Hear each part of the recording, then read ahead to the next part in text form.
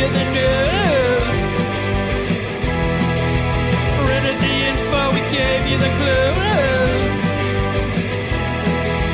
Owners' profits were always sky high. Changing market now threatens our lives. Post-literation, critical reading, dumbed down nation, signs of inbreeding. TV sucking ideas from our head. Public discourse just about dead. We'll ride the dinosaur. Yeah, ride the dinosaur.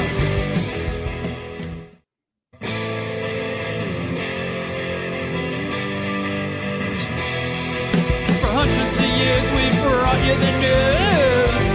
Do it twice. Printed the info, we gave you the clues. Owners' profits were always sky high. Changing market now threatens our lives. Post-literation, critical reading, dumbed down nation, signs of inbreeding. TV sucking ideas from our head. Public discourse just about dead. We'll ride the dinosaur. Yeah, ride the dinosaur. Hey everybody, welcome to the Valley Indy 2026 Great Give Marathon live stream. My name is Eugene Driscoll of valleyindy.org. That is a nonprofit online newspaper launched in 2009. Today, we serve the communities of Ansonia, Derby, and Seymour.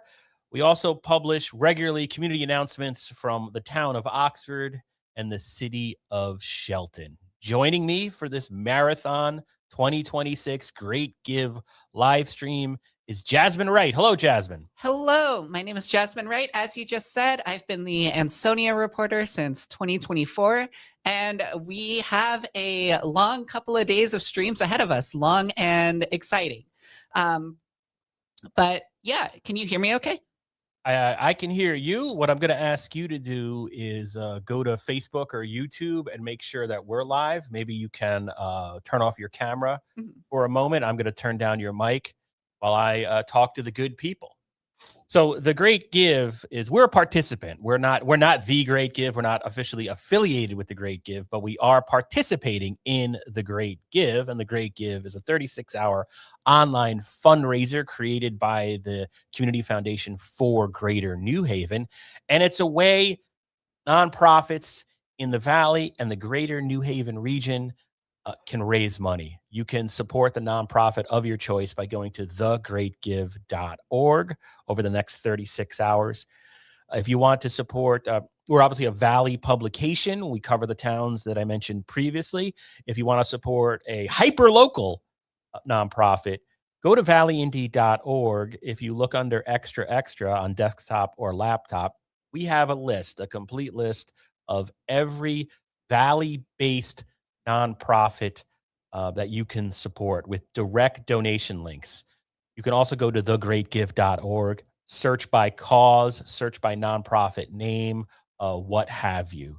So our goal today, well, by tomorrow, 8 p.m., we're looking to raise $10,000 as we are every year. This is the only time we ask readers to consider supporting the Valley Indy. We are a free publication. At this point, we okay, Jasmine? Can you hear us and all that? I can hear you. Because it would stink if I was talking this whole time and then nobody could hear me. Yeah, I can hear you fine. I just pulled up the YouTube to make sure I can hear you. Okay, so we're all good? Should be.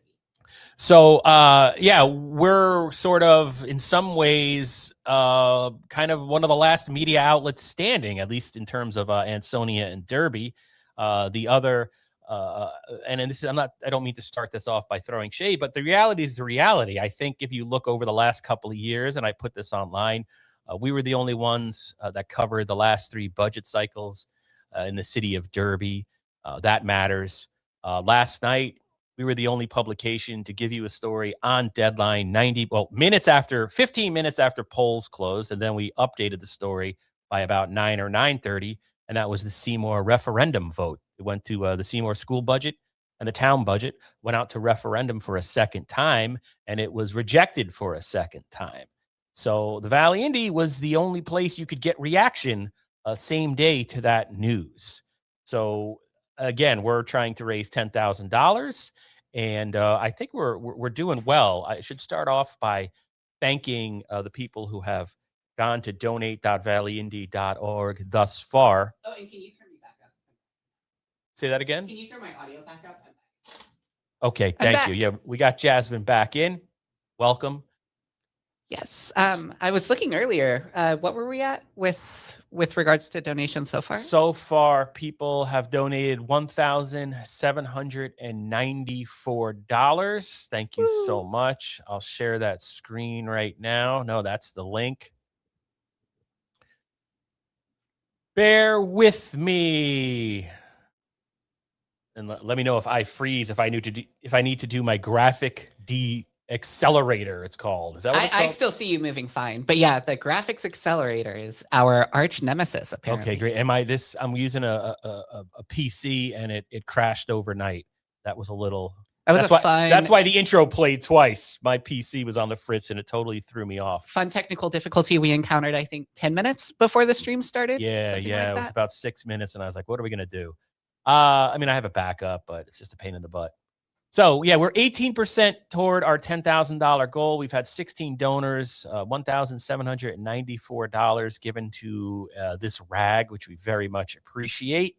If we go through the donor list right here, a quick thank you to an anonymous donor. Thank you, Gino. Thank you, Craig Bartamole. I apologize if I'm butchering last names. I do not know how to read.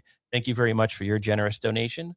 Mark Erlinghauser, thank you. Antoinette and Bob, thank you, thank you, thank you. Susan Smay, thank you. Susan Agame, who will be a guest tomorrow at 10 a.m.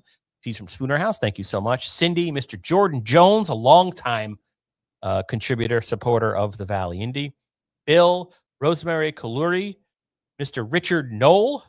Check out on valleyindy.org the Seymour Oxford Derby restaurant raffle is happening right now. Not Derby. It's not it's Seymour, Oxford, and Ansonia, the Rotary Club. Yeah.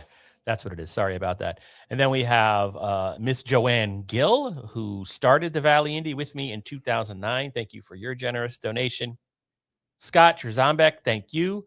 Former Valley Indy reporter Ethan Fry, thank you for your donation. And then we had an anonymous donor to kick us off with $25. So thank you very much. If you want to support independent journalism, go to donate.valleyindy.org. Thank you all so much to everyone who's donated so far. Do we still have the fun titles for the different donations?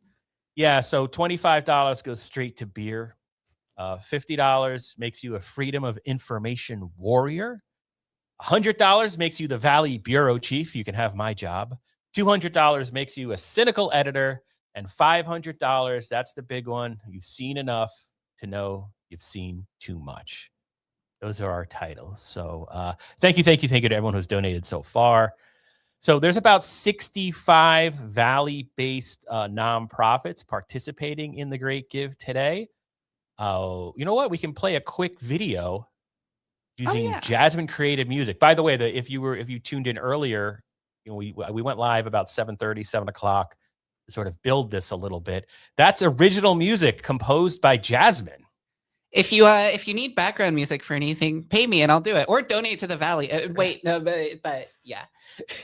Okay, you're gonna get us thrown off the air. I know. I started to say that, and I was like, I'm not supposed to do that. Don't try to grift the people, for goodness sakes.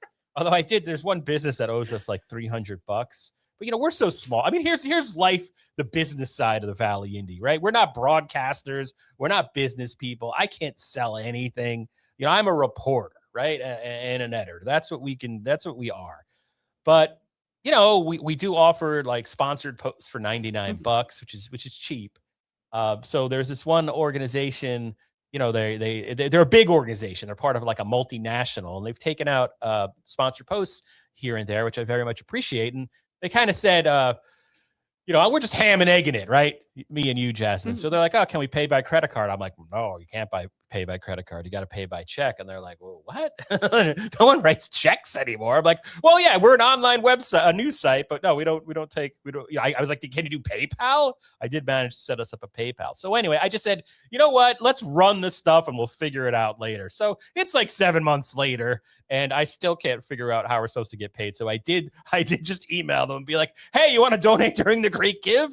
We'll call it even. So we're doing our best. I don't expect that to happen, but that's life at a tiny pimple on a flea's butt news organization like the Valley Indy. But I wouldn't have it any other way. I've worked here since 2009. It is a dream job in journalism, right? I mean, look how far online news has come, local online news. In the past 17 years. When the Valley Indy launched, I remember going into like some city halls and people were like, what are you, a blog? They looked at us very sideways. When we started posting on Facebook, I'd get comments out. People would be, I would reach out. Hey, we heard one of our Facebook readers posted this. And I was told we do not deal with comments from Facebook. Those people don't even live in the city. There was that kind of pushback. And now 17 years later, the governments are more apt to post to Facebook than send us anything. We don't get press releases anymore. We just have to track it down on Facebook, which is easier said than done because Facebook is very siloed. I can't see everything. We simply can't see everything. The other thing, people would look at us sideways, thinking we were just like a couple of weirdos starting a blog.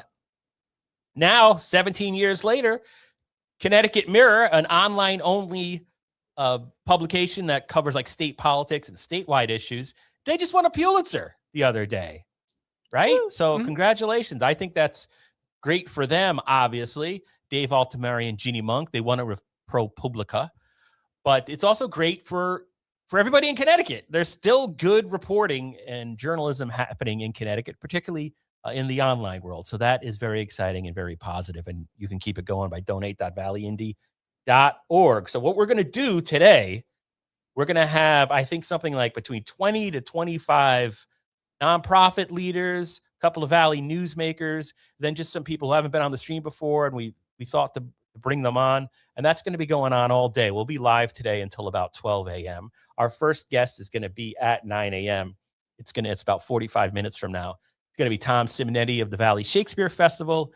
He was the first guest. He and his father were the first guest on our very first live stream. And I don't even remember when we started this. I think 2015 we first did a live stream, but I could be wrong. So, the Valley loves its tradition. So every year we have had Tom Simonetti on. And we do have a little surprise prepared for him. I probably spoiled it yesterday. I won't go into it, but Jasmine worked hard on it. And we're looking forward to showing that off. I really look bald this morning. That's a little disconcerting, but is there a better angle I can get? But anyway, who cares, right? We're here to humiliate ourselves. We're here to flop, sweat, stutter. I have too much spit going in my mouth. Everything unpleasant. Hopefully you're wearing headphones. You can get the full effect. But anything for local journalism, ladies and gentlemen, anything for local journalism. At 10 a.m., we're going to have making her first appearance on our Great Give stream, Kaylee Mahalko. She has restarted the Electronic Valley. The Electronic Valley is going to become something different. She'll explain about it when she comes in at 10 a.m. At 11 a.m., Vinny LaRocca, Master's Table Community Meals. And then at 12 p.m., this is going to be in person. I checked with them last night. We're going to have Gino DiGiovanni on. He's going to be talking about the Sterling Opera House Commission in the city of Derby. So cool. And then, we'll go on and on and on and on. We got some pre-taped interviews going. We're going to have Mayor DiMartino on tomorrow. So nonstop interviews. Fun list of guests. We have, and this is way later today, but we have Jen Short from the Ansonia Library. She'll be coming on this afternoon, just off the top of my head. But yeah, fun stuff ahead. I am, I'm running off of about 2 hours of sleep right now. I think I fell asleep at 3 or so. Why did you stay up so late? Oh, I just couldn't sleep. night owl by nature, but it's okay because I did the same exact thing last Well, year. why didn't you cover the Seymour budget? Why are me and Gene stuck? I mean, you think I was barely awake posting that story? I I'm wasn't 52 I wasn't years old and asked. old. So you're just hanging out, what, like playing Super Mario Brothers? Thanks Yeah, no, for nothing. I could have edited it, but hey, it looks beautiful. I read it on the site later last night, and it looked great. And I believe the Valley Indy, at least as of last night, it was the only place where you could find it. So, so that's what we've been up to. But yeah, it's I think I've run off of 2 or 3 hours of sleep for all of the great gives that I've been here. It's that's my own personal tradition. Oh, hey, it's the Seymour budget referendum. Yeah, here's the story that Jasmine's mentioning. Seymour voters last night rejected a combined $70.3 million town and school budget during a second referendum Tuesday, May 5th. So what's going to happen next? The Board of Finance is going to meet 7 p.m. Wednesday, May 6th at Seymour Town Hall to discuss, most likely to make some changes to reduce the spending plan, right? Because it's I mean, I guess voters could be voting no because they think it's too low. Who knows? We didn't do exit polls, but Well, Ansonia last year when they did their budget referendums, they did give voters that exit poll. and that was the most confusing. I mean, right, but it so was. confusing I to don't think follow many that. people voted no because they wanted the budget to be raised. A revised budget will be presented to voters at a third referendum scheduled for 6 a.m. to 8 p.m. May 19th at the Seymour Community Center. And the town budget went down 818 to 736. School budget went down 849 to 705. Only about 10% of the registered voters came to the polls yesterday. That was the same on April 21st when the first budget was rejected. So, the other thing, something we've become very Seymour centric. The other thing going on, I'm going to stop sharing that, but we have, let me see if I can find the agenda. We were contacted by, I think, 3,000 people. We received about 10,000 messages yesterday about the farm in Seymour and the ZBA meeting that's happening. Yes, coming up this week. Was it Thursday? We'll see in a second. But yeah, I think it was Thursday. I am trying to find it right now by doing a little Google search. If I go to Town of Seymour Zoning Board of Appeals, people can go on this journey with me right now if I share my screen. yeah, that is. There we go. Make that a little bigger. Here's the ZBA. They meet on the first Thursday of each month, and that's coming up 7:30 p.m. If I go down to, this is their agenda thingamajig. If I type or I click 2026 and I look for agendas and help me make sense of this. Is this the one? Agenda revised 2026. All right, so this might be the one. Change of venue. Okay, that's it. Can you see that, or is it too tiny? It's still on the Seymour City website page or town website page. Okay, so this is sort of one of the things we've been hearing a lot about is I see. Sorry. Yeah, you've got to switch tabs over. Gotcha. Yeah, that's the type of stuff because I'm not on our screen. I don't know what I'm sharing. It's very easy to fall into that. So now you see Zoning Board of Appeals, May 7th, 7:30 p.m. Ooh, a later one. That's a little later. So change of venue, it screams in red, to prevent for the potential of overcrowding per the fire marshal.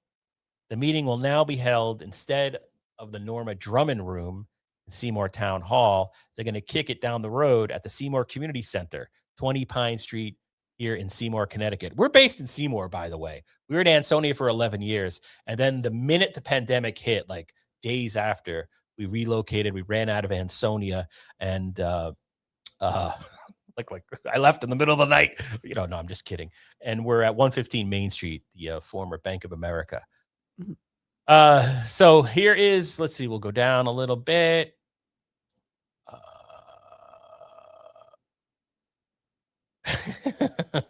Well, this is great. So I think maybe this is the one.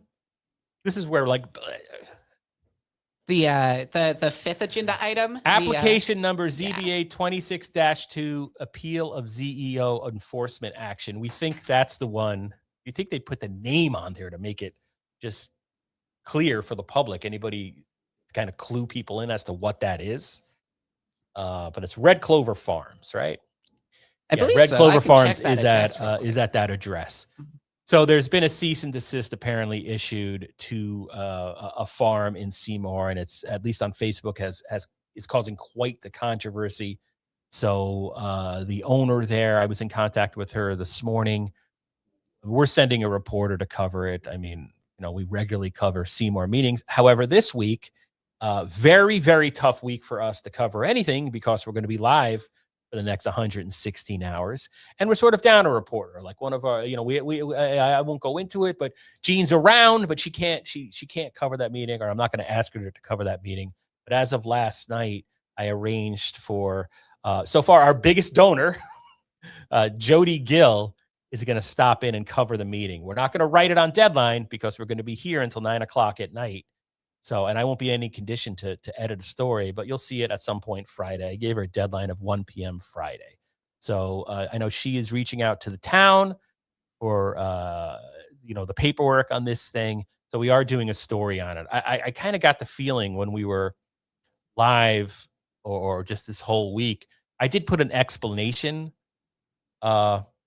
on the Valley Indy. I was like, hey, we're aware this is happening, but just bear in mind, there are things going on personally, and as you can see, professionally, that may prevent us from actually attending that meeting. These things happen, and this is what happens when you have a staff of just 2 full-timers who also write the grants, take out the garbage, do the marketing, you name it. That's what we do. We're news clerks. We enter press releases. So I think some were taking it as if I was giving the high hat, and somebody made a comment like, well, maybe you should concentrate on reaching out. I'm like, no, that's not what I'm talking about. I'm saying we literally don't have the time nor blood to send a body there, but we're taking care of it. Right. It is the most hectic week of the year in terms of in terms of managing actual one time a year, right? There's one time a year we ask people to support us. And it's also one time a year where we stop doing regular news, right? Because, what do we do? We can't, and this happens every single year, but I was saying this kind of last year too. Like, it's really a catch-22 with us because, well, I could send Jasmine maybe, I guess somehow try to do that. So she'll work a nice 30-hour day. That's not really fair. But we can't stop our live stream because then we won't be in business. We can't sacrifice the entire business because we need to raise $10,000. So it's just one of those things. And to me, it just demonstrates, I put that on Facebook and one commenter was like, why are you wasting your time on Facebook? Because that's what we do. One thing we decided when we launched this thing was to use Facebook like the rest of the planet. Because traditionally, I worked in newspapers from 1998 to 2009, and you're just this anonymous presence, right? That nobody knows who the reporter is really, right? You don't know. You just think there's a cast of thousands. But I didn't want to do that. I wanted to tell people look, it's a fat guy in a Seymour office, sweating his butt off. That's the guy who's reporting the news. There isn't a cast of millions here. Right, you are looking at the majority of the Valley Indy right now. This is 100% the full-time staff. There's myself and Jasmine, and Jean is freelance. She does 4 stories a week, right? Mm-hmm. So, that's the other thing. I can't, Jean's, if she's written 3 stories, there's only so much we can do. So we are covering it. We heard you, but I just wanted to kind of throw that out there because I kept getting the feeling that people were saying, or people were interpreting my words as, well, we're just, you're not important. And we're not saying that at all. What we're saying is we need people to go to donate.valleyindy.org so we can hire a 3rd full-time reporter. How wonderful would that be? Right? Because, I mean, as much as we love the Valley Indy, we realize we can't do it all. And we're still understaffed. The Valley Indy started understaffed. It's just the way it is. But, if we look at all the things we're doing, like the last 3 Derby budget cycles, no one else is covering that.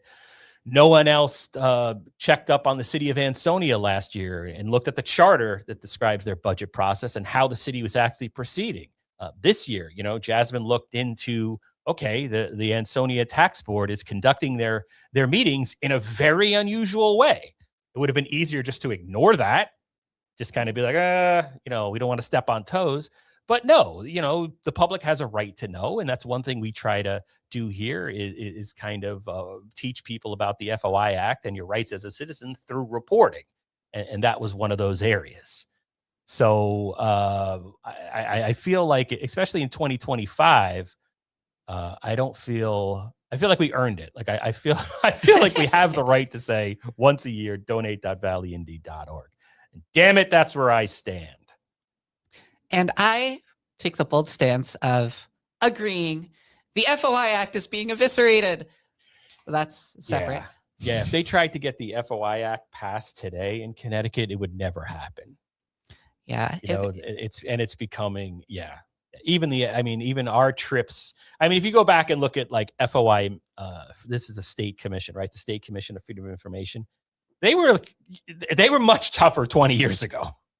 Mm-hmm. I mean, if there's anything every time we've gone up there, I mean, in the city of Derby, what was the complaint? Oh, it was the former building inspector. So do we have time? Should I go through this story? It's 8:26. I think we probably have time. All right. So like there was a building, the roof was collapsing. The chimney was falling off a building on Main Street in Derby. Mm-hmm. And so I went to the building inspector, and he had declared it, a threat to public health and safety. So I was like, hey, can I get a copy of that paperwork, just to look at it? And wouldn't give it to me. And it's just like, what? Right. So, and then I asked again, and he told me that he would, I could submit an FOI request and he would slow walk it. Like he just would take months. And I was like, okay, you just gave me a story. That like the way reacting like a jerk is now the story. Your ignorance of the FOI Act is I guess he thought I would keep that secret. But, I don't think like threatening somebody who's just asking for a public document about the health and safety of the city is really so egregious. So we ended up doing that. And then I filed, they didn't give it to me in time. I filed an FOI complaint. We went up to the commission, and the city's former corporation counsel said, hey, let's settle this. Here's what I'll do. We'll hold a training session for everybody, and you got your stuff, and never did it. They never followed through on their end, and you'd think there would be a remedy to go back to the FOI commission and say, hey, they lied, but there isn't, and the FOI commission, like I was dealing with somebody there, and they were just kind of like, what are you going to do? So I do think like the FOI Act is not where it should be. And it's going to get ignored more and more and more. And some of it, I guess, because we're all paranoid about doxing and the way people steal our data, use our data. I don't always like having my address out there anymore. We've stopped putting, you handed in the story, I think a week ago, where you put, I think it was the budget public hearing. You put the roads people lived on, and I cut it out because just in this day and age, I get it. Like I'm not comfortable doing that. Yeah, I did notice that got cut out, and I had no objection to it getting cut out, because that used to be common practice. Is right. You would put the roads that people lived on, but nowadays it's yeah. We could do it. Our old stories have it, but it's one of those things where it's like, I don't, why? No, we can just say a resident or a neighbor. We don't necessarily have to put out there an address. Even though, it is all public information. I was going to say, because this was before my time, before I was here, and probably before I knew what journalism was. People, like a budget public hearing story, you might put the full address of a person in there, right? Or is that? It's never happened in my. Oh, okay. I don't think so, but there might have been a time. Yeah. I was just going to say, because I think some of our like This Week in History columns, the few that I've reported, I think I've seen it a couple of times where you'll just see someone's full address just written in there. Yeah. Then it was like newspapers were only of the day, right? It was alive for that one day, in that small community. So they could do stuff like that. Now that's the flip side. Online journalism, it lives forever. It has its pros. It makes it a lot easier to kind of, get a sense of a continuing story over time. Can you check to see if we're live? Yeah, let me. Are we still on? Because I'm sorry, because I just I'm not seeing a viewer count anymore. Oh, I'm still seeing one on my end. And okay. It looks like we're still live on Facebook, at least. I can hop over to Twitter and I'm YouTube, sorry to all of just- which we are live on. Yeah, Twitter, YouTube, all over the place. Yep, I'm still seeing it everywhere. Okay. Oh, that's weird. Sorry about that. Greater Valley Chamber of Commerce Right, good. says, you are here. Thank Good. you. Yeah, and that was straight up panic in my voice because what happened was I went live. So I didn't want to like my wife can't take 2 days off. That's what we've done in Great Gives past. My wife would always take a day or two off, and I would come up here like at 6 a.m. But I drove my son to school. But before I dropped him off, with my laptop at home, I went live and said, okay, we're going to be live in an hour. What I didn't realize is had my laptop closed, it would have ended the stream. So when I got here, I had to text my wife, and then I was paranoid that, oh, wait, maybe when she ended that, did it cut the stream off totally? Because I lost a viewer count. Now it's back. But anyway, that was that total moment of panic. Thank you, Greater Valley Chamber of Commerce, for your comment and your support over the years. Jasmine, where does that QR code? We got a QR code, people. We do have a QR code. And this will, I believe it takes you straight to donate.valleyindy.org, right? If you're watching this on your smart TV or... Yeah, I'm sure there's a bar open somewhere where they've just turned off ridiculousness for the 100,000th time, and now they've put on the Valley Indy 2026 Marathon Great Give live stream. So everybody point your phones if you're not seeing double, because I'm sure there's a lot of people, neighborhood bars at 8:30 in the morning. But, exactly. This is the Super Bowl of online journalism live streams in the Lower Naugatuck Valley. Right. And I'll never forget, I don't know what Great Give stream it was. It was one of those where we went the full 36 hours. I think we did that twice, or maybe we did it once. And the second time, because of technical problems on the donation thing, we just left because we didn't know the status. It was almost like the Great Give. We didn't know if it was going to be canceled. But anyway, in the middle of the night, we're sitting there, and it was Tom Harbinson, the great Tom Harbinson of Shelton. He made a comment like, this is like watching paint dry, but I can't turn it off. It was something like that. It was like, it sounded like an insult, but it was actually endearing. So shout out to Tom Harbinson. Your comment haunts me.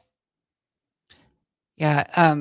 If we need to kill time late at night, I was thinking this morning, I'm pretty decent at that game GeoGuessr, the one that one guy looks at the dirt and he's like, oh yeah, we're here. I can do a much worse version of that. I'm like okay at the game. I am not great at it, but it's, you know, that could be if we need paint to dry late at night and we run out of other things to do. Maybe stay tuned. Yeah, that's a great GeoGuessr. idea. My son watches some of those, or he was in a loop where he was watching a lot of those, and I couldn't get any of them. I would just be like, Egypt. Egypt, not in GeoGuessr. So that one's easy to rule out. Oh, no wonder I'm always wrong. That's like the first thing you have to learn is most of it isn't even learning geography. It's learning where does Google Maps coverage exist. Man, so, everything about you is cheating, huh? Wow. Well, okay. It's not cheating.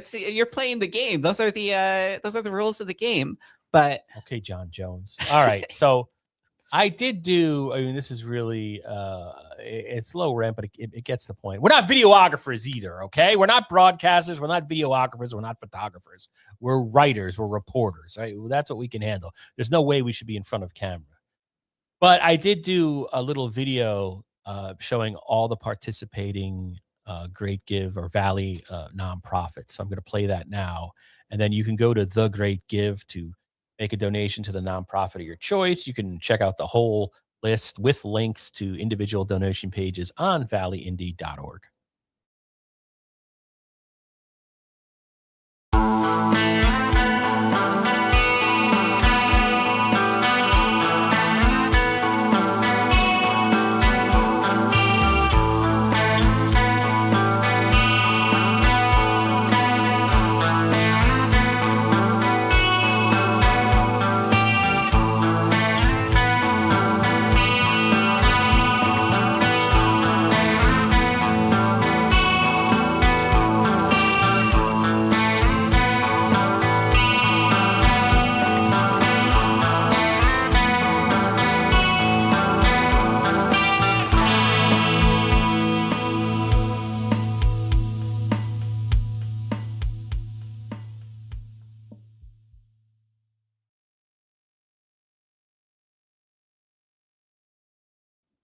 So in that scroll, if you caught a nonprofit you're familiar with, go to valleyindy.org, look under extra extra, or on your cell phone, scroll down 4 stories, and you can find a direct donation link to the nonprofit locally that caught your eye. And like I said, you can also go to thegreatgive.org, type it in the search bar.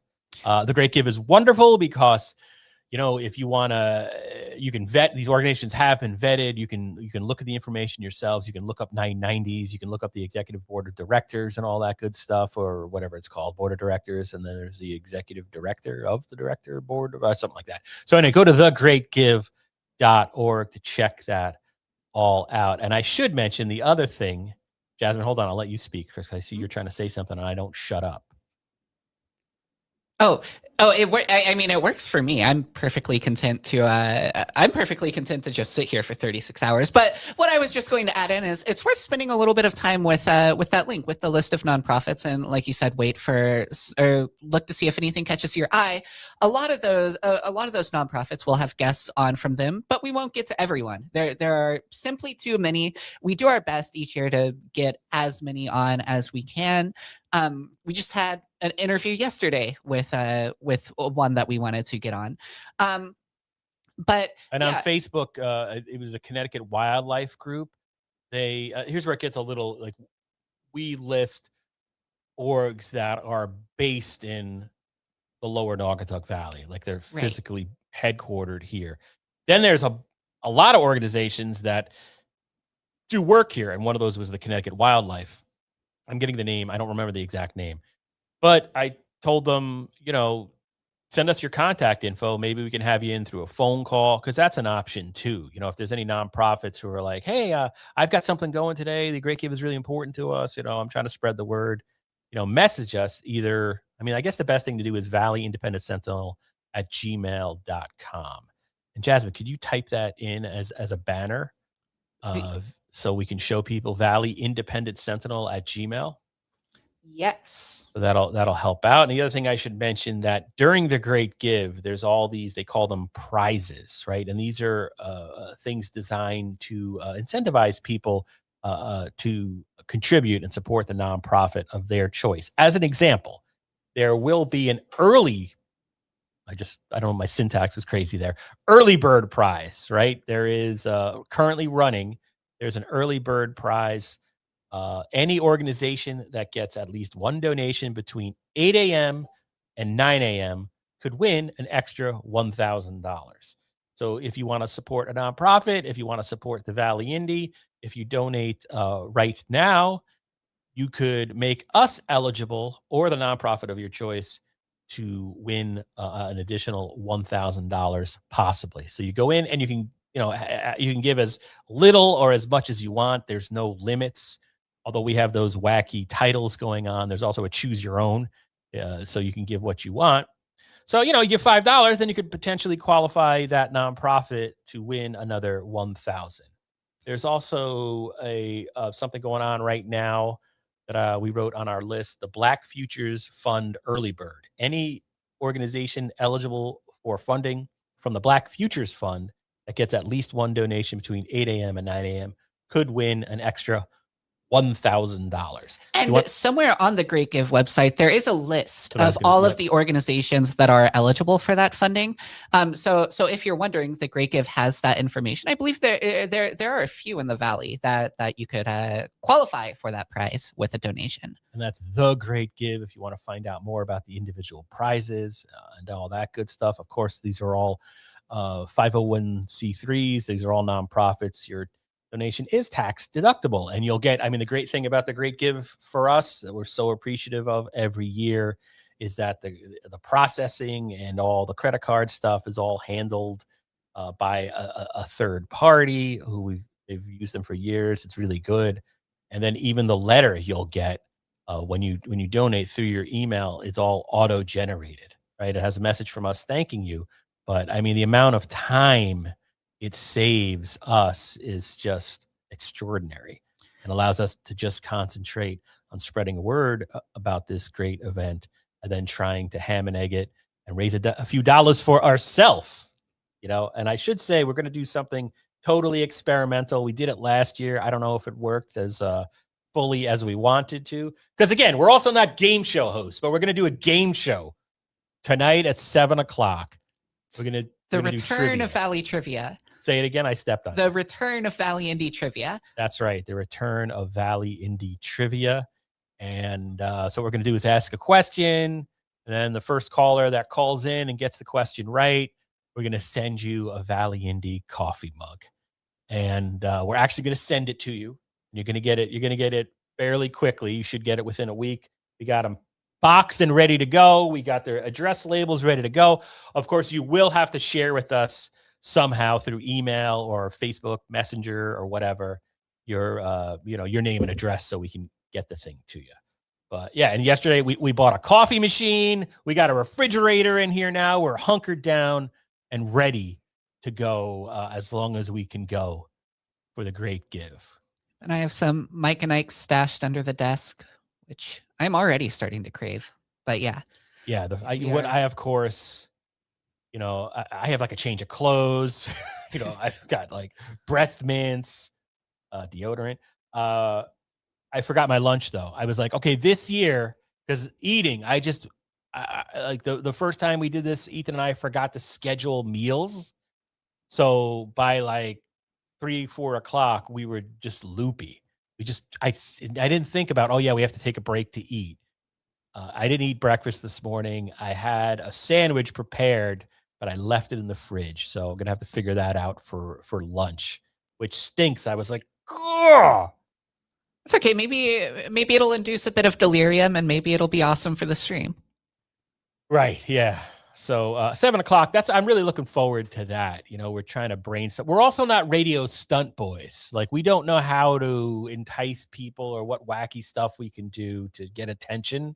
Like Chaz and AJ are the kings of that. We're just boring nonprofit news reporters who write about like Ansonia's charter incessantly. It's fun to cosplay as a podcaster, but I am not a podcaster at heart. Right.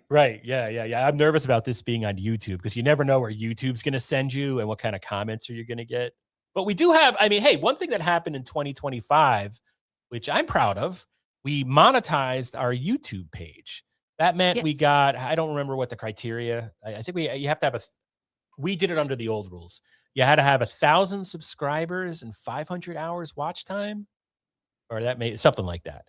So we did hit that. So people can join our YouTube page. We do sometimes we cheat a little. We'll do a live stream and it'll be live for everybody, but then it goes behind into members only on YouTube. So if you're looking for a way to support the Valley Indy every month, that's another way to help us out if you're so inclined. YouTube is actually,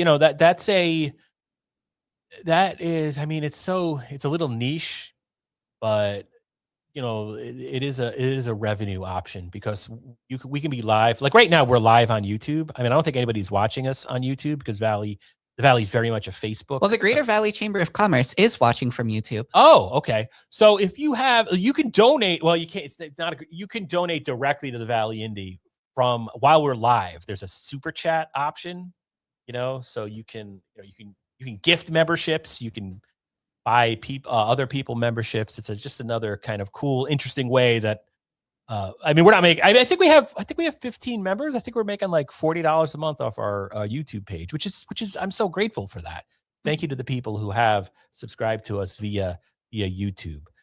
We're trying to I've said this for years now, trying to wean ourselves off Facebook, only because it's every organization faces this, but you're such a.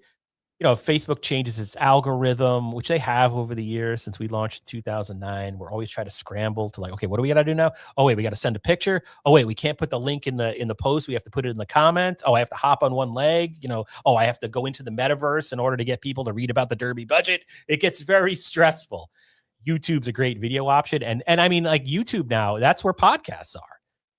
It's crazy to me that it seemed like overnight, the podcast world went from Apple, right? From iTunes, Apple Podcasts to just it's YouTube. So, but we're not quite, we haven't reached any critical mass there. I'm sure. Do you watch a lot of YouTube, Jasmine? I watch a few YouTube podcasts, which is weird because the whole original appeal of podcasts was that they were audio, and now they're video, and they're talk shows, but called something else. But yeah, I watch a decent amount of YouTube. I fall asleep to random YouTube podcasts half the time, so it's I'm on there. I'm listening. We do have, I mean, we have interviews scheduled essentially at the top of every hour. Some others squeezed in, some other pre-tapes we're squeezing in on the half hour. But like, I didn't plan anything for 11 o'clock. I mean, some of the like the nonprofits, I mean, they're more than welcome to participate at 11 o'clock at night. But I thought one thing, maybe stay live to midnight or so. I mean, look, I have it in the back of my head. Oh, maybe I'll stay up full 36 hours. I doubt that'll happen. I'm in too poor shape to do that. But excuse me. But I thought one thing we could do later on possibly is just like wander around YouTube and watch some stuff. The caveat being that could just kill the stream. YouTube's the copyright on YouTube is very confusing. Yeah. Because I know like my own stuff. What do we get? Oh, we put a street takeover. It was raw footage of a street takeover. I put to YouTube and they pulled it. Something about inciting violence. So I had to like appeal it. And it was just random stuff that would get tagged. Music especially. That'll get your stream knocked off. But we'll see what happens.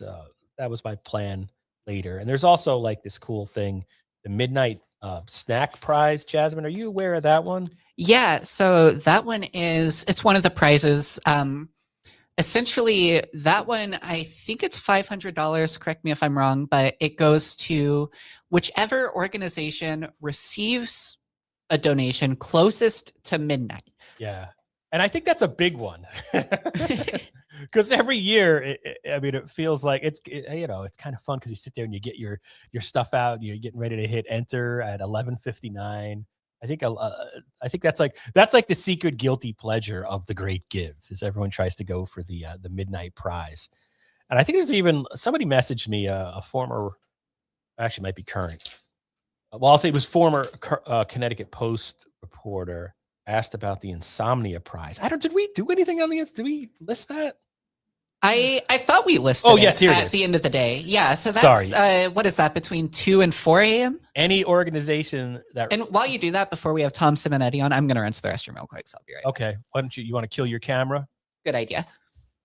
So yeah, the Insomnia draw is any organization receiving at least one donation between 2 a.m. and 4 a.m. could get an extra $1,000. So there's cool little stuff like that going on all through the Great Give. This is a new one, I think, the 6-7 prize. Any organization with at least one donation between 6 a.m. and 7 a.m. could get an extra $1,000. So, and then there's like coming up at 5 p.m. today, between 5 and 7 p.m. today, Wednesday, May 6th, the Happy Hour Double Draw. Any organization that gets at least one donation between 5 p.m. and 7 p.m. could get an extra $500 or $1,000. So it's all stuff like that, and the Great Give's a good time. I like doing it every year, even though it's awkward and I realize I'm not great on a mic and I stumble and I lose my train of thought and I repeat myself.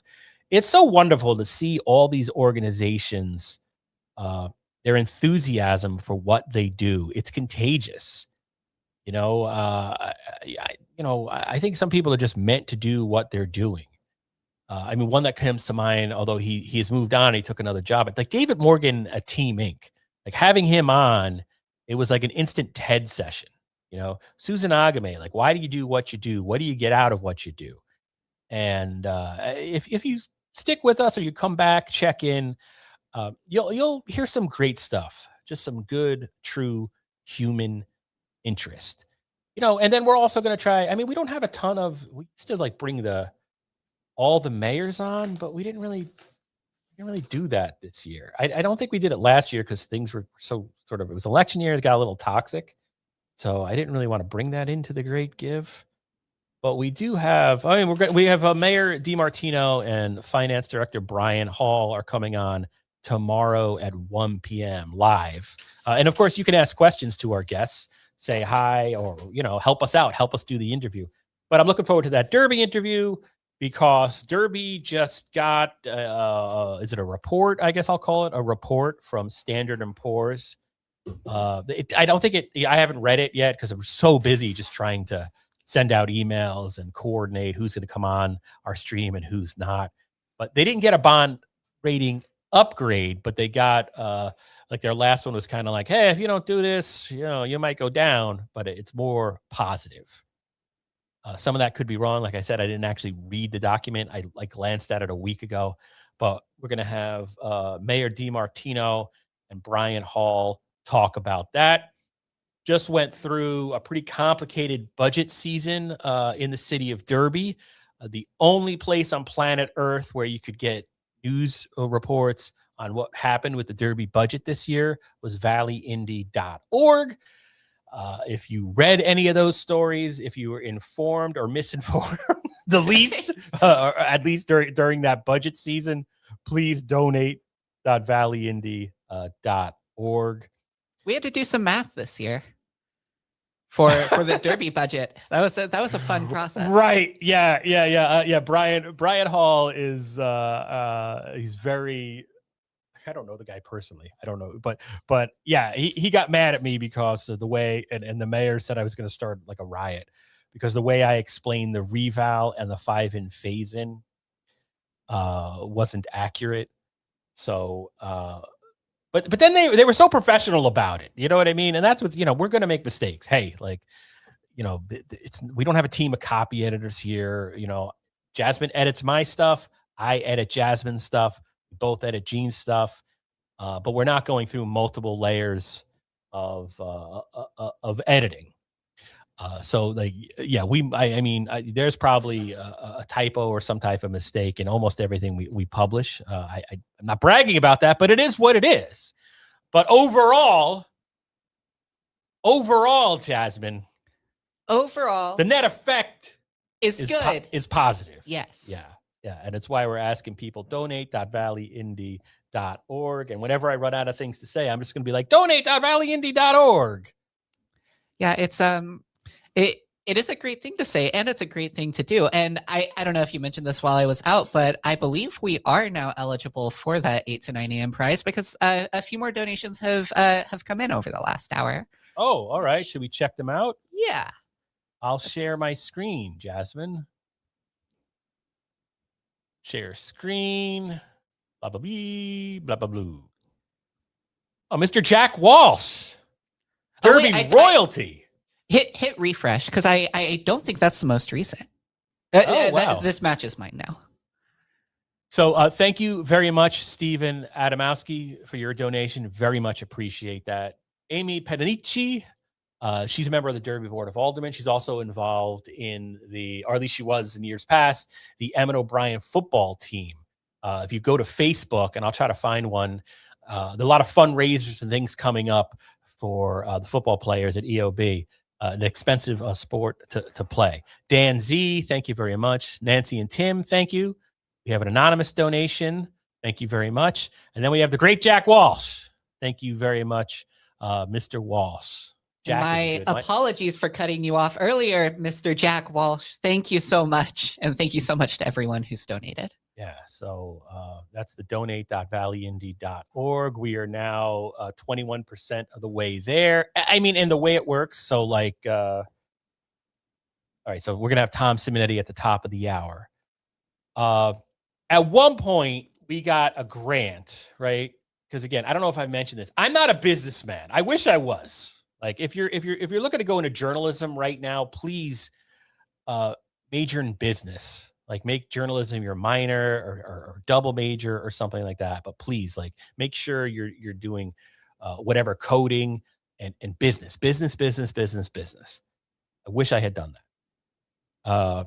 But anyway, we got a grant at one point, and we had a nonprofit business consultant come in and sort of kick the tires and looked around the area and concluded that what we had to do in order to sort of stay in business was, first of all, the likelihood of this organization or this publication becoming like self-sufficient in a traditional way, like a for-profit media publication, was most likely not possible, which is a real bummer. This wasn't the outcome, But they said, yeah, if you could raise money from the Great Give, continue to get grants from philanthropic organizations, try sponsored posts, and we have tried all that.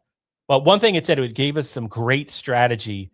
What we realized when we were doing the Great Give in the early years, when we would just go live, and we were telling people, hey, if you can give $5, give $5, and then we'd have like 10 people would just give $5. And one of the consultant was like, well, what you really need is you have people who are giving you at least $100. You have to identify your core donors, and those are the people that carry you over the hump every year. And to me, it was like my mind was blown. You know what I mean, Jasmine? I was like, what? Right, because it feels weird to ask for $100.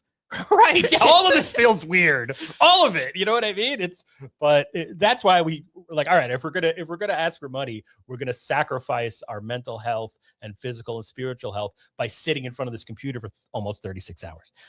But so what we do is, now like we do send out, if you've donated at least $100, you'll get an email saying, hey, so there's about 65 core donors, which is amazing. Like, who gives money to the media in this day and age, especially one like we don't pick a side, right? Which is in some of the messages we get lately and some of the stories, like the way the public's perception of news has, even on the local level, even on the hyper local level, it's changed so much because people don't really reach out and say, hey, here's something that's going on. You should pay attention to this. You should support this. Like I've never seen the word support come so much, but we don't do that, I'm not saying we're perfect. We get accused of bias all the time, but ChatGPT says we're pretty unbiased. So there you go. The bots are on our side. Authority. Yeah. But and I lost my train of thought. I don't even know where I was going with that. But I know what I wanted to say. Like when we get grants, they almost always say, you're not involved in lobbying or blah blah blah. Like we really. Not only do we just try to stick to middle of the road in terms of ethics, and I'm pointing to the Society of Professional Journalists code of ethics on our wall, we're also sort of mission bound. Right. We're not here to pick a side. So we're here to support the public's right to know, have access. How did I go from like $100, 65 core donors to talking about the SPJ code of ethics? I don't know. We talked about the death of media literacy, but how incredible it is that we have people who are still, supporting us in such a substantial way. Especially amidst that whole current. So to everyone who's part of that core group of donors, really thank you to everyone who's donated, but especially thanks to those people who have sort of come back year after year and helped support us in that really substantial way. Yeah. And one of the good things, look, there are many negative things about social media, and it's been wonderful and awful for us, but like our Facebook page, we recognize the names, I almost, I guess it's parasocial, but I'm like, oh, there's whoever, Right. And we enjoy seeing you in the comments. And then when those people also support us, it is very much appreciated. Mm-hmm. So since our guest will be here soon, let's get rid of our QR code there. I think it's under widgets. It's under widgets. I was struggling to find it the other day. Yeah. So we don't, that would be, I don't want to step on people's toes. You know what I mean, Jasmine? I know we had this argument yesterday when you were like, yeah, QR code has to stay up all the time. Forget these other nonprofits. Right. I was anti-nonprofit. That's these not hippies true. At the Valley Shakespeare Festival. They're loaded. We're not, no, I couldn't believe that. But speaking of the Valley Shakespeare Festival, guess who just heard all of that, presumably backstage? Oh man, look at him! I'm jealous of him. Look how good he looks. Looks like he's been working out. He's got the sweet mustache going, ladies and gentlemen. Should we share him with the world? Welcome to the 2026 Great Give Valley Indy live stream. It is Tom Simonetti. Hey, look at me, world. Here I am. I'll march my band out I'll beat my drum. And if I'm a fan out, your turn at bat, sir. At least I didn't fake it. Hat, sir, I guess I didn't make it. Get ready for me, world, because we're a comer. We simply gotta march our hearts a drummer. Nobody, no, nobody is gonna rain on our parade.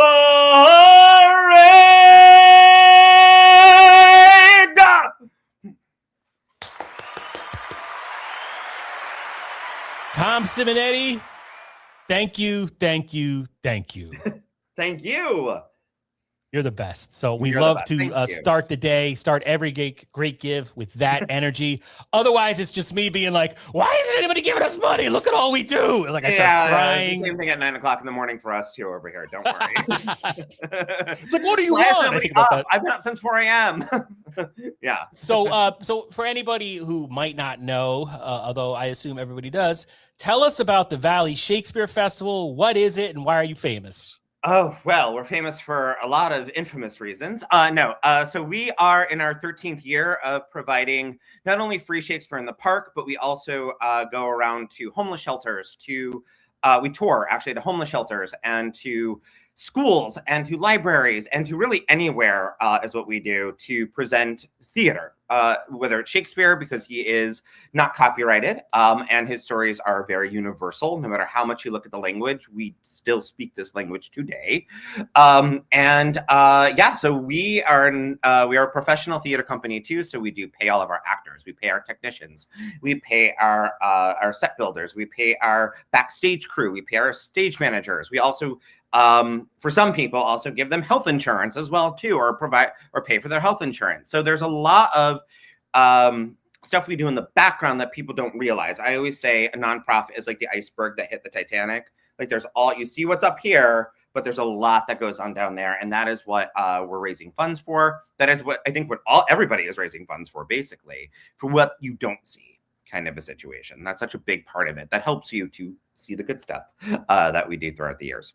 Everybody's just fighting for that last lifeboat on the Titanic. And we all are going to be until 8 o'clock tomorrow night. Can't you wait?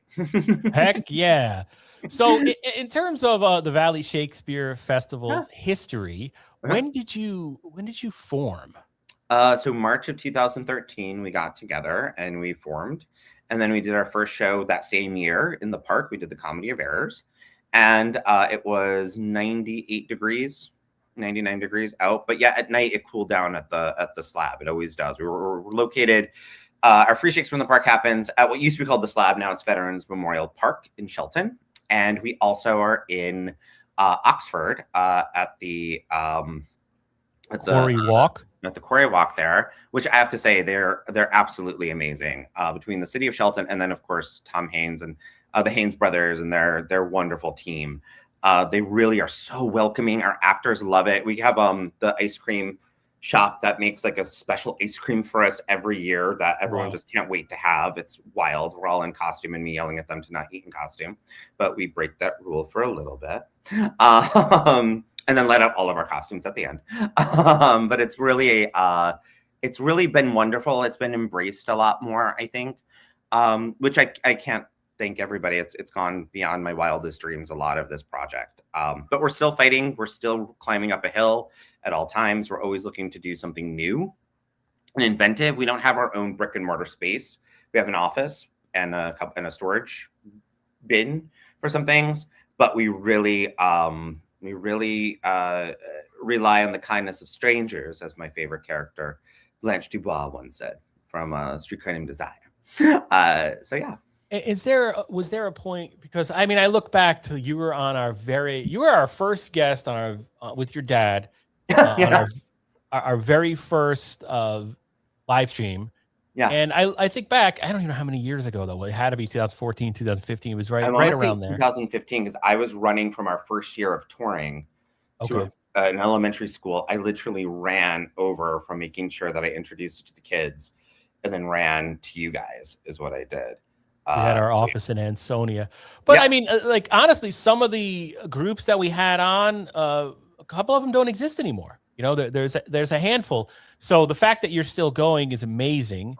and a testament to what you do, you know, to Thank you you. Well, and your product. But let me just ask you, hold on, Tom. yeah. The was there a point, like, I mean, obviously you're saying you're still climbing that hill. You never know, obviously. But what was the single most important thing that happened in terms of solidifying the organization? And because I would say it's an institution, people know about you. What was the most important thing that got you over that little hump? I mean, there's always, you know, that part of your year, I think for any nonprofit, where you're just sitting down on the floor, looking to the floor saying, I'm never going to do this again. Why am I doing this? You're in tears and all that. But no, I think over the years, a couple things. Obviously, you know, you said that we're an institution. Thank you.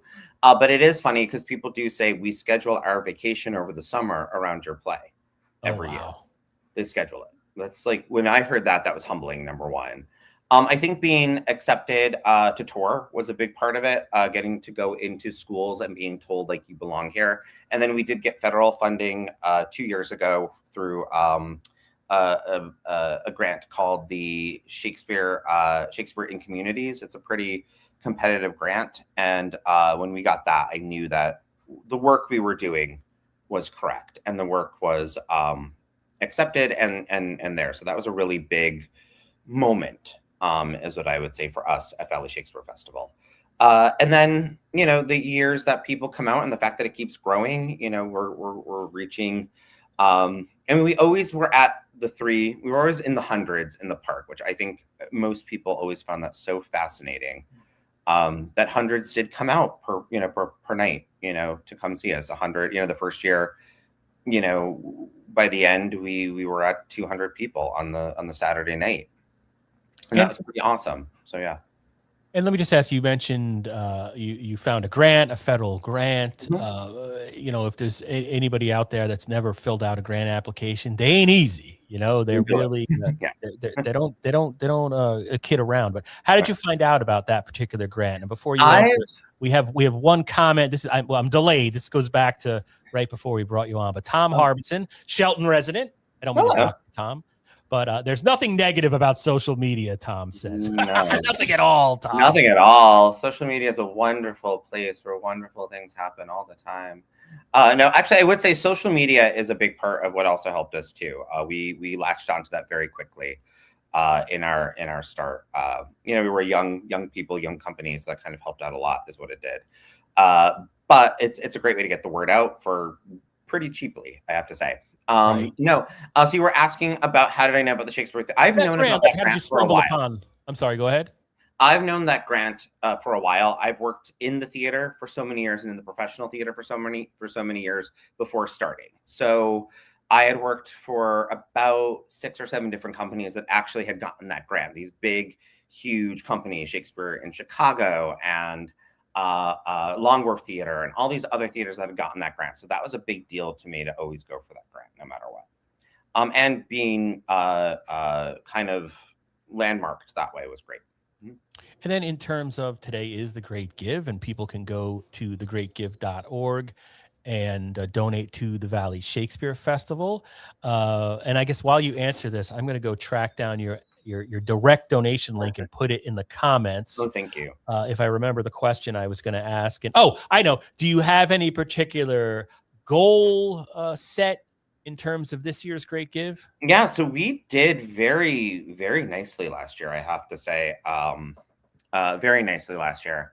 So we decided, as the board was like, let's go for $15,000 to start off with, a $15,000 goal. We do have to offset a lot of costs. There's a lot of grants that we have written out for that we did not get, which is we are finding is very strange and weird for all the work that we have done. And some of them are places that we have worked with before. Oh, I'm sorry to hear that. Yeah, it's what's happening to everybody. It's not because of the work you're doing. There's a lot of that happening now. It's not only us too. Or they're really being strategic of where they're putting their money, because money isn't coming in as fast to these foundations anymore like it used to. And I guess to some corporations too. So we've had to fill in some gaps here and there. And this is such a great, this always has worked in that way too. It fills in a little bit of gap. It fills it does donate to a lot of what we do, but it does help to fill in through the year. So that's what that's why we're gonna go for that goal. We're gonna go for that goal. We need it badly. We do. And things have gone up. Stuff we did not know would go up. We are touring. When you tour, you kind of have to use a van for your sets, costumes, props that go to place. And I don't know if you filled your gas tank up in the past few months, but that got expensive. Whoops. A little bit. A little bit. I'm not gonna lie. So it's those little things that you don't realize that happen, and it's what we go for. Yeah. And I just put to anybody watching right now, it is, if you watch this in the future, sorry, but it's 9:10 a.m. Wednesday, May 6th. And I just put in the Facebook chat, Support the Valley Shakespeare Festival. There is the direct link to help them out and to get them to reach their goal. Obviously, culture and the arts is something that's important and should be supported, not just in the Naugatuck Valley, but everywhere. So, Tom, we actually have a surprise for you, right? For sticking with us all these years and always coming on, starting the day by belting out a song. We love you. Love you more. And if you don't like this, I just want you to know Jasmine came up with it. Mm-hmm. She's been silent the whole time, sitting there. She's like an executioner, ready to bring down the thing. I've been doing this. Just right, a little bit, a lot, yeah. Because Jasmine hates Shakespeare. It's the weirdest thing. It's almost like an obsession. She's just she hates Shakespeare. Who hates but I feel famously come see our tour on Thursday night. We're at Derby Neck Library, which is also in the Great Give as well too. But we are. Yeah. Hey, that's about 11 houses. I'm doxing myself, but they're practically a neighbor. I'm right there. So come on and see us. But yeah, we're doing we do have free community performances of our tour that is out right now. That is going to schools as well. Of Julius Caesar, cut down to about 65 minutes. And we will be at 6 o'clock at the Derby Neck tomorrow. And then at Center Stage, another institution coming on in to the Great Give from the Valley at 7:30 on Friday. So, and it's funny because us and Center Stage, we're the only two really performing arts companies in the whole entire Naugatuck Valley. Like that's wild to me when I knew there were more and everything else too. So yeah. All right, so nice pivot to get away from Jasmine's hate of Shakespeare. I tried so hard by putting the plugs in there. That was genius, Mr. So Simonetti. I heard for this next segment, this is something that you once did to Eugene and maybe my predecessor Ethan. I don't know if this is while he was here, but I'm here for revenge. So I have some Shakespeare trivia for you, and I've written it in the style of sort of a certain game show. I'm going to present the questions in the form of an answer, and then you can give your answers in the form of a question. It's sort of like a game show that rhymes with, I don't know, Repartee. Repartee. I love Repartee. Let's do Repartee so that we don't get in trouble for copyright infringement. Jasmine, do you want me to bring up the questions, or do you want to? Can you handle? Or what do you want to do? I think I can bring, and it's just going to kind of take up the full screen for a second. I'll read it. And then do we have music? You had mentioned yesterday. Is there or did that not? Yeah, I didn't figure it out. There were so many thoughts into this. Well, yeah, but we didn't accomplish 50 I love it. we have 5 questions for you total. Okay. So hey, what's this we? I had nothing to do with this. Okay, I prepared 5 questions. Eugene just said yes. Without further ado, here is the first of 5. Shakespeare trivia. No medicine in the world can do thee good, he said to Hamlet shortly before they both fell down and expired. I can bring this back up for you if you need. Just let me know. What is King Claudius? I'm sorry, it was not King Claudius. This is what Laertes said to Hamlet. Oh yes, you're right. What is Laertes? And then Claudius, so on and so forth. Claudius is next. Yes, because Laertes and him are the same age. Him and Hamlet, and then they're both realize, oh, we were set up to fight each other. Womp womp. Exactly. You knew the whole background. Love a good revenge tragedy. Mm-hmm. Well done, Jasmine. I thought it was Scatman Crothers, but that that was a close second. But second question coming up. That was hard, Jasmine. Well, this next one's not easier. Bon appetit. This guy fed his friends a dinner of rocks before he ran away from Athens. That would be, this one, I'm glad you brought this one because this is a problem play, and we're doing a problem play this summer too, which is Timon of Athens. Ding, ding, ding. That is correct. And the crowd goes wild. He's a great character in fundraising because he gives so much away. For nonprofits, they give so much away as nonprofits. We really do that. And it's just a beautiful, beautiful play. I love that play. But yeah, we're doing one of Shakespeare's what we call problem plays this summer called Measure for Measure. I don't think it's one of his most problematic, but definitely it's a problem play. Problem play meaning the ending doesn't always end with like a very nice, neat bow to the end of it. You do leave the theater with questions, which I love that kind of theater personally. So, yeah, absolutely. And I was not even drawing all of those connections, but that's that's great. You did that on the spot. So our next question is sort of about performance. And okay. Shakespeare trivia, question 3. Before she was Bellatrix Lestrange in Harry Potter, so on and so forth, Helena Bonham Carter played Olivia in a 1996 adaptation of this Shakespeare comedy. What is my favorite Shakespeare comedy? Twelfth Night. Ding, ding, ding. Correct again. Yes. I love that version. That movie with Kenneth Branagh in it, which I saw The Devil Wears Prada 2 last night. Great hype movie for The Great Gift, by the way. Devil Wears Prada 2. Great hype movie for The Great Gift. Is it worth watching? If you like the first one, yes. It's worth it. Okay. There's some wonderful Easter eggs and all that. If you didn't watch the first one, you will be lost. I should probably watch the first one at some point. Yeah, just, zhuzhed up a bit. But yeah, so but Kenneth Branagh's in that, and I was like, oh, he's looking good. So yeah. So good job. Our next one, our penultimate question. This one is a memorization question. I'm going to ask you for the next 2 lines from this quote. Whoa. Oh, man. I'm 40-something years old. Memorizing is wild now. So this one is from... Whoa, slow down there, Speed Racer. I'll lead you into it. This one is from A Midsummer Night's Dream. It is a famous scene. I'm not pulling some obscure, completely out of nowhere. But now he's going to feel even worse if he gets it wrong. Well, I was trying to give him a little bit of hope. It is still evil. Hope. Don't we get all me need wrong. hope, and that's the great give. We all need hope. Exactly.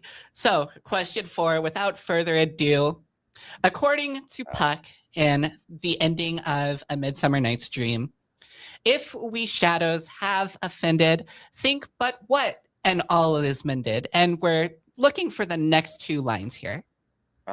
So it's think but this and all is mended through the house. No. Can you bring it up again? Sorry, just so I could do yeah, absolutely. Really One quick. moment, let me pull it back up.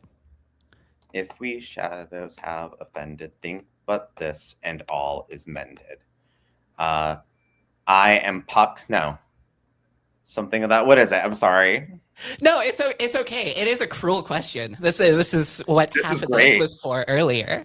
I've never played Puck, that's why. So yeah, I've always played bottom.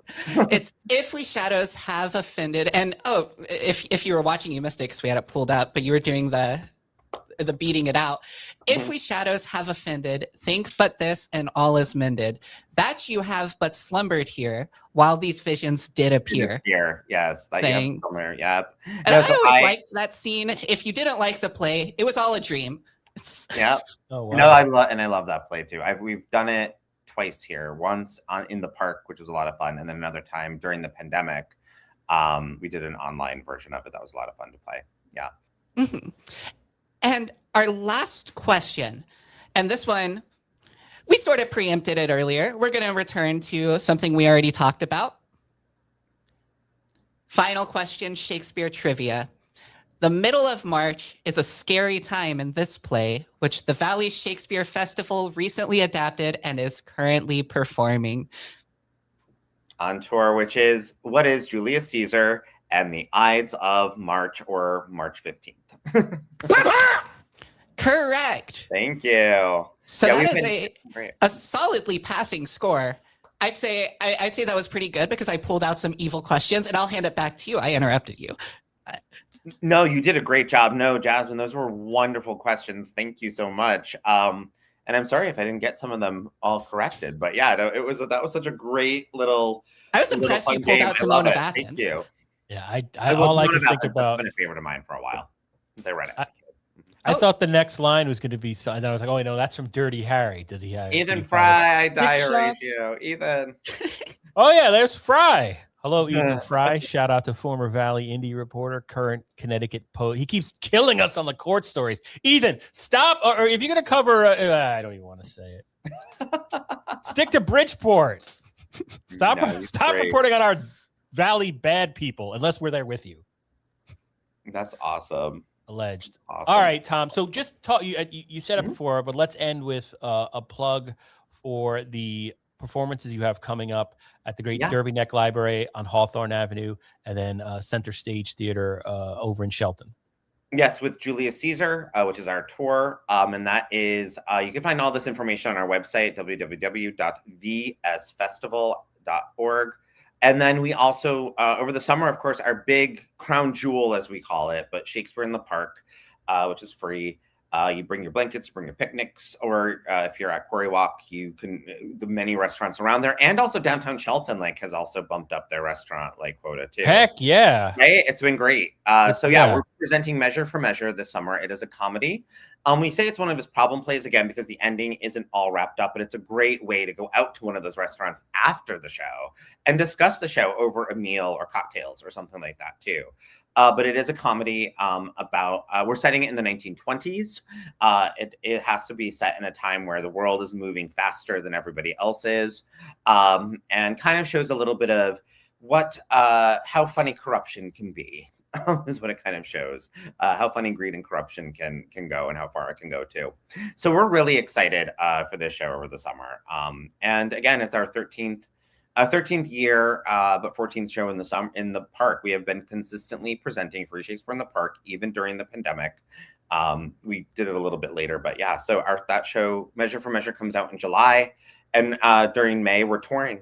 And it's a beautiful, beautiful thing. It's a very busy time for us, including the Great Give, but it's such a wonderful celebration of everything that we do. And I love that the Great Give is a celebration of everything all of the nonprofits do, especially in the Lower Naugatuck Valley. So thank you to the Valley Community Foundation for that, and for all of those who are donating and who are there for us. Thank you.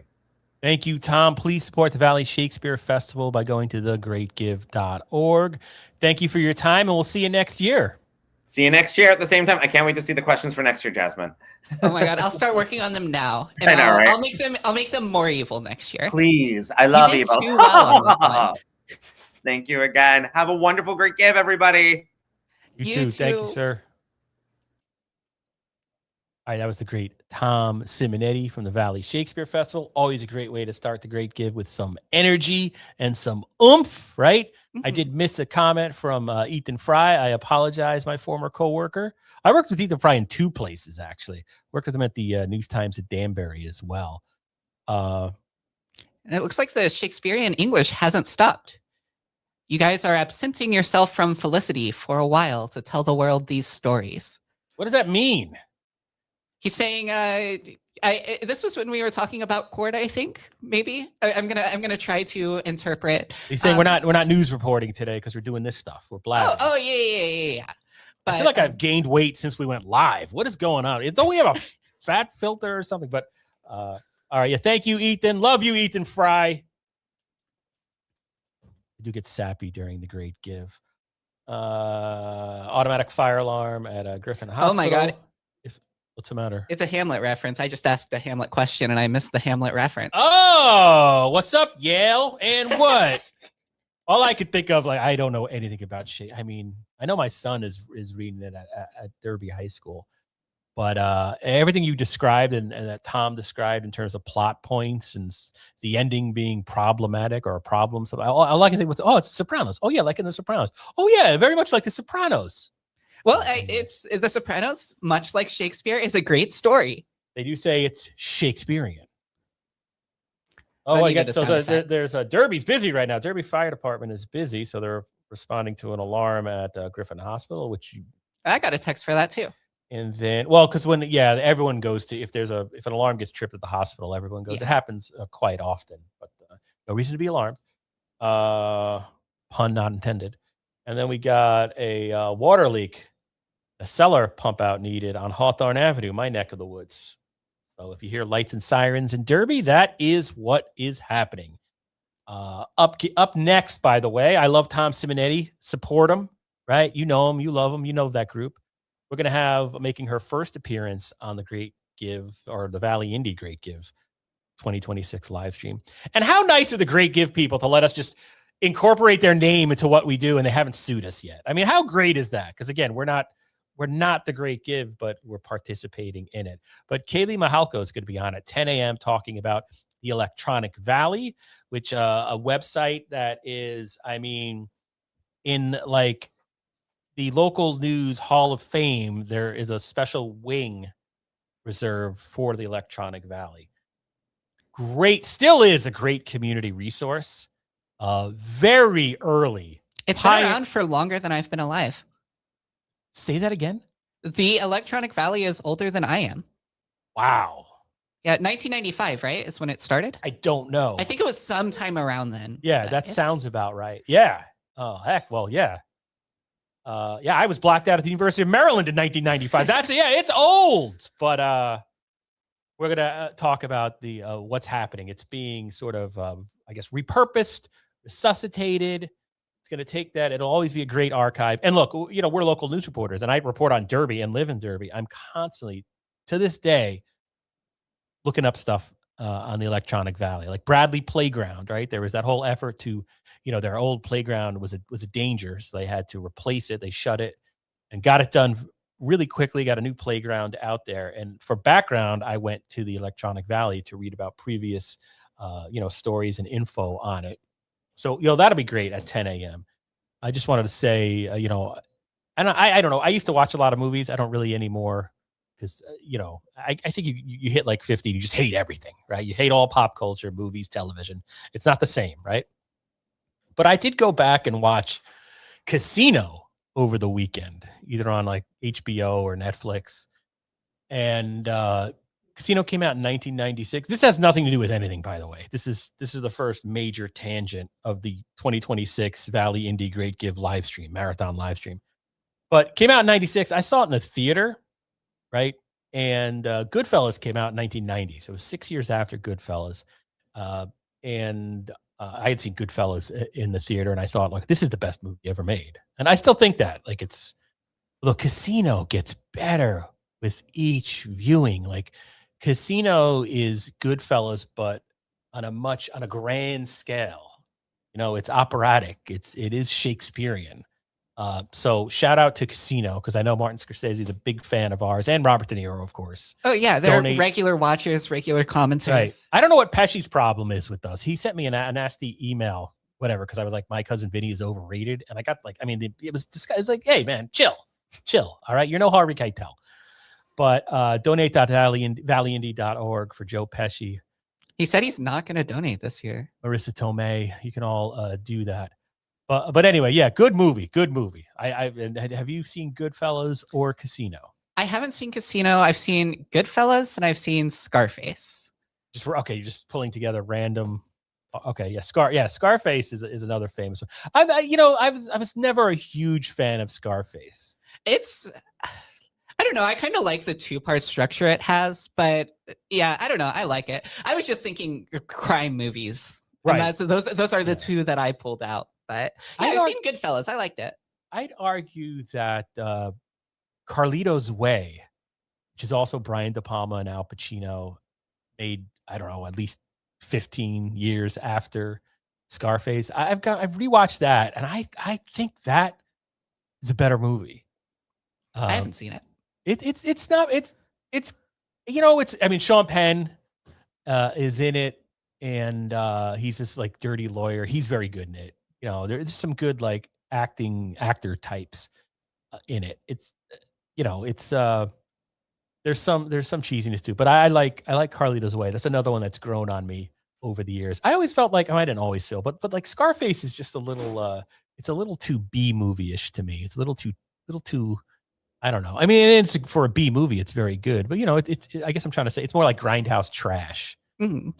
Scarface, but proud of it. And that was a major motion picture. You know, it's crazy that would that wouldn't get made today unless Right, unless one of the Avengers was put in it. You know, they're not making Scarface today. It was pretty gratuitous. Yeah, I do think between the two, Goodfellas is probably the better movie, but it's been longer since I've seen it. I don't remember it as well. That one I do need to probably rewatch at some point. But yeah, it's funny about Goodfellas when you go back and rewatch it. It's almost like a day in the life. It spans this guy's entire life, but it's like there's no like the plot is more like, yeah, you're just going on this journey with this guy. You know, there's no like climax where, you know, good guy faces off against the bad guy or the mobster finally gets his comeuppance. The structure is very different. Though watching Casino for the first time in a long time, the ending is so rushed. Like that movie, like the last 5 minutes, like it resolves like 1,000 plot points and all of a sudden it's over. And it's a 3-hour movie, but it holds your attention the entire way, and it just then all of a sudden you want to hang out with it more, but it just kind of ends, you know. And here's what happened to Abe. But although I do admit I was fast forwarding all the Robert De Niro, Sharon Stone scenes because they get a little repetitive. I'm like, okay, all right, I get it. They they shouldn't be married. I get it. All right, she's got a drug problem. I get it, Marty. Okay. So I was doing the 10-second fast forward. it is hard to do endings right in movies because it seems like you either always have that problem where 1,000 plot lines get resolved in 5 minutes, or you have the opposite where a movie just it's trying to resolve everything and then it's 30 to 45 minutes longer than it could be. That's what I felt like I did see Project Hail Mary recently, and that I sort of felt the opposite on. I thought it was a good movie. I felt like it could have been a solid 30 minutes shorter. I was ready to I was ready. I was, kind of saying in my head, like, all right, let's move this along here. Let's sort of get to an ending point. And then it continued for another half hour after that. Good movie though. Yeah, I've read that's gotten good reviews. I want to take my son to go see it, but sometimes I think, is it movies are getting longer, or is it that we've all developed attention deficit disorder because we consume all our media on our cell phone and it's YouTube shorts? And I mean, I don't do TikTok, but I know Joe Pesci does. But yeah, that's probably a part of it. But yeah, and I didn't love the start of that movie either, just because it's like it starts off in my mind a little rough because it feels a little superhero movie-ish, and that like Ryan Gosling, he just has a weird amount of quirky one-liners for a guy who's just woken up into a really traumatic situation.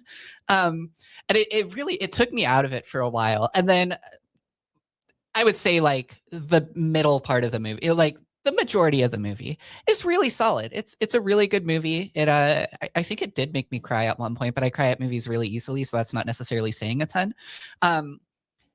Really great in the middle, just kind of a rocky start.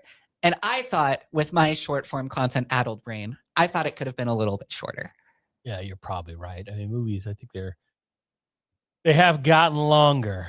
Why don't we go through real fast the other nonprofits that are participating in today's great give? I'm going to share my screen. And this is from valleyindy.org. Nonprofits participating. And if you go to this story, there are direct donation links to every single nonprofit I'm about to read off. But why not do a roll call for the Lower Naugatuck Valley? Oh, that looks pretty good there. I don't have to make it bigger. We've got Adams House in Shelton. They were on past guest many times. Advancing Heroes Fund in memory of Jeff Rillick. Afrique Prosperity Education Incorporated. Is that how you say that, Jasmine? You're smarter than me. Afrique Prosper. Thank you. Because it's a French name. Gotcha.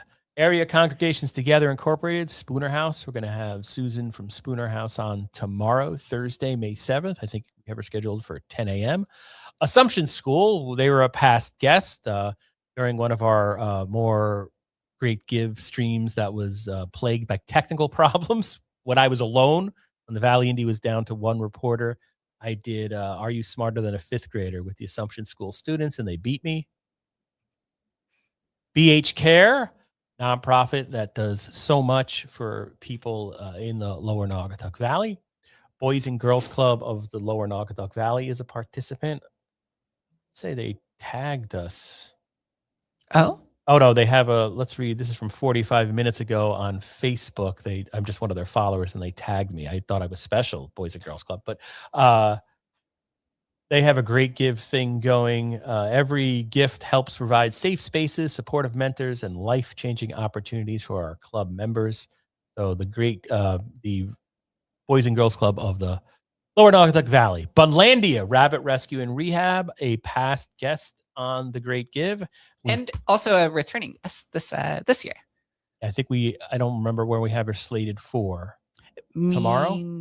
Tomorrow at some point, I believe.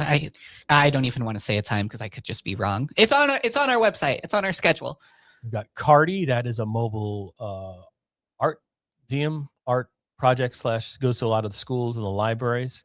Center Stage Theater, the aforementioned Center Stage Theater, and to Tom Semenay's point, there's not a heck of a lot of culture and the arts organizations in the Valley. But there's two, one after the other, Cardi and Center Stage, that you can support.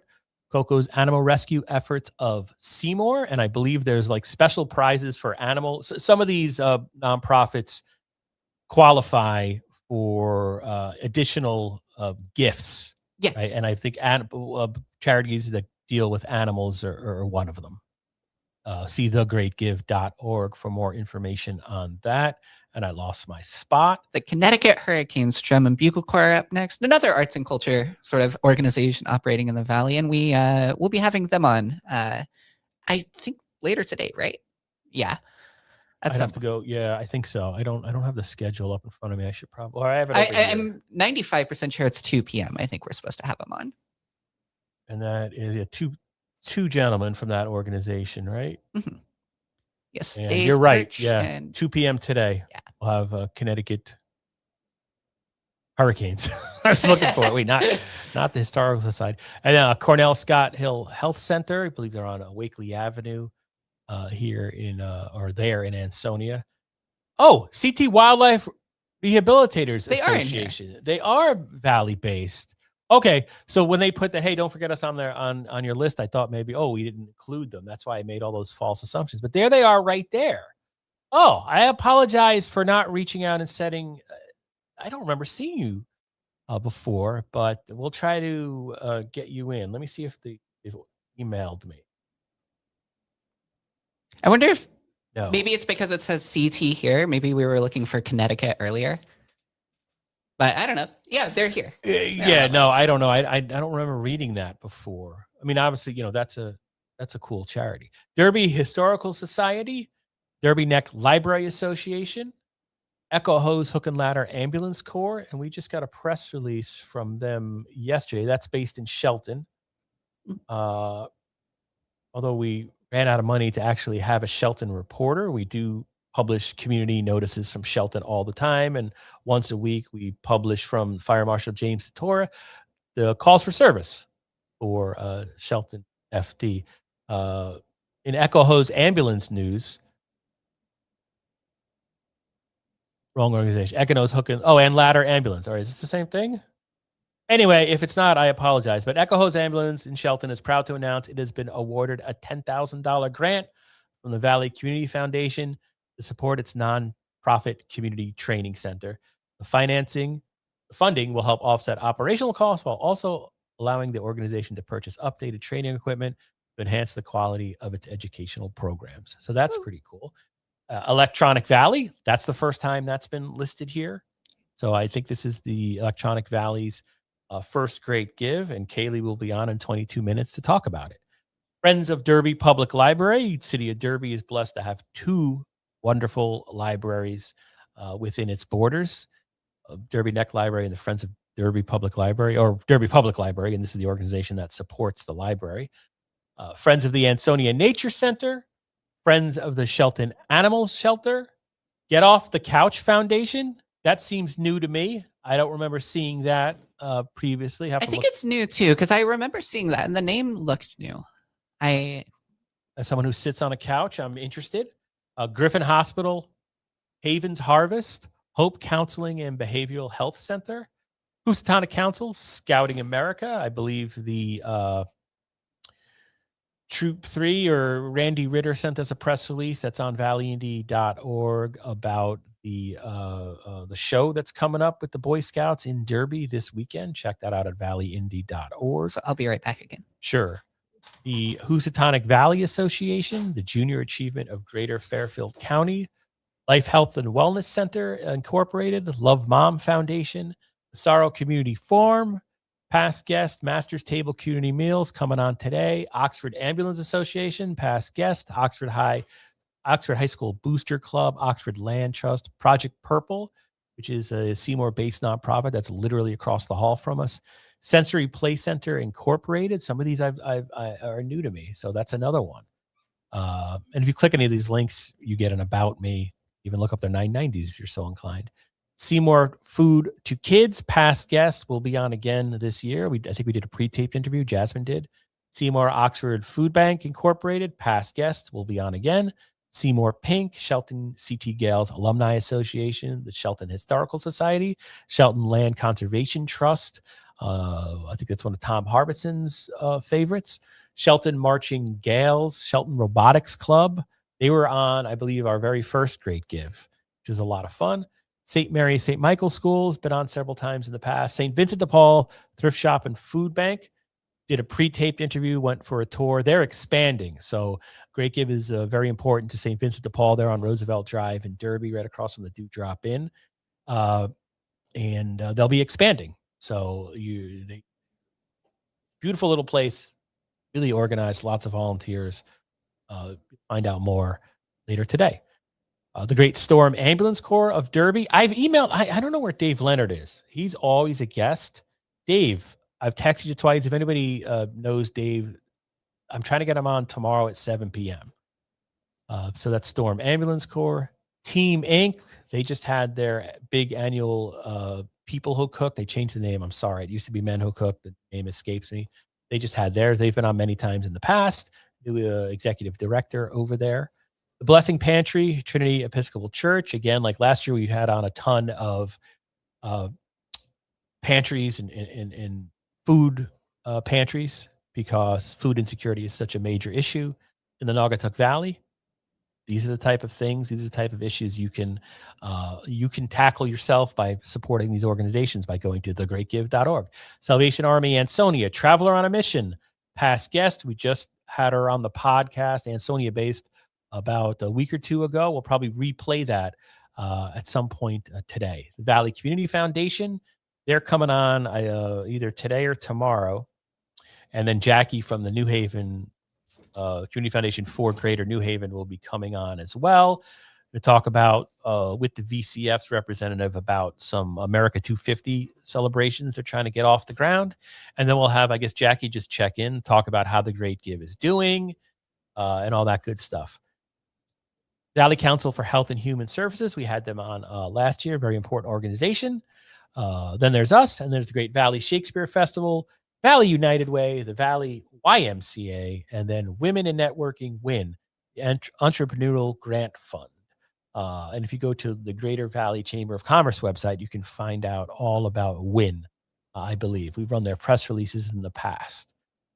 So stop sharing that tab. That's very exciting. I just see Ethan Fry. That's a Hamlet reference from a couple of minutes ago. But yeah, we have a little lull here. We do have, I thought if we run out of things to say, we have, it'd be an overlay. I don't like that StreamYard calls them overlay instead of like pictures, you know. There's all sorts of community events and whatnot coming up in the Valley, right? There's always something going on. And here's one of them right now. The Oxford Center Firehouse is hosting a car show on July 11th from 11 a.m. to 4 p.m. AJ from the Chaz and AJ show will be there. They got a 50-50 raffle and all that good stuff. And of course, it benefits I should get rid of our banner.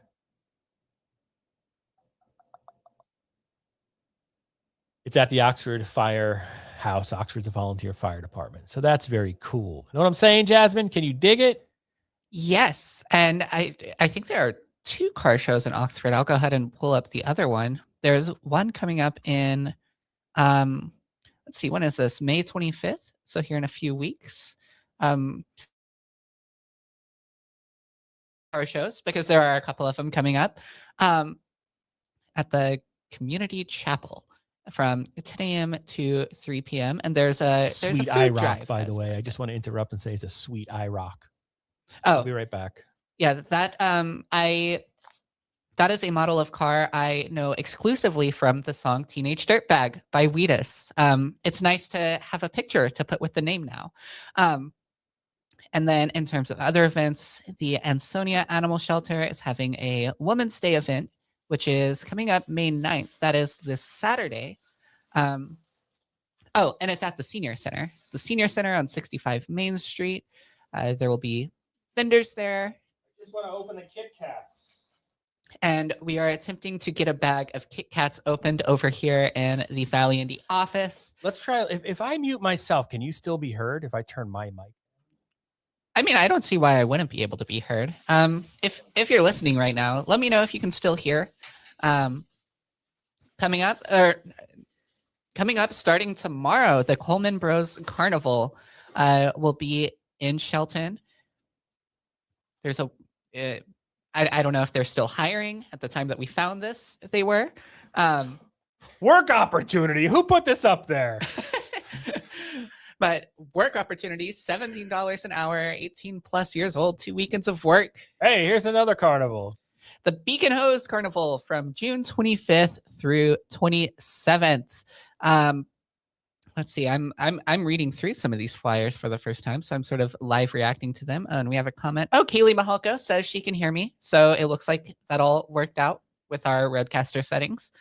It looks like this is celebrating 250 years of America at that carnival. Food trucks on the river 2026, sort of an annual event coming back to Shelton Friday, May 29th through Saturday, May 30th, which is a nice way to wrap up the month. There is a rabies clinic coming up for Woodbridge. Nice! Yeah. So after the carnival, you can, after you stop by the food trucks on the river on May 30th, you can head right on over to the rabies clinic for Woodbridge Regional Animal Control, 135 Bradley Road. I'll bring my Woodbridge. kids. I love a good rabies clinic. Yeah, I had a friend who had to get a rabies shot a couple of years ago. Got scratched by a stray cat. We deliberated for a long time.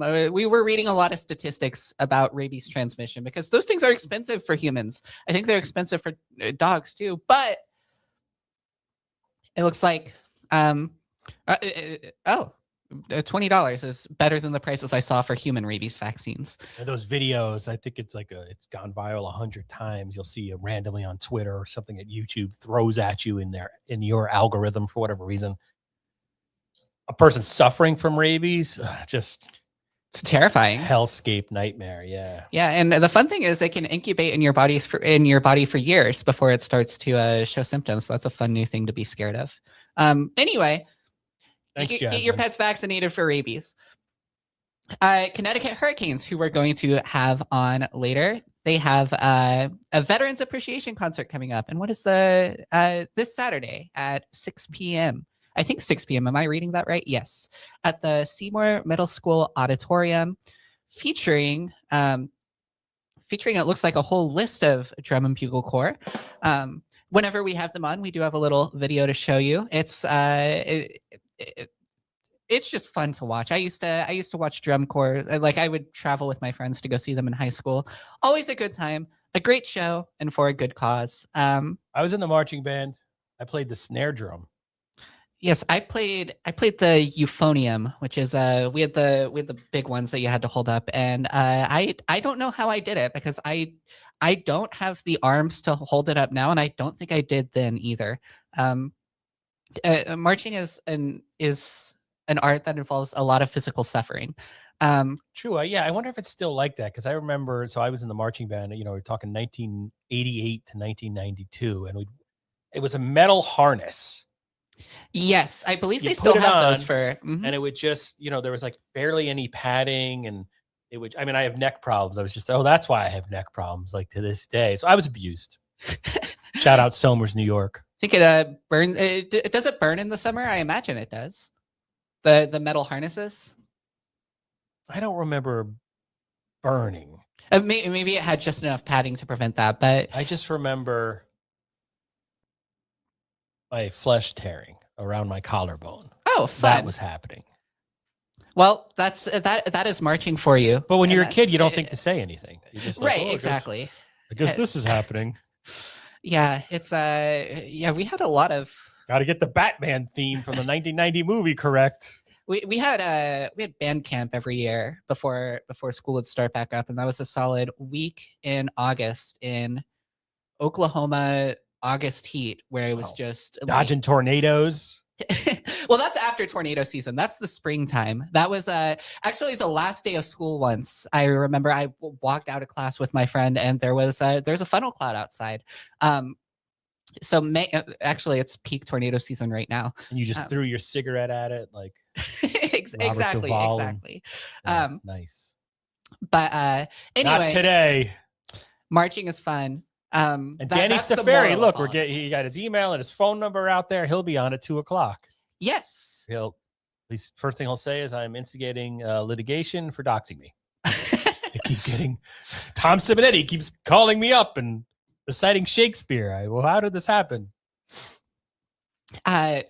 Coming. It's there's a lot of overlap between marching shows these days and Shakespeare. There's a sort of another league of the drum corps stuff. There's a drum corps known as the Blue Devils. I forget where they're from, but they won the competition the other year with a show called As Dreams Are Made On, which is some random quote from a Shakespeare play. And The Sopranos. Oh yeah, No, Shakespearean. I'm just making that up. I don't. The Ansonia Memorial Day Parade is Sunday, May 24th. Looking for vendors, it appears. Or not vendors, people to march in the parade. Organizations, groups, and businesses. If interested, contact the mayor's office or the Ansonia Cultural Commission. On valleyindy.org, we did, I think you might have posted it, the parade info for the town of Seymour, their Memorial Day parade. Yes. And I can't remember if... I have to gather the Derby Shelton one. Yeah, I believe my son is marching in it this year. In what it appeared, I was in marching band. Like you, I went to band camp, but I went to external band camp, like true band camp. Oh, like sleepaway band camp. Westchester University. Yeah. Mhm. Yeah. And how was that? Intense, I imagine. mean, like, I was terrified. I was 15 years old because there were some of the college kids were on our floor, like we stayed in the dorm. So it was very awkward. Yeah, And then they would load us onto a bus at like 6 a.m. and then drive us to God knows where, Westchester, Pennsylvania, to the field, because there were like literally 100 drummers. So it was rather loud. right. And yeah, like we would just stand out in a field in the middle of the summer heat. And I remember not eating. Again, Somers High School. You'll be hearing from my lawyer, Dominic Thomas. I mean, even like our non-sleepaway band camp, it was just on the school's campus, and it was a solid week or two in August for like 10 hours each day. It was right next to a residential neighborhood, so it's I'm sure the school has probably heard plenty from that neighborhood over the years, because it was just from 8 a.m. onward, just snares and brass and so on and so forth. Yeah, shout out marching bands, the underappreciated, abused students across the country, going on for generations. It's is your son excited for the Derby Shelton parade? No. Yeah, that's the parades are a nightmare to prepare for in marching band. It's there was one we always marched in a town called Tishomingo, Oklahoma, which it makes it's. Did you have to check your guns at the city limits or something like that? I'm just No, I just remember it because I grew up in the dry part of Oklahoma. There's like a split right in the middle of the state. The left half is dry. The right half is super humid. It was right over in the humid part. And so we would drive over and we would march in this parade every year. And every year we would have like 2 kids pass out just without fail. Kaylee says, I can hear you. I guess that's from earlier when she supports kids passing out. I imagine that's. Oh, you're saying that was from earlier when we were making sure I can hear you. I get it. Oh no, I know. I'm just kidding. But marching band, yeah. Oof, let me tell you, it's I do miss it sometimes for all of the suffering. It's I miss it. It's fun. Yeah, I can still play paradiddles. And in terms of, I was thinking of my son, he goes to a school. We are going to have on, it's a pre-taped interview. I had a blast doing it. We're having the Derby High School valedictorian and salutatorian. I believe we're going to play that at 4 p.m. And it's a quick interview, and what we tried to do was basically who's your favorite teacher, what's your favorite color, and all that kind of good stuff. So they were great, and again, I'm looking forward to that. It's in a fun Q&A format, so it's a fun video to watch. Yeah, it's a little different. I mean, I guess one thing that now that the Great Give is underway, and I'm realizing something we didn't do. Those videos are unlisted on YouTube right now. So one thing we'll have to, when we play the first pre-taped interview, I think we have 6 of them. Mm-hmm. We have to make sure they're actually going to the people. Because I know if you try to stream a privated video, it'll appear to you and I within StreamYard that it's being broadcast. When in fact, if you're at home watching, you're not seeing anything. Oh, that's sneaky. I didn't know that. Yeah, so I don't know about unlisted because we have them all unlisted. I mean, it might maybe at some point we'll just go back and make them all public the next couple of minutes. I don't know when our first one is, but that'll be something. I just thought of that. Yeah, I think they start after lunch. I think we might have a pre-taped interview at 2 p.m. Oh, the morning is all live interviews. Right. Yeah. Oh no, I think the Derby kids might be the first. The students might be the first one. I thought we had Christina Walton from the Seymour Oxford Food Bank. Oh, that was 2 p.m. That's a pre-taped interview. 2 p.m. what day? 2 p.m. today. Am I remembering CT Hurricanes. 3 p.m. is the Seymour Oxford Food Bank item. Okay, yeah, gotcha. Yeah. Okay. I can confirm. And then so sort of back to back. Christina Walton, the Derby High School valedictorian and salutatorian, and then Tanea Henry of Traveler on a Mission. Those are all pre-taped. You see, we're coming up on the 10 a.m. Hour. And we have Kaylee Mahalko in our backstage right now. Yes, Hi, we do see you back there. We'll bring you on exactly at 10 a.m. because we don't want to get penalized, right? Because we bring people early. Paul Bass takes money out of our paychecks, which is just not cool. But I'm looking at some of the prizes that are going on at the 10 a.m. hour, Jasmine, right? Mm-hmm. So the one earlier today, I don't know if they've announced it yet, but there was the early bird prize for anybody who gave to an organization between 8 a.m. 9 a.m. You could qualify that organization to win an extra $1,000. The Jewish Foundation of Greater New Haven prize for disability services. So this is one. All right, pay attention. This is great.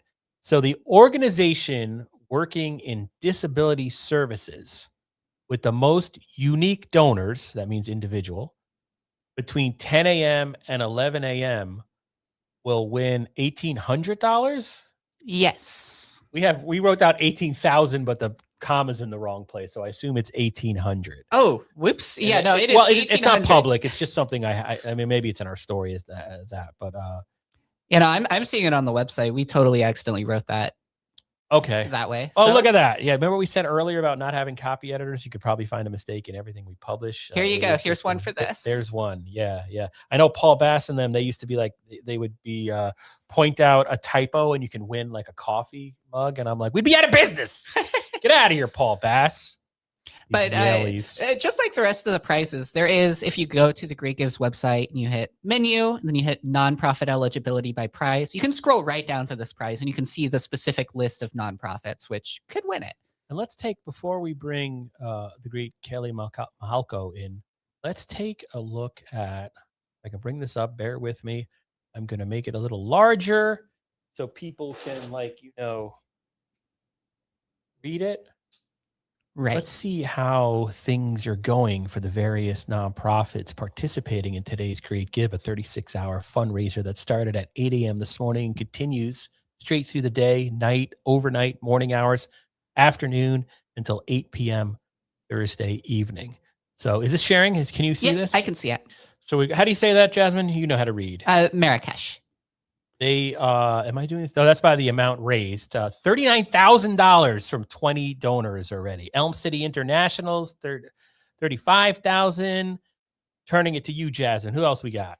The New Haven Corral has raised 29,159, and then Loaves and Fishes with 29,005. Then there's Iris Integrated Refugee and Immigrant Services, $24,007.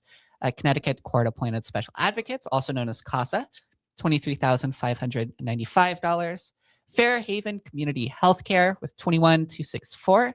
The Towers Fountain with 21,046. I'm skipping down because it's time for our guest to come on, but let's see if we can. I'm just trying to check in on some of the valleys, right? Because look, we're biased here, people.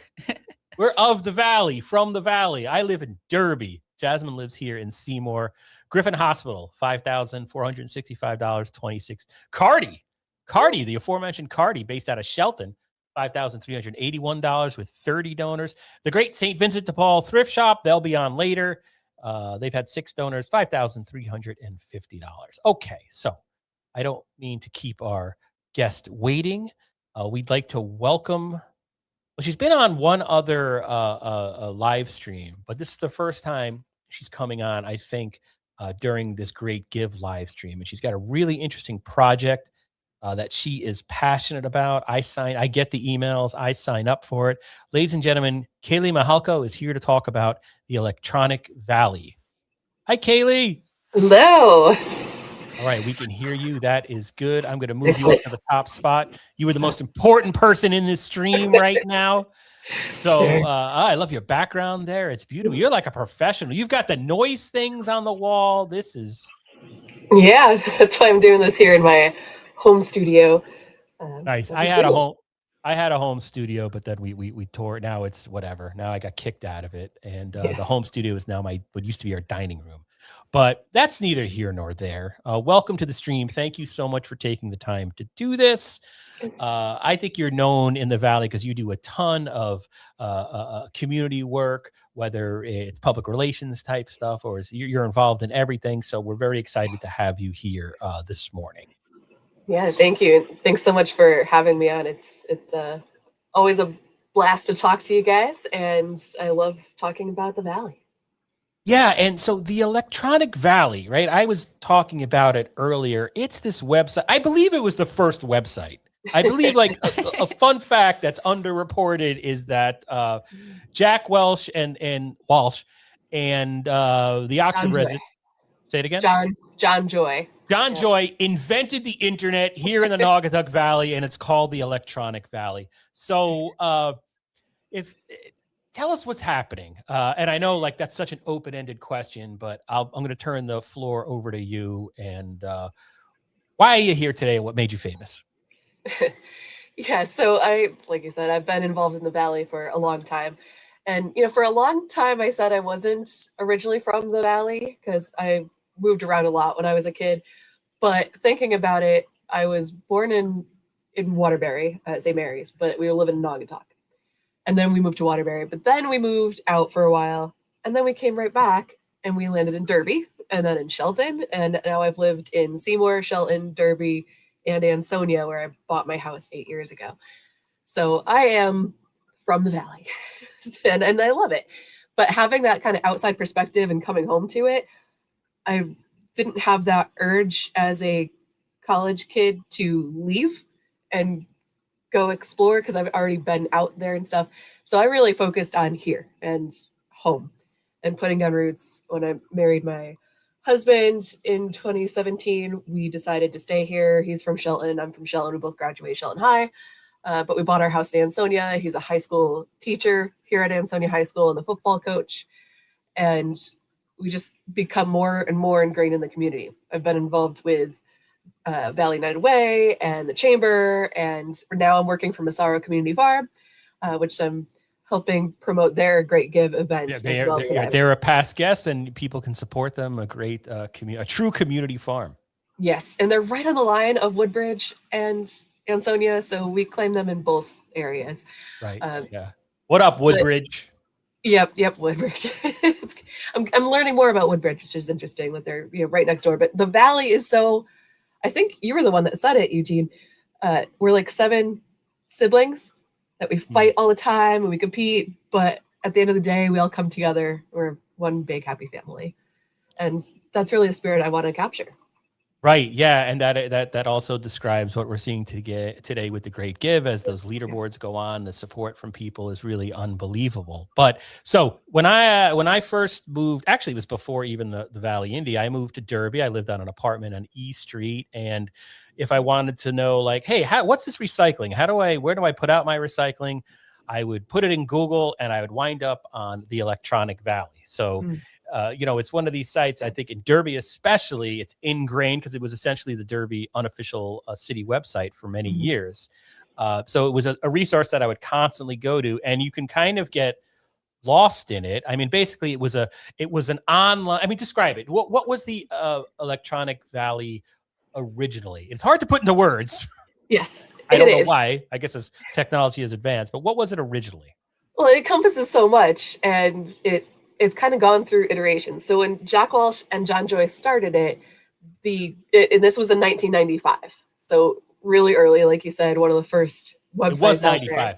Okay. Yep, 1995. So 31 years now. So Jack's idea was to get the Valley towns onto the internet. And in order to do that, he worked with John Joy, who had server space and was in the technology field. John put out something in the newspaper saying, I've got this server space. Jack reached out to him, said, this is fantastic. I want to be able to help the Valley towns get onto the internet. So that's where it all started, where each town had like a landing page and some resources on it.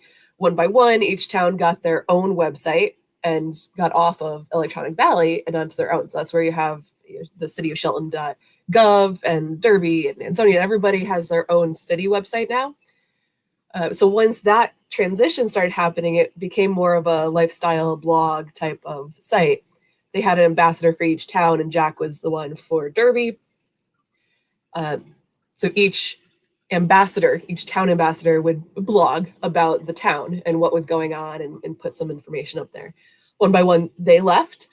Jack has been posting on the site, though. The Derby site was the only one that's really still kind of active. And he has maintained a wonderful archive of information. I have been interested. I have a background in marketing, and I love this community. And I said, well, what can I do to help support this? I reached out to Jack last year and said, what's the plan for this? How are we moving it forward? What's going to happen? John Joy is moving out of state. And I know that I've heard Jack say that he's trying to retire from a bunch of things. Yeah, so right. I said, what's going on? Can I help you? And they said, absolutely. We would love for you to take the torch. So they officially elected me as executive director in September. And since then, I have been transitioning the electronicvalley.org over to a new platform. And because of the way that it was set up and that it's so comprehensive, it's on an old platform, I couldn't just kind of update it. I had to rebuild the whole thing. So right now, the new site where you can sign up for the emails is ourvalleyct.com. And at some point this year, I will be transitioning it back. The URL will be directing to the new site. So the old site will still be active, and we're going to put that in a different URL to be archived. But everything from that old site will be moved over to the new site. And then moving forward, we will have all the information active and live on this new site. I have a Welcome to the Valley resource guide. I have other guides that I'm creating, like the one that I'm currently doing is Parks and Rec for all 7 towns.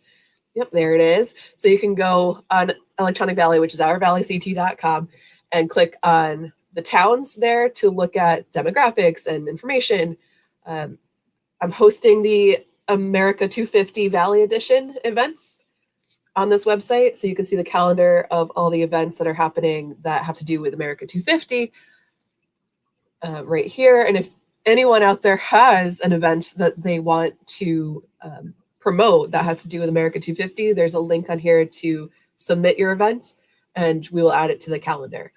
So those and there emails, it is. That's great. And we're having, I reached out to the VCF, and I think this is going to be one of the topics later on, or I think it's tomorrow, Right. America 250 and the planning that's going on specifically.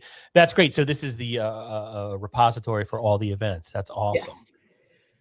Yes. Yeah, and I can't tell you how many times I have over the years said, I didn't know that was happening in Seymour, or what's going on in Derby, or wow, there's a farm in Seymour that I haven't heard of. I need to go there. There's a couple of different places that I've just kind of come across. And I said, if I was brand new to the area, I would have absolutely no idea how to find these things. I wish there was a resource. And I knew that Electronic Valley existed. And I said, this could be the resource. Let's build on it. So that was kind of the genesis of putting these, that second level bar there that says America 250, libraries, farms, parks. Those are going to be the guides. The libraries one is complete. The parks one is being worked on. The driving tour is complete, and the welcome guide is available for download. So the goal is to have this available and continue building on it. So I want it to be a complete, comprehensive resource for all of the Valley, all in one place. And then in terms of, and Jasmine, feel free to ask questions as well, because I blab on. But in terms of just getting, you said you had to rebuild, you're essentially rebuilding the site from the bottom up. How many hours a day? Like what type of effort has to go into that? Yeah. As someone who knows nothing about that. So I'll give you one example. The driving tour, Jack put together a while ago. He put together this Valley Heritage Tour, and that's what it looks like in print. It's a pamphlet that you can page through. They only did one printing of it. I happen to have a copy, and I love it. But it's a self-guided driving tour of the Valley, minus Naugatuck, because the Valley is. The towns that are part of the Valley changes based on who you're right. talking Even to. the Evening Sentinel, because we look at the old Evening Sentinel all the time, and the towns on the masthead. All right, Naugatuck's not there this week, and then I mean, just like us, because we started. It was Oxford and Shelton. We went to all their town board meetings, and then it was like, oh, wait a second, we don't have the money to do this. But anyway, yeah. So that's nothing to do with anything you're talking about. Go ahead. So I love the driving tour. There are some things on there that are out of date, and in fact, I do have to update something because the Whitmore ice cream is now a different ice cream place. So I've got to go back and update that. Big Dipper. The Big Dipper, yeah. So I took what Jack did. It's over 100 pages. So going through, I literally have to copy from the old site, paste on the new site, make sure that the links are going previous and next. Took all the pictures, optimize them, compress them for SEO optimization. So it doesn't look super, super pretty, but it's all there and it's all in one spot. But again, that's one example of something that I took from the old site to the new site. And I probably spent 20 to 40 hours on just this part of the project alone. I get into that zone and I kind of lose track of time. So I don't know quite exactly how many hours. And it was over the course of days. Look, what you just said there, that you don't know, you get into a zone, you don't keep track of hours. I think that's like a common theme between all the nonprofit workers you'll see come on here today, the nonprofit leaders. It's like nobody's clock watching to do this type of work. To some extent, it is a labor of love. And that's what this sounds like as well. And so this is the Electronic Valley's first time participating in the Great Give. Yes, Jack and John set up Electronic Valley in 1985 as a 501c3. So it's been a nonprofit for over 30 years. Wow. They didn't ever start a email list, or they had big plans and some things just changed over the course of the years.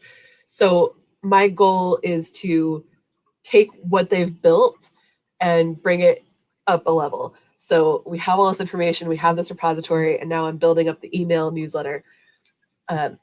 The funds that I'm raising through this and a couple of grants that I've gone for are going to go to support the hosting fees. And what I really need to do is build up that email list. if you're tired of looking at all the negativity on Facebook, come over to Electronic Valley, get on the emails. You'll see good things about the Valley, historical information, current events, and eventually I'm going to be doing community-based events with Celebrate Shelton, that kind of vein.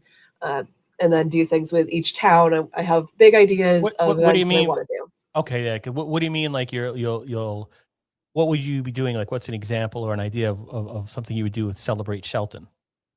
Yeah, so with them, let's put it this way. So I have one idea that I've really wanted to bring to downtown Ansonia. I want to do a restaurant passport type program. So I want to bring people into the Valley. I want to build tourism, bring people down to Main Street, Ansonia, and have a taste of the world on Main Street in Ansonia. So you go to Koi, you go to Legacy, you go to all the different restaurants down there, Palma, Uptown, Copper City. They're all from different parts of the world. They all have different flavors, and I love it down there, and it needs to be better known, even by the people here in the Valley. So I would love to have Electronic Valley be the host of that. So if I have some funds, I could do the print material and go on podcasts to promote it and get the information out there, bring people into the Valley. And then in turn, we all feel pride for being a part of the Valley. It works in New Haven. There's a model for it. So I have the proposal. I just need the backing of an organization because I don't have the funds myself to do it. What type? You said what's the name of the model that I remember I had you on once before, but what's the name the model that you were just talking about? Yeah, downtown New Haven has a committee that they put on these events. One of them that I went to was Cookies on 9. I don't think they do that one anymore, but they do have the Flights of Fancy. So you go to like the Omni Hotel as a starting point. You get a passport, you get a little goodie bag with a glass or something. And then you go on 9th Square, all the different businesses there, and you get a drink. Sometimes it's like a wine tasting. Sometimes it's cookies. Sometimes it's different foods and drinks. And at each stop, you get a little token or something that says, okay, I've been there. At the end, you go through the whole thing, you go back to the Omni, you hand in your passport, you get entered to win some drawing raffles. So they bring thousands of people to downtown, to 9th Square specifically, multiple times a year. And I know the Valley is much smaller, but we could do a version of that in Ansonia for sure. And then I could bring that to downtown Shelton and the Antiques District in Seymour. So I would love to have that kind of concept here in the Valley and bring people from New Haven here instead of us always going there. And I did put a direct link in the comment section to your donation page as part of the Great Give. If that's too much for some people, just go to thegreatgive.org. And then we see the website here as ourvalleyct.com. Of course, sign up for, you hit the subscribe. There's no cost to subscribe, but you'll get emails when the site is updated and the cool stuff that Kaylee has going on. What's some of the local lore? I see there's a local lore section. Yes, the Naga Monster. Wait, what? Have you not heard of the Naga Monster? No, this is taking a turn.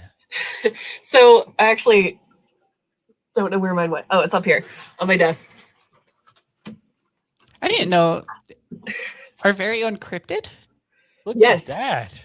So, and this kind of ties in the community aspect of what and I do. And then Naugatuck wonders why sometimes they don't get included. Come on, right. No, you guys. I'm just kidding. Sorry. A lot of people in Naugatuck don't know about this either. So back in the day, in the industrial times, when all the factories were dumping all the chemicals into the Naugatuck River, the good old days. Yeah. There's nothing that could survive in that river. So Naga hide, which is like a vinyl material, it's a faux leather. It came up with this concept, a marketing concept, that the Naga monster was the only thing that was able to survive in the Naugatuck River. And that's how it shed its skin, and that's what was Naga hide. Naga hide, unfortunately, has left Connecticut. I think it's in Ohio now, but they used to have these Naga monsters that were huge. People would actually get inside them like a costume and go to parties. And there are pictures of birthday parties happening with the Naga monster as Wait, just for the fun, or guest. could you rent them like a Disney princess? Like how do you? If I Yeah, wanted I think you could bring it to your birthday party. wow. And they still sell the monsters with the Naga hide.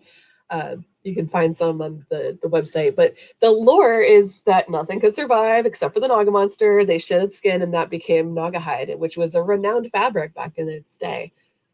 Wow. And oh, look, So, you even have footnotes there. Yeah, I had never yeah. heard of that. That is crazy. It was Oh, even and they mentioned in even the made Garfield Garfield in cartoon. 1981. Yeah, What? My mind is blown. it was a big deal back in the day. So I have the Legend of the Naga Monster that I co-wrote with ChatGPT. So I created that one, but there's lots of legends and lore that I just haven't gotten to yet on that are in books by local authors that I'm hoping to be able to bring here to the Electronic Valley site. Yeah, that is really cool. So best of luck with this. This is really exciting to see happen, and it just makes sense. You know what I'm saying, Jasmine? Mm-hmm.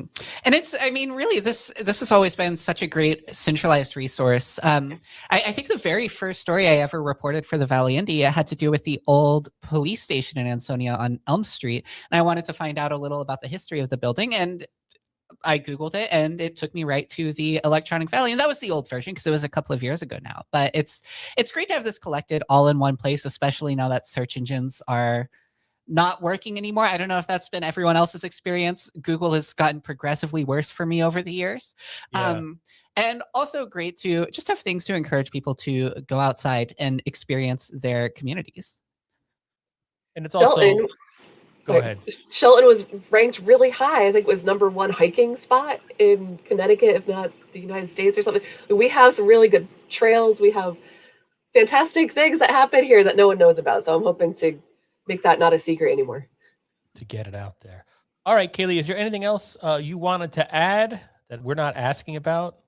Feel free. Just one quick thing. So I'm not necessarily looking for a ton of funds. I do want to raise funds to be able to go out to things like the Pumpkin Festival and have a table and sign people up.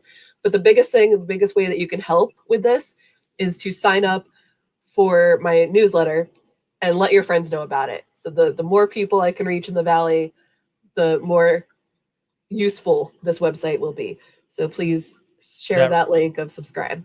And is that right up here? So you just go to rvalleyct.com and you hit the old subscribe link, and there it is right there. I am a subscriber. I can vouch. You're not going to get inundated with emails. It's not spammy or annoying as sometimes automated emails like the ones we send out drive people crazy. I remember I used to do the Constant Contact one myself, and then I just stopped doing it because like a member of the Ansonia Board of Education emailed me and said, "Why am I getting this?" I'm like, geez. But anyway, but hers is great. So I vouch for it. Please sign up. Anything else? So you got that in? No, just putting my other hat on real quick. I have been a part of Valley Shakespeare Festival and all kinds of things. So the Valley has wonderful organizations that support all kinds of different needs and useful things in the Valley. So I'll put in the plug for Massaro. Make sure you check them out at least on thegreatgive.org. And of course, as a subscriber to the Valley Independent Sentinel's web YouTube channel. Yeah, thank you for that, by the way. Yeah, of course. Yeah, make sure you guys are signed up for Electronic Valley and Valley Independent Sentinel.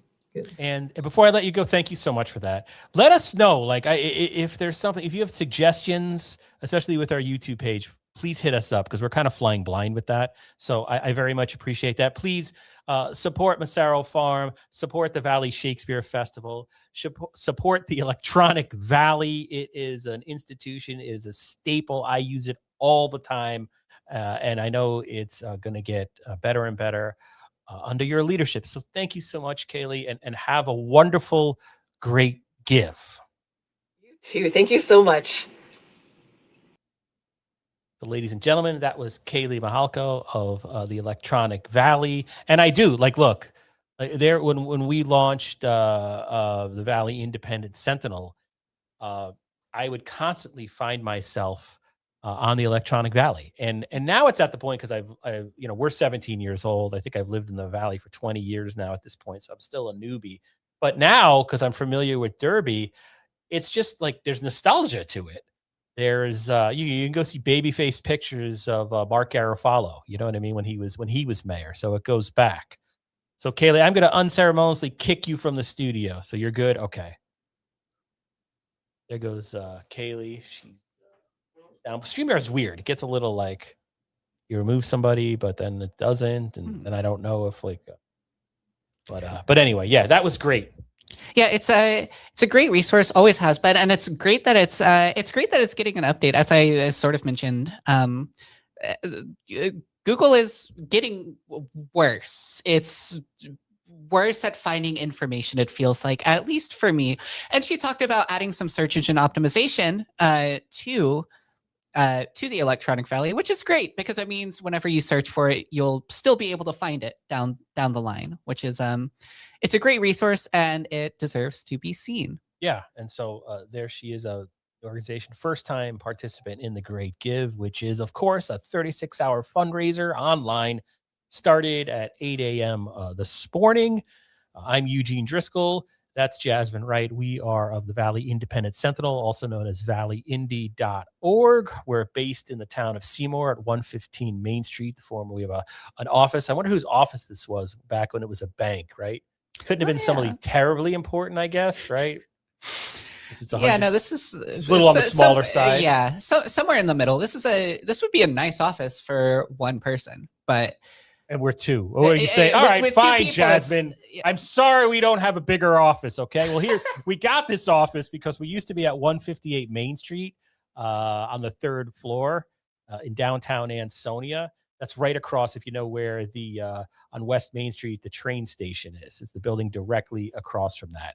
Although what's crazy is like how many people aren't aware there's an Ansonia train station. That's one thing I've learned working here for however many years. One that's getting work done on it soon, I believe. Yeah. And that's one of the questions we have. We did get that press release. There was a press conference. Representative or Congresswoman Rosa DeLauro was announcing all this money.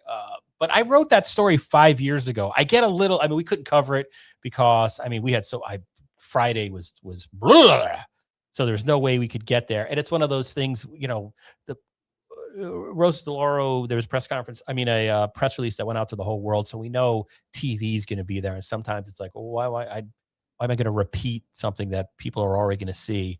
And they're not going to really come to our site for that. But we couldn't even made that.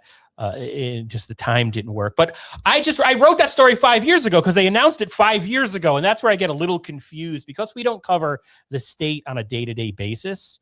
And we don't cover federal government on a day-to-day basis at all.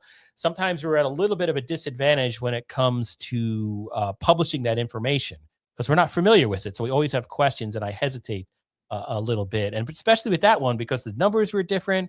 I didn't know what was different between last week and what they announced 5 years ago. I guess that it was starting, like they maybe had an official start date. But I'm blabbing on and on because tomorrow, I believe, let's see what time it is, because we have somebody that's going to give us the damn answers, Jasmine. Right. Or sometime in the afternoon. Or I don't know if they'll give the answers, but at least we're going to ask them. And I'm talking about. Bear with me. I forgot how to use the scroll. It's not at 12 p.m. State Rep Cara Rochelle, who represents Derby and Ansonia in Hartford. She's coming on at 5 p.m. tomorrow. So we'll ask her, what was up with that news release about a 5-year-old story? What's up with that? So that will be fun. So, of course, support all the nonprofits at the Great Give. If you're in the Naugatuck Valley, Lower Naugatuck Valley, there are 65 participating, including us. We are the Valley Independent Sentinel. There is a little QR code. Break out your phones, scan your screens, go to donate.valleyindy.org to support local news, local reporting that Jasmine and I and Gene Falbo Sosnovich, our freelancer, have been doing. Jasmine, when did you got hired? January of what year? 2024. So I've been here a little over 2 years now. Yeah. So and getting you on board was a godsend. I think I said this the last Great Give. I operated in the last half of 2023 just assuming there would be no Valley Independent Sentinel. I was alone, and you know, I don't know, my capabilities were stretched beyond the limit trying to report on 3 towns by myself. So it kind of came to the point where it was like, what's the point of this? You know, we were formed because there was a lack of information or perceived lack of information and coverage by outside, by traditional media. Sort of what Kaylee's talking about there. So that was the original impetus. A lot of what she said was in, I believe, the original grant that the Valley Independent Sentinel got. Like that was before I was involved. But so then we had this opportunity. Instead of closing it down, we hired Jasmine, and I think it's turned around the site 100%, and it's demonstrated in our traffic. I mean, the other thing I'll note is that the Online Journalism Project spent a lot of money to get a new working website. Because our website at times was becoming inoperable.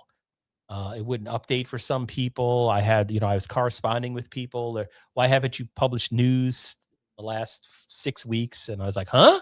I mean, a lot of my onboarding when I was first hired was basically just, here's how to navigate the back end of this website that works like no other website on the planet. That was a lot of the learning curve. Don't talk too loud because you will get, we're being watched, just take it easy there. But yeah, so the point being, since Jasmine was hired, it just turned things around. And I really think we're doing, I'm not unbiased, but I think we're doing the best work we've done. I'm proud of what we did last year in terms of Ansonia budget coverage. I'm extremely proud of the coverage we provided to Cassetti Rochelle race, and the way we did that. I applied for a grant from the Valley Community Foundation, which I'm very, very happy to receive. And we were able to hire freelancers, some photographers to try to give that race the attention it deserved, because, and I know people think, oh, there's no difference between local news and state news. And there is. And so, there's a lot of state races going on, and you haven't seen anything in the Valley Indy about it, because I don't know how we're going to cover it. Because I don't find and we tried this, when people are running for office, just like publishing their letters to the editor or publishing their campaign materials and just leaving it at that. I don't know if that's journalism. And it leaves us in a position where we're just letting people say whatever without independently checking it. The challenge is, like, we don't cover the state. So I remember we had former state senator Joe Crisco in here when he was running for re-election one year, and he said something, and it touched off a whole brouhaha among the Republican leadership state level, because he had misstated something. But since Ethan and I didn't cover the state on a daily basis, we had no idea. So I think sometimes when I say, oh, we don't cover the state, people see it as like complaining, but I'm like, no, we don't want to get things wrong. We're morons at our base. So we can't just be like, oh, all right. And that's why it's great. We have organizations like the Pulitzer Prize winning CT Mirror. That's why you got guys like Ken Dixon from the Connecticut Post, and Hearst is still doing a good job. They control everything in Connecticut. They're doing a good job on state news. If there's a Hearst state reporter, he's probably like, but 20 years ago we had. I get it. I hear you there. Our specialty is saying what's going on in City Hall in Ansonia, Derby, and Seymour. That's right. That's the core of what we do. Right. And yeah, if we can have anybody from those communities on there, and we can have legitimate conversations, and we're not just kind of flying in and asking surface level questions. We know what's going on because we live here and we work here, and our job is to report on those. If it doesn't happen in Derby, Ansonia, Seymour, we're kind of like, it don't exist. That's the attitude. That's not an attitude that's going to make you millions of dollars. I announced some fire calls early. We could just put the police scanner on and just like run at and then publish every thing that comes over. They're going us, someone's got a leaky bladder on Howe Avenue, 10,000 page views. We could do that, but I don't know. We don't want to. We're a little high-minded and highfalutin. We're snobs. One of us went to Yale. I'll let you guess which. Yeah, I have no idea. But That's the perfect response to anything I've said in the last 20 minutes. I got no idea. We were going through. Let's go back and check that leaderboard oh, right. because we were just stumbling upon some local nonprofits, meaning the Connecticut Lower Naugatuck Valley, that are involved there. We saw Griffin Hospital, we saw Cardi, saw St. Vincent de Paul. And if we go down a little more, let's see. Come on, we're looking. Come on, where are you at? Where are you at? Big Money. Oh, that's Center Stage. They always do really well during the Great Give. They've raised $3,471. This information could be a little old because they did not hit refresh. So sue me. BH Care.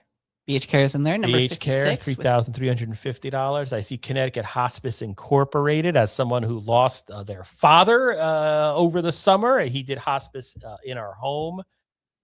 Hospice ain't easy, I'll tell you that. Hard to find, at least, well, I mean, he was in New York. Hard to finance. Adams House, we had mentioned them earlier, based in Shelton.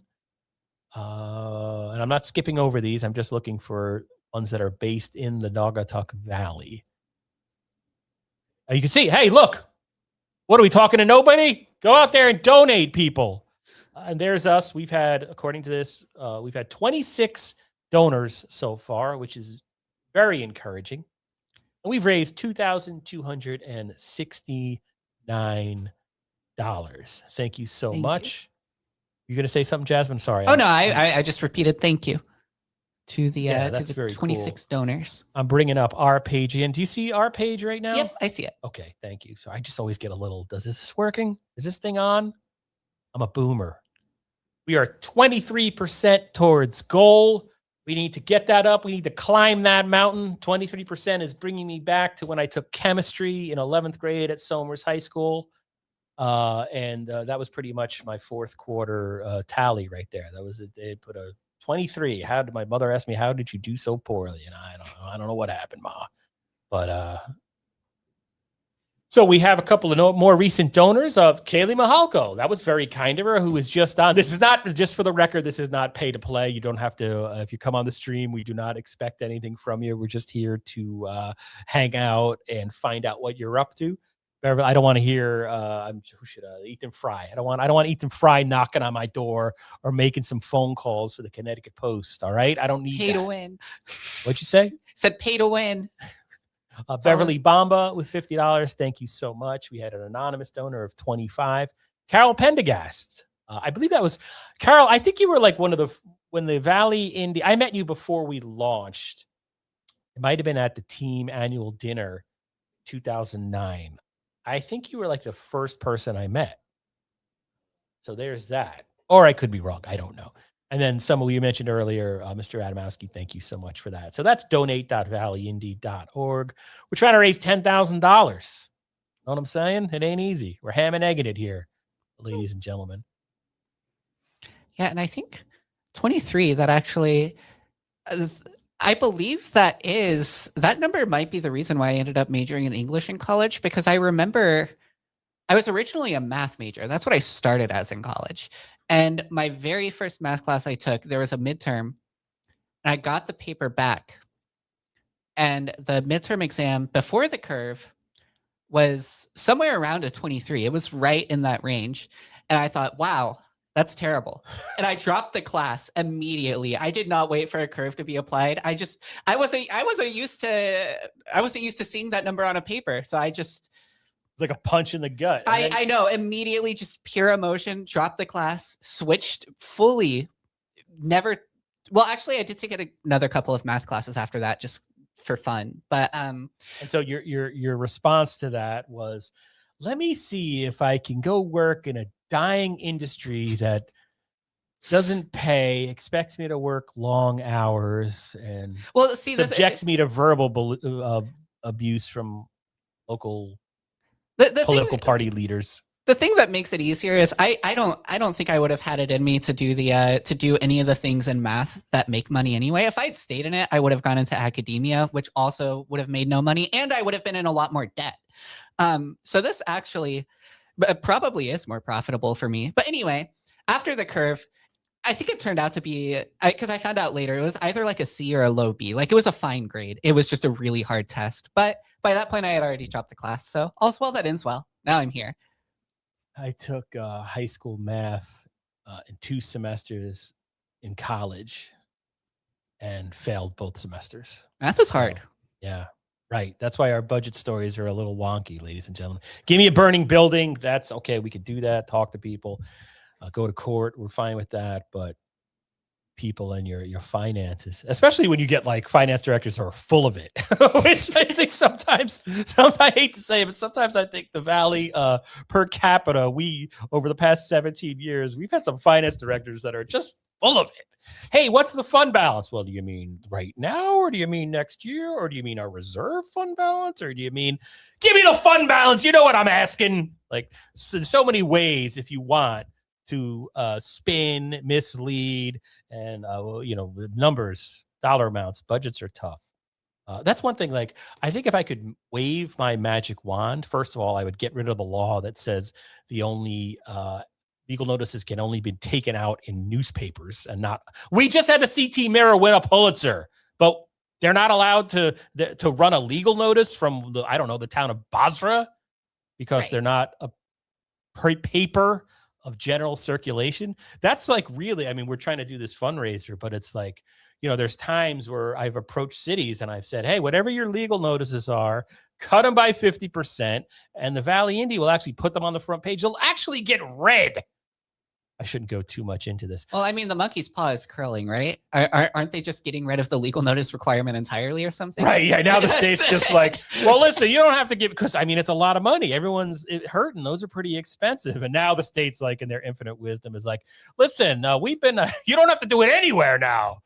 Just put it on your local town page. But we did have, I think we're going to be running legal notices for one town within our community. I'm not ready to like yell it yet because I haven't seen any, but I was approached by one, and then another said, okay, we'll do it. And we're very appreciative of that, because people, like, we cover the stuff that the legal notices are talking about. Like, we're actually there, so it makes sense that we're providing that content to people.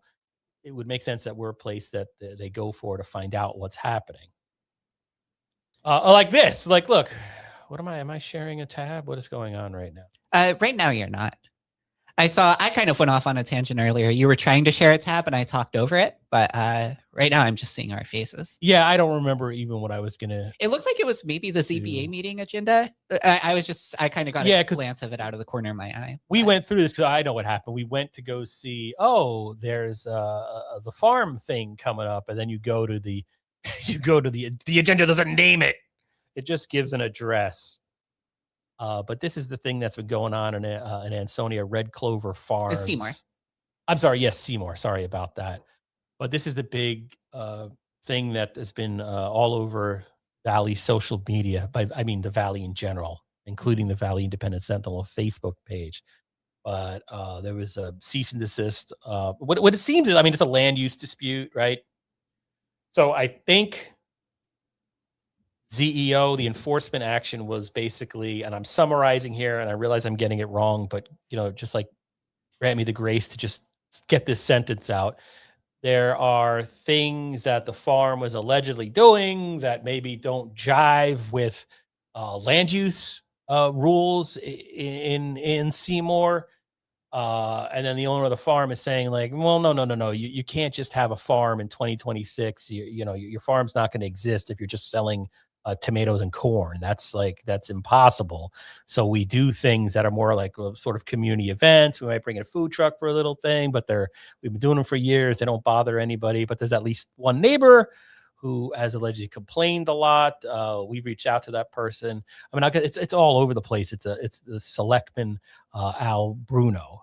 So it's a land use thing. I guess, like, if I could wish for a positive outcome, I would say, like, I hope there's a way that all sides can walk away with a victory on this one. It's like I was telling Jasmine yesterday, the hardest stories to report are like just neighbor to neighbor disputes. Mhm. Like there's a reason, I mean, they happen all the time, but there's a reason you don't really always read about them. I mean, they're on the Facebook forums and they can kind of get nasty, but it's really sort of sometimes news coverage can actually throw gasoline on these neighbor disputes, because I remember we and I say that because we did it when we first launched. I think in Seymour we wrote, I think it was somebody had oak growing, not oak, bamboo. And it got to the point where it was like, entered the courts, and it was really just a neighbor to neighbor dispute. But I mean, this is obviously a little more of that because you've got a farm, right? You've got somebody saying, well, this is kind of protected land according to state law. Been there since the 1900s. So people are very sensitive when they perceive the town coming in there and issuing something like a cease and desist, right? Right. Which we've gotten a few of those over the years, never from a governmental agency, but we always get like just random legal threats. It's fun. Yeah. No, I live for it. But anyway, that's the big meeting happening in the town of Seymour. And as you can see, change of venue. It's now going to be at the Seymour Community Center, 7:30 p.m. So you can go home, have a couple of drinks, eat some dinner, then head on over to yell at people at the Seymour Community Center, 20 Pine Street, up here in Seymour, Connecticut, right around the corner. You could even stop by and say hi to us. But don't drink and drive. We'll still, yes, walk. We're just saying walk or take an Uber. But we'll still be live. We'll be wrapping up. That's true. But we'll be here live at that time. I mean, look, I thought about, could we get a camera in there and sort of stream it live ourselves? I was going to say that if I didn't find a freelance writer, but it would not work. There are so many potential points of failure, but right. It's not something. Yeah. Right. I mean, and I know we're cursed to a certain extent during the Great Give. I try not to do anything wacky technology wise. I mean, just when I came in this morning, it's 7:53 a.m. Oh, we're going to be live in 7 minutes. And my computer had crashed overnight. And I was like, what? So we don't want to test the waters there. So that's that. But anyway, we're on it. We got somebody going there. It means it's money out of our pocket. If you want to make us whole, go to donate.valleyindy.org. That's an unexpected expense, but things happen. Indeed. I thought that was the beginning of a profound thought, and it was just, nope. I thought maybe mid-word it would come to me, but it didn't. So it just kind of dropped off at the end. Donate.valleyindy.org. That is a really good way to punctuate a sentence. Right. When you have nothing to say, donate.valleyindy.org. But Indeed, isn't that from The Wire? That's like a refrain from The Wire. There's one of the characters, I think one of the drug dealers. He's like, Indeed. Maybe it's Omar. I'm not sure. or maybe it's Stringer Bell.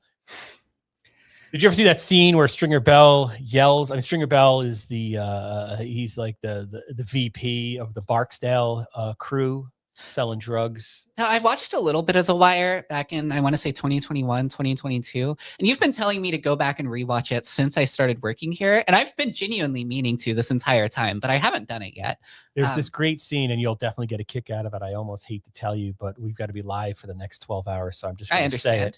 There, Stringer Bell is like number 2 in charge of this drug gang, but he's got more of the top guy is Avon Barksdale, based on a real character.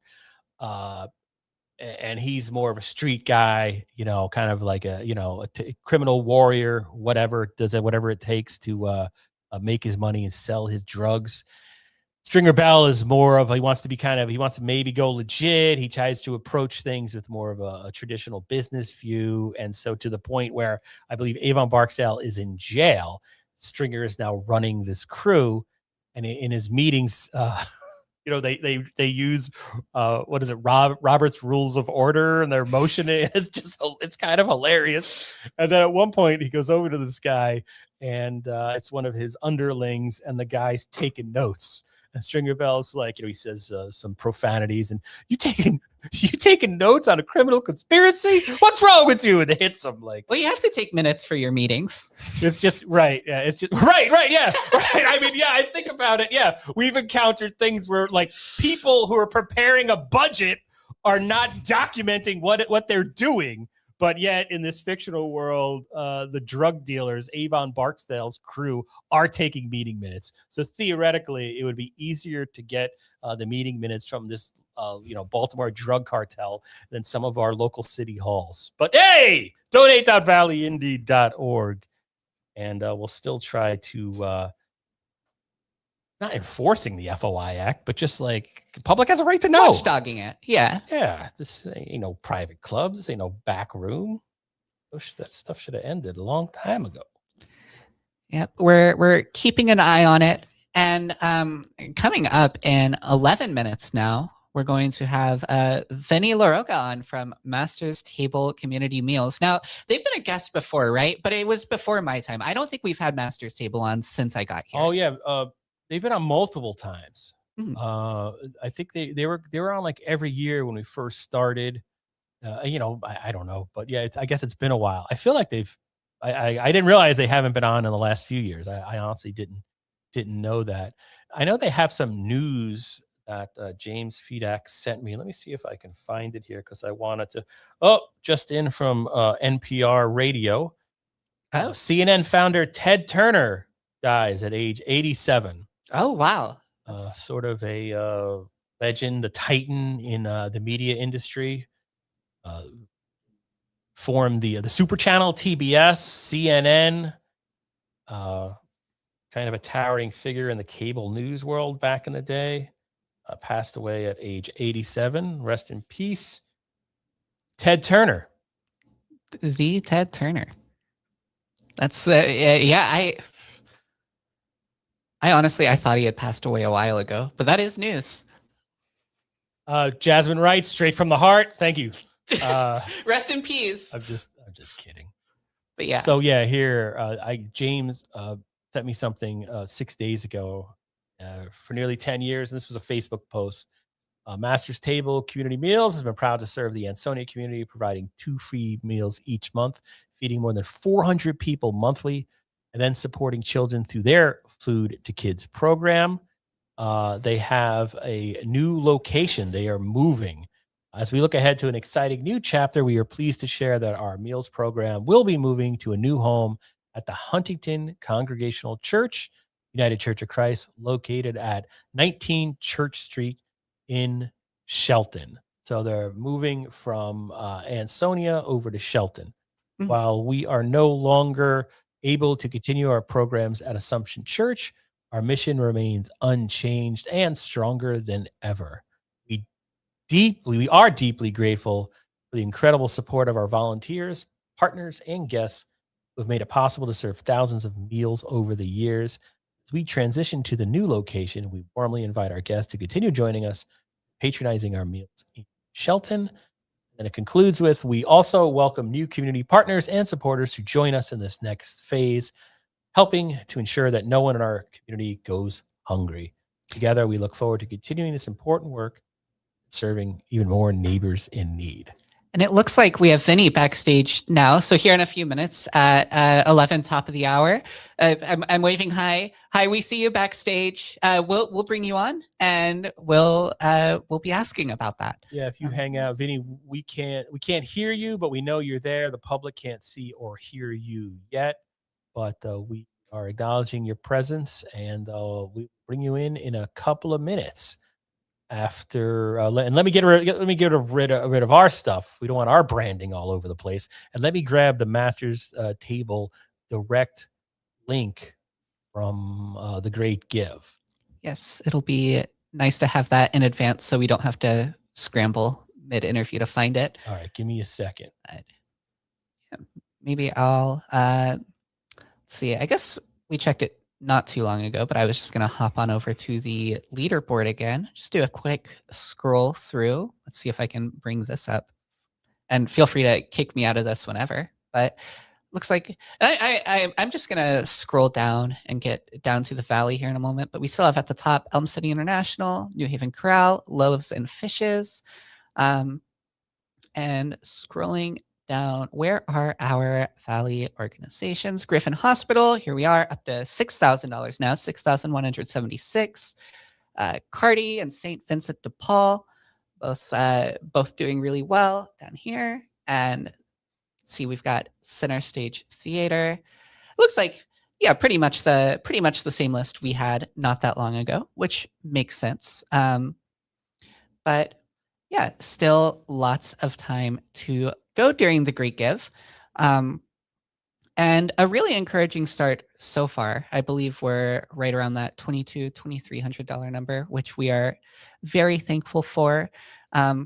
And yeah, very excited. Yes. What'd you say? Oh yeah, cooking with gas. Yeah, very excited to have. I should probably turn up my microphone when I say cliches. I said we're cooking with gas. Yes. And then our next guest, I'm going to put in here. Wait, I want to get the name wrong. Oh, right. Master's Table Community Meals. Yes. Here in just a few minutes. Very excited. I'm going to put the direct donation link in there. And this is an organization who's been they've been doing what they do for a while. It's they were. I want to say they started right around the time of the first Great Give, because I think we had James on, and it was brand new. You know? So I remember. Right, and it's been going strong as it's been going strong since then. It seems like it's right. Yeah. Yeah. And this will Good be stuff. My first time speaking with them on the Great Give, but Right, so not yours. I'm gonna step out for 1 second, Jasmine. I'll be right back. So I should have saved the leader. You're on your own. I know.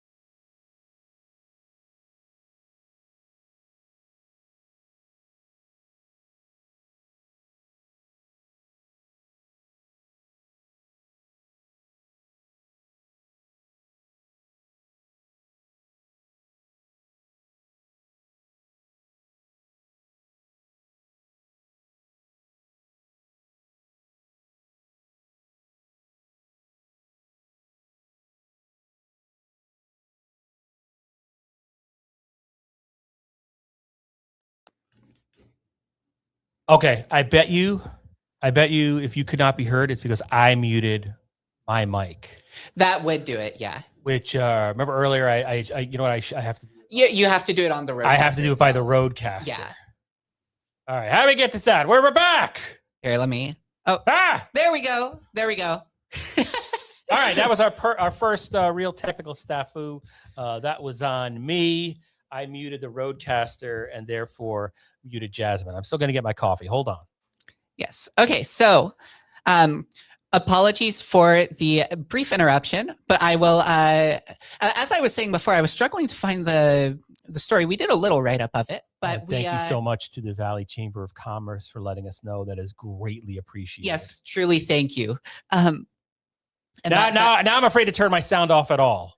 Well, as long as you do it with that slider, it's fine. That's what they want you to think. That's what they want us to think. But yeah,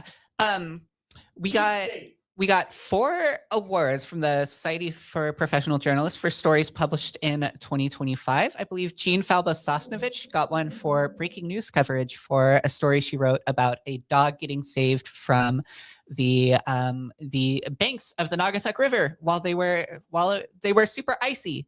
So that was great news. We got a couple of awards for some coverage we did of the Jose Morales trial last year, as well as there's a story regarding the former Ansonia library director filing a complaint with the city. Those both got some recognition from the Society for Professional Journalists. And last but not least, Navel Gazing, the Valley Indy podcast. That's right. This crappy podcast won an award. For podcasting. Yeah. Yes. I don't think they were, I think they were probably, well, actually, I read somewhere there was like 600 organizations that were in there, but that's neither here nor there because it is 11 o'clock. Yes. Jasmine. So now we get to bring on our next guest. You do the introduction.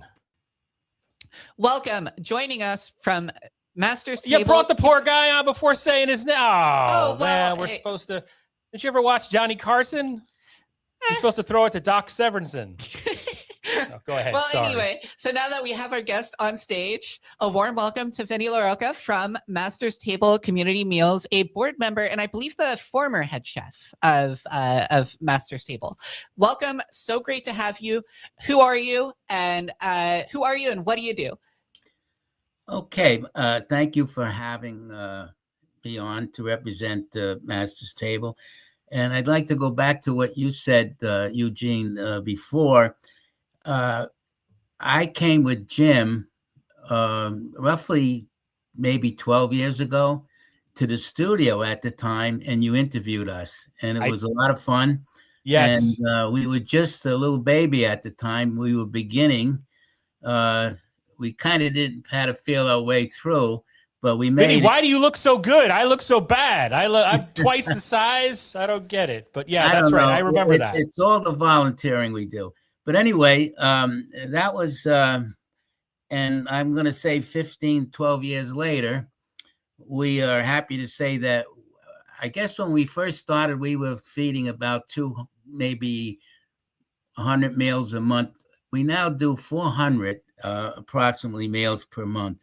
And it's been a great joy to do it. And we continue to grow, and Master's Table has been a great help to the Valley community over the years, and I was happy to do it. And we're still doing it. And I just wanted to let people know that we were up until a month ago at Assumption Church in Ansonia, but we have moved to a new location, and people can get their meals now at the Huntington Congregational Church in Shelton on the Green in Huntington. So I just wanted to get that little tidbit in. One of the things that we sponsored through Master's Table, the thing that we are hopefully will raise some money for that we've done, and again, that's a growing. It's growing too because we started about 5 years ago. It's called Food for Kids, and it's a needed program in the Valley. And back in 2022, we served 12 students at Mead School. And what we do with the Food for Kids, it's we provide a bag dinners, lunches, whatever you want to call it, for students that need over the weekend. So they will go home with something, because during the week they get provided at the school, and then at weekends they may not have anything to eat. So we provide this service to certain students who, by the way, we don't know who they are. We give the meals to the school that we in Ansonia, and the principal or whoever hands them out.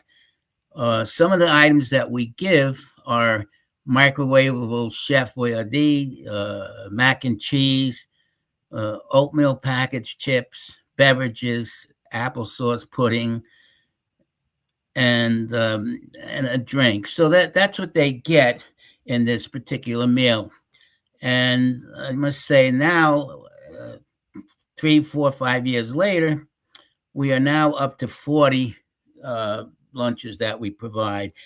And we do 2 schools now, 20 for each school. And hopefully in 26, we're looking to do 50. And hopefully in the future, much more. So that is a program that we provide for students in grades 3 to 5. And that's about it. And if you have any questions of me, I'd love to answer them. Yeah. So welcome back. I do distinctly remember you and Jim coming on back in the day. We were a baby organization in a lot of ways too. I didn't have this fancy microphone, right? But I mean, one thing we're talking about here is food insecurity, and specifically food insecurity here in the Naugatuck Valley, which is a big issue. We know that all the demand, as the prices of everything has gone through the roof, it is getting harder. And why pay has not matched the increases to the cost of goods. You know, more and more people are going to places like food pantries and things like that. And I thought that one of the things that set Master's Table Community Meals, when we're just talking about their traditional meal program, that is, you know, it's not like stereotypical. You think, you know, my father was a New York City police officer forever. And I remember as a kid going into the Bronx, and there were like soup kitchens, you know, where it'd be guys hanging out, and it was like a buffet thing, a line of people. And God bless that it existed for people. But Master's Table is also about fellowship and community, which always struck me when Jim would describe it. It's a talk about that a little bit, because that part of the mission is equally important to what you do. Yeah. There's no strings attached to whoever wants to pick up a meal.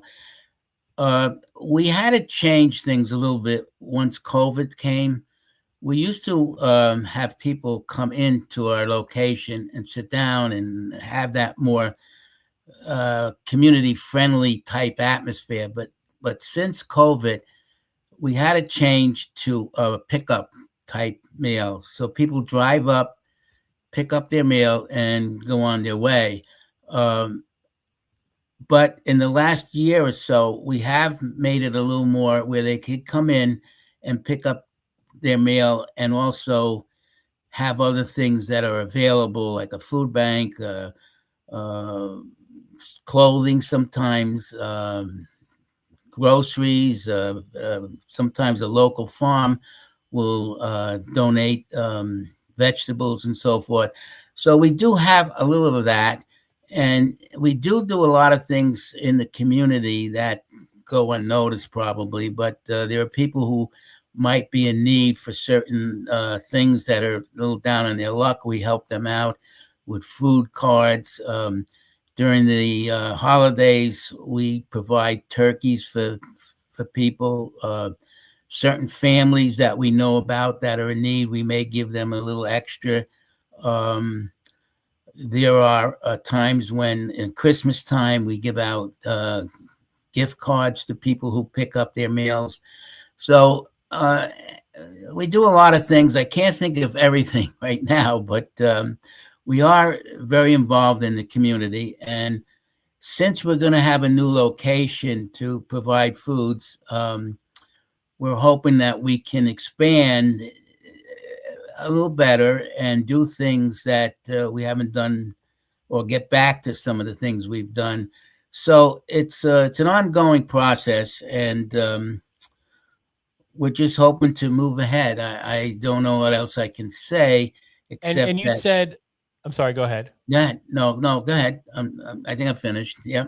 The new location is Huntington Congregational Church United Church of Christ. That's at 19 Church Street, Right. over in Huntington, you said, which is a part of Shelton. Yes. So you've been there, you said, about a month. Can Yeah. you walk through like what goes into getting ready to feed? I think you, however many people show up. Well, I imagine it's a lot of work, and a lot of volunteer work, a lot of yes, people. we average about 200 per serving. There we go. So 200 meals. We have a oiled machine, so to say. We have about 20 volunteers that alternate at each time. We do everything that same day, just about, so that we start early in the morning. Like the cooks will come in a little earlier and prepare the food, and then we have it's like an assembly line. We package everything, and by 3:30 we're ready to serve. And again, we have a tremendous volunteer group that come in, and they know exactly what to do. And yes, it is a lot of work, but we've been doing it now for a number of years, so that it's very well organized, and it works very well. And let me ask you, Yeah. what do you, from a personal, spiritual sense, community sense, what do you get out of the work that you do? Well, Master's myself, I'll tell you a little bit about my story, how I got involved 15 years ago. I had my own food service business for years, and I was nearing retirement. And I knew Jim through my son, who they were planning on organizing this back 15 years ago. Jim had this vision that he saw the need in the valley to feed people. So Jim was at my son's house, and I happened to be there, and he said, I want to do this, and we're going to do a spaghetti and meatball dinner, the first one. And I sort of said, okay, but then I said, if you ever need me, I'd love to get involved. So the second meal I got involved, and I never stopped. And for me, it was like giving back, in a sense that I just enjoyed the camaraderie. I enjoyed just helping people, even though there were people who probably didn't need the meal, but just wanted to be there to, the camaraderie of being, maybe they were lonely, maybe they needed somebody to, just to be with. So that was the objective in the beginning. And then as we grew, I became more involved, and I just enjoyed giving back to the community that I've lived in. I lived in Shelton all the years. And so it was just a good thing to do for me personally. And then I think Jim was a very dedicated person to the cause, and working with Jim and Jeanette, it just was a good thing to do. I just felt good about it. That's my story, and I think a lot of the volunteers feel the same way, that they're helping others in need. That's the most important thing. Do you have any need for volunteers, or are you good in that regard? And if you do need volunteers, how would someone approach getting we involved? we always need volunteers, but fortunately, we have plenty, and sometimes we have more than we need. People want to help, but That's a great problem to have. Yeah, we never turn anybody down. So if people want to volunteer, they can go to our website, and there's a way of notifying us. And I don't know if anybody listening wants to know more about Master's Table and what we do. We have a great website that's available, and we have a newsletter that we put out now at least 2 or 3 times a year. and it tells you all about what we do, how the meals are put out. We have photographs of the way it's served and the way it's put together.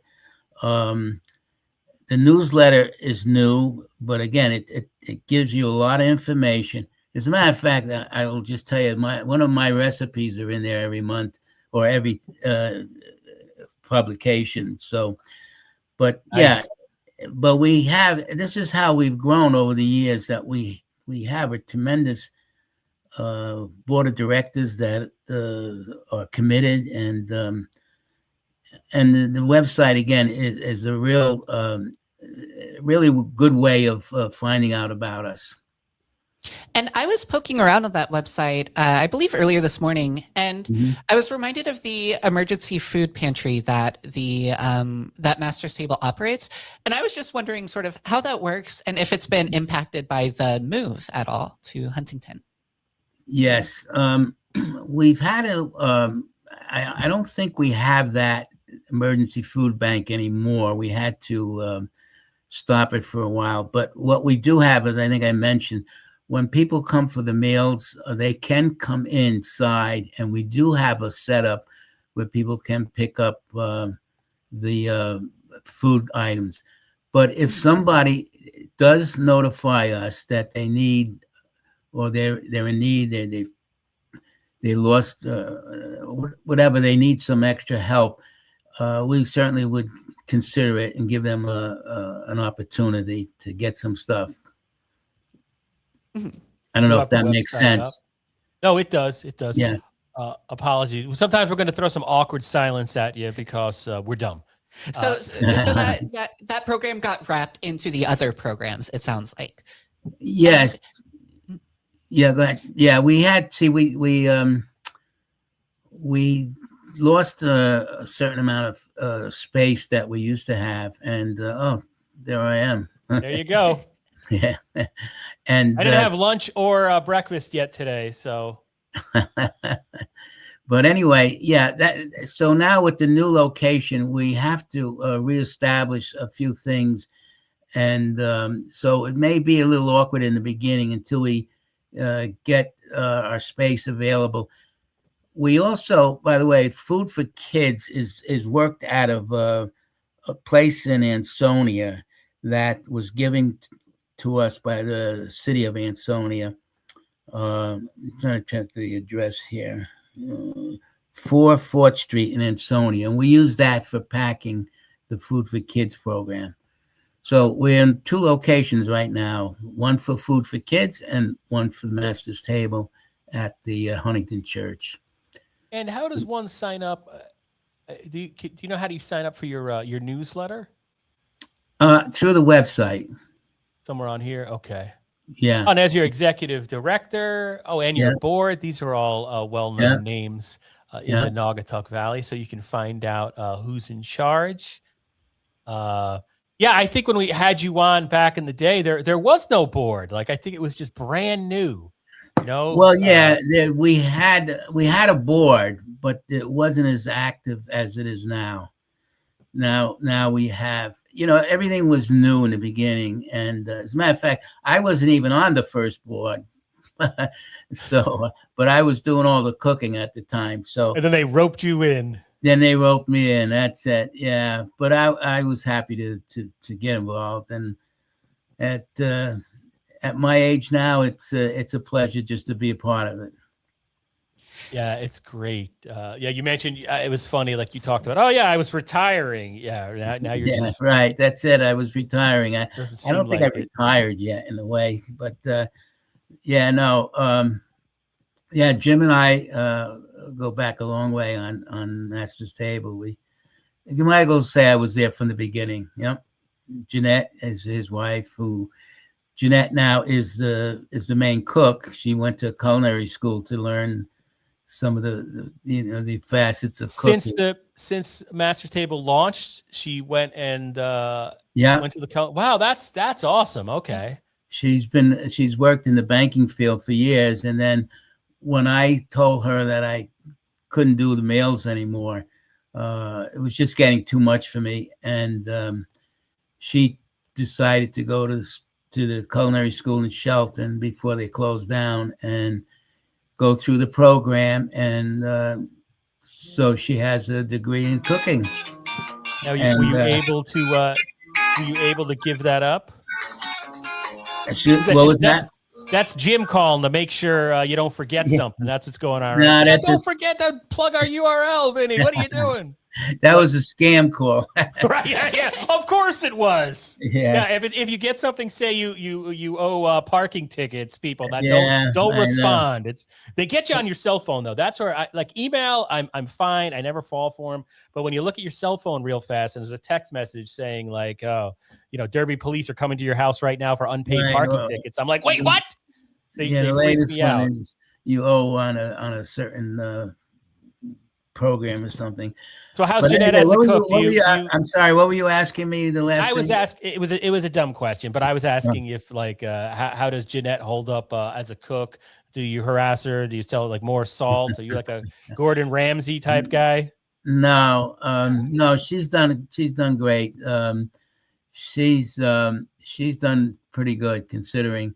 And the meals have been more simplified in the last few years, just so because of we have to package them and we have to find, before when we were in the beginning, we used to offer a buffet. So it was a little different. People could come in and there was a buffet served and different things like that. But now everything is pre-packaged. So it has to be a little more simpler to do, because otherwise you'd never get it out and get it done. So Volume, the amount of people you're helping. right. Well, as I'm saying, we're doing 200 each time. So that's it's a lot. And the meals are geared towards that for packaging purposes. So, Gotcha. but that's not to take anything away from Jeanette. She's done a good job and very proud of her. Yeah, the reporter part of me is trying to stir up controversy. That's all I know. You know what I mean? Go ahead, Jasmine. Yeah, well, one thing you mentioned earlier is that these are very much like no strings attached forms of assistance, types of help. And you also, Master's Table, it started with a very social vision that's sort of, working out how to do that in a post-COVID era. But one of it just seems like sort of the way a lot of programs are set up, where maybe you do have to jump through some hoops, prove this or that thing to sort of get access to help. It seems like it can add a degree of emotional or mental strain on top of, if someone is financially struggling, that's already its own degree of mental and emotional strain. Is this something that you've heard from people over the years? Is that like, have you had many chances to talk with the people that you serve, and what have you been hearing from them? I haven't personally had a lot of contact, but I have seen people over the years at different locations where I might have been involved with, and we talk, and they're very grateful for what we've done. And I could say this: I have seen people who have been with us, I'm going to say close to the beginning, that still come and get meals. And a lot of people are grateful. And unfortunately, when we had to make the move this year, some people weren't happy because, they can't get to Shelton. So, yeah, it is kind of a bittersweet thing. But there are people who are very grateful, I must say, over the years that have used our service, let's say. And we have done a lot of good things again, that we've heard people don't know about, and they are very grateful, like helping them out who have needed some need over the holidays, done certain things. Yeah, I'm going to say I personally don't have a lot of contact now with people, but from what I've heard through volunteers and through some of the our board members, we get a lot of good vibes from people. They're very happy with just, that we provide this service in the Valley and so forth. So I don't know. I hope that answered your question. And what I brought up right now, this is the actual donation page in terms of the Great Give. if you want to support Master's Table Community Meals, and you should. I mean, just everything Vinny said here. I mean, we're talking about an organization that feeds people. I mean, is there anything more pure than that? I don't think so. And they got a bunch of donations already. Hopefully that will grow as the day goes on. $720 raised so far. There are these 8 donors right here that you've got an anonymous donor. You got John Trovarelli, Susan Braun, and John DeFranco, Jerry Gaspender, Lisa and Dan Hurlbert, anonymous, Mrs. Jeanette Fedak, and Margaret Sessa. So that's pretty cool. And I'm sure you're appreciative to those donors. And again, if you're watching us, I put the link in the chat. If you're watching, it's 11:24 a.m. May 6th. So it's live as of now. Very easy to donate. You can read about the program's history on this page. If you want to look up the financials, you can do that in order to give with trust. These are vetted organizations, and you have different amounts. You can choose the amounts listed above or do your own. Now that I mean, we don't know each other, but I know Vinny's been on this stream multiple times, and I just ran into Jim the other day. I was at St. Vincent de Paul pre-taping an interview for them, and there was Jim in the back helping out, volunteering, and unloading the food truck that arrived from Connecticut Food Share. So great organization. I always like talking to you and hearing about you. And Vinny, is there anything else you want to add before we call it a day here? Well, I'd just like to, what you said about donating to us. We appreciate anything that anyone would like to give. It doesn't have to be a large amount. It could be a small amount, but anything is welcomed. And we want to continue to grow and provide many more meals if we can, and help people that need our services. And the Food for Kids is another big program that we are very strongly involved in, and we hope that you will give, and thank you for the opportunity to be on, and hopefully I can make it again next year. Yeah, God willing. Thank you so much, Mr. LaRocca. Very much appreciate your time, and we'll see you again. Okay, thanks, Eugene and Jasmine. Thank you. Thank you. Now I'll unceremoniously try. This is where I don't know what I'm doing, but I'm going to remove you from the stage. So now that was Vincent LaRocca, and then I'm going to rudely kick you out. You're not banned, though, so you can come back next year, but that's the only option. It says kick, which seems rude. Kick the guest. I mean, why? With StreamYard, why do you? So anyway, I thought, like, when I saw the name Vinny LaRocca, I do remember him very well. I mean, nothing else I can add to that. That's a guy who does what he does for the goodness, and that's it. Pretty cool stuff there. So that was Master's Table Community Meals. Their website is in the chat if you're watching. Their direct donation link is in the chat if you're watching this live. You can go to valleyindy.org. Let me throw their direct donation link in the chat. It's in there. Is it in there? I'm not seeing it. But what's that? And what, Jasmine? I may be a boomer, but I maybe this is a glitch on my end or so. Oh, never mind. I see 10:54 a.m. Nope, that's not a glitch on my end. That's me being unable to read. But okay, their direct donation link is in the chat. I tried to fact check and I was wrong. And the other thing, you go to valleyindy.org right now, and it'll probably still be up there actually 10 days from now because the way our site works. But look under extra if you're going from a laptop or desktop computer. We have direct donation links for every Valley nonprofit participating in today's Great Give. And you can also go, as you see the scroll across the bottom of the screen, you can go to thegreatgive.org. Does this do anything? I see. How come some people they go like that and they get fancy stuff that falls and we get nothing? Yeah, this isn't doing anything for me either. What's up, StreamYard? So it's 11:30. What I have to actually do right now is, terrible parent that I am, I didn't realize that my children have half days at their school district. So one of my kids is being dismissed right now. I have to make sure he's actually able to get into my domicile. So I'm going to step outside real fast, Jasmine, and you're going to have to vamp it. I mean, hey, this is what that leaderboard is for, right? You're going to Exactly. There are so many donate great resources for vamping. You know what we got to do tomorrow, Jasmine? What do we need to do? I mean, I'm just talking out loud, but for these dead parts, like where we're kind of like whatever, acoustic guitar, jazz, just like chill vibes with Jasmine, and you just start jamming a non-copyrighted music, right? I'll join in. I can play the drums. I was abused in marching band just like you. Right. Is it still copyrighted if it's a cover? I look, if I knew the answer to that, I'd be with Marini, and Marino. You know what I mean? I'd be like, I don't know. But no, yeah, I can do chill vibes with Jasmine. We'll just scream fair use. Exactly. Wait. All right, go ahead. I gotta take this, but it's not gonna work. Yeah, I was just gonna say don't mute on your computer because that'll mute me too. Oh yeah, that's a good point. But we have a special caller. I don't know if she wants to be on the air or not. Caller, can I put you on the air?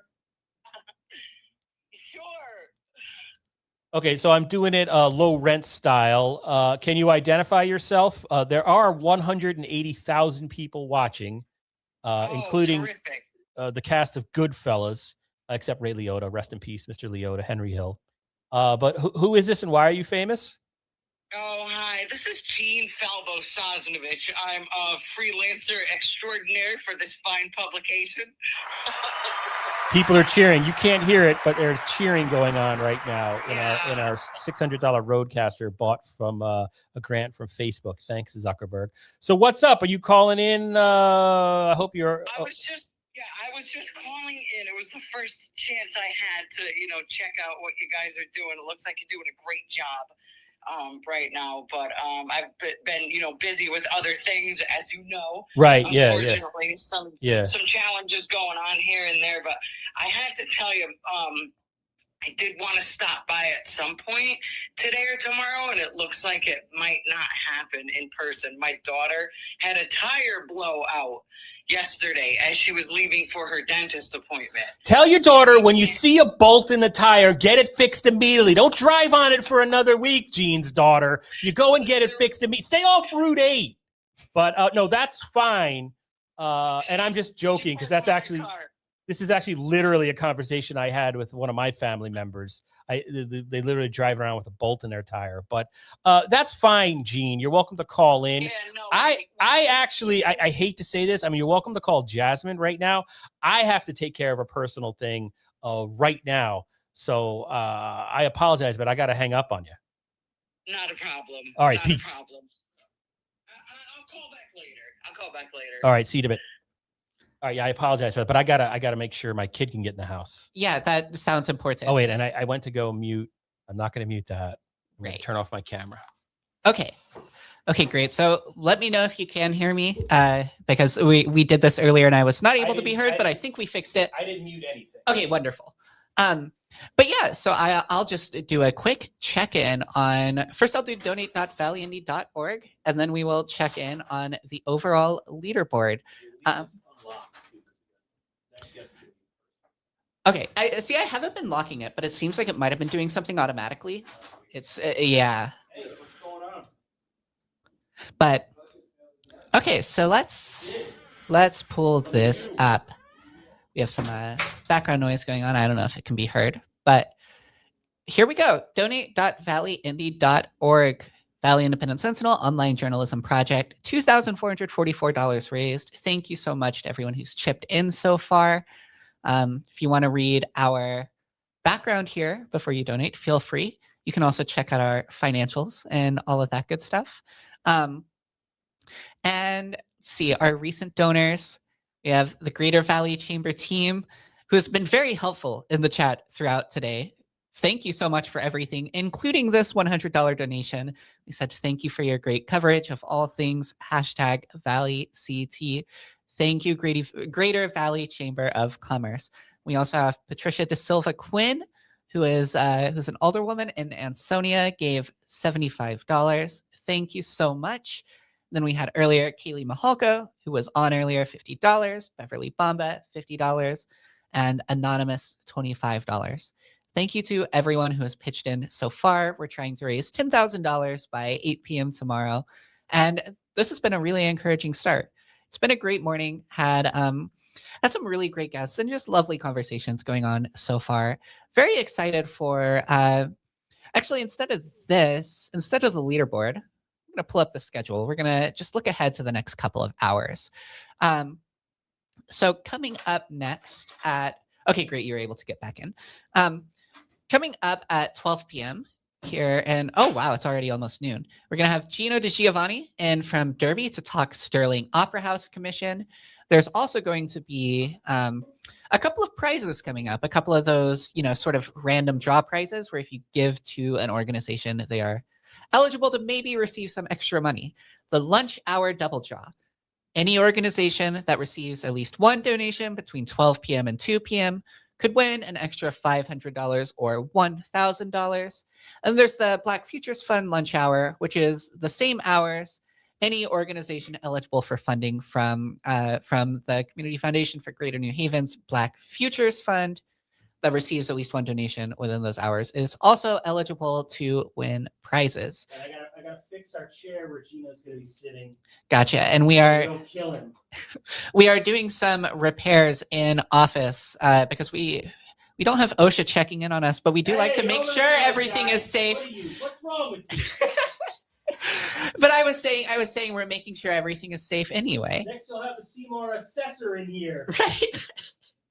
But so call the IRS while you're at it, Jasmine. So Eugenia's shouting at me in the background. It's fun to talk. Did you get nothing out of Goodfellas? Always keep your mouth shut. Never rat on your friends. No, I didn't learn from Goodfellas. I went to the George W. Bush School of Extemporaneous Speaking, where it's it's fun. Who? Extemporaneous. It means on the spot. That's where we get Bushisms from. But yes, we are all set for noon. We have our in-person setup, which will be receiving its, we've been testing it, but we'll be having our first in-person guest before too long. So that is exciting. And then we have these prizes coming up. And then at 1 p.m., we will be taking, an hour or so for lunch, which is great news for me, and I had breakfast. Eugene has not had breakfast, so it will be great news for both of us. Yeah. I could skip a few meals. I get it, funny people. If you want to insult my appearance, donate.valleyindy.org. Welcome back, Eugene. Oh, and there's a Traveler on a Mission. Okay, so you did add those. See, I don't have that on my list here, so you'll have to remind me at some of those. I will forget. Apparently everything's okay in my homestead, in my domicile. My child will be able to enter the home when he needs to. So all is good. I appreciate that. I might have to jump out again at 12:25 for child number 2. Gotcha. Well, and it's that. I'm sweating from that. All I did was I'm sweating from a text message. Hey, why can't I? Oh, there it is. There was a little delay. I was clicking the layout and it wasn't responding. Oh, no.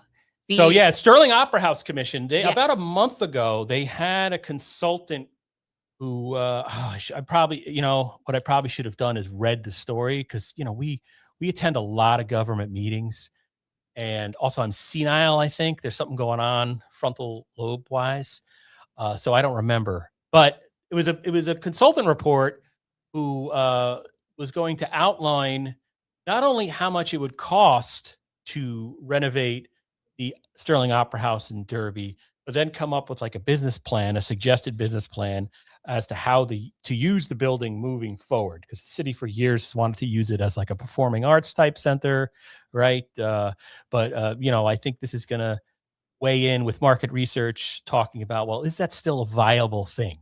You know what I mean? It's like, and I have it on a good authority. They're going to recommend a newspaper. They're going to say, we're going to put in a printing press and a radio station, and we're bringing back.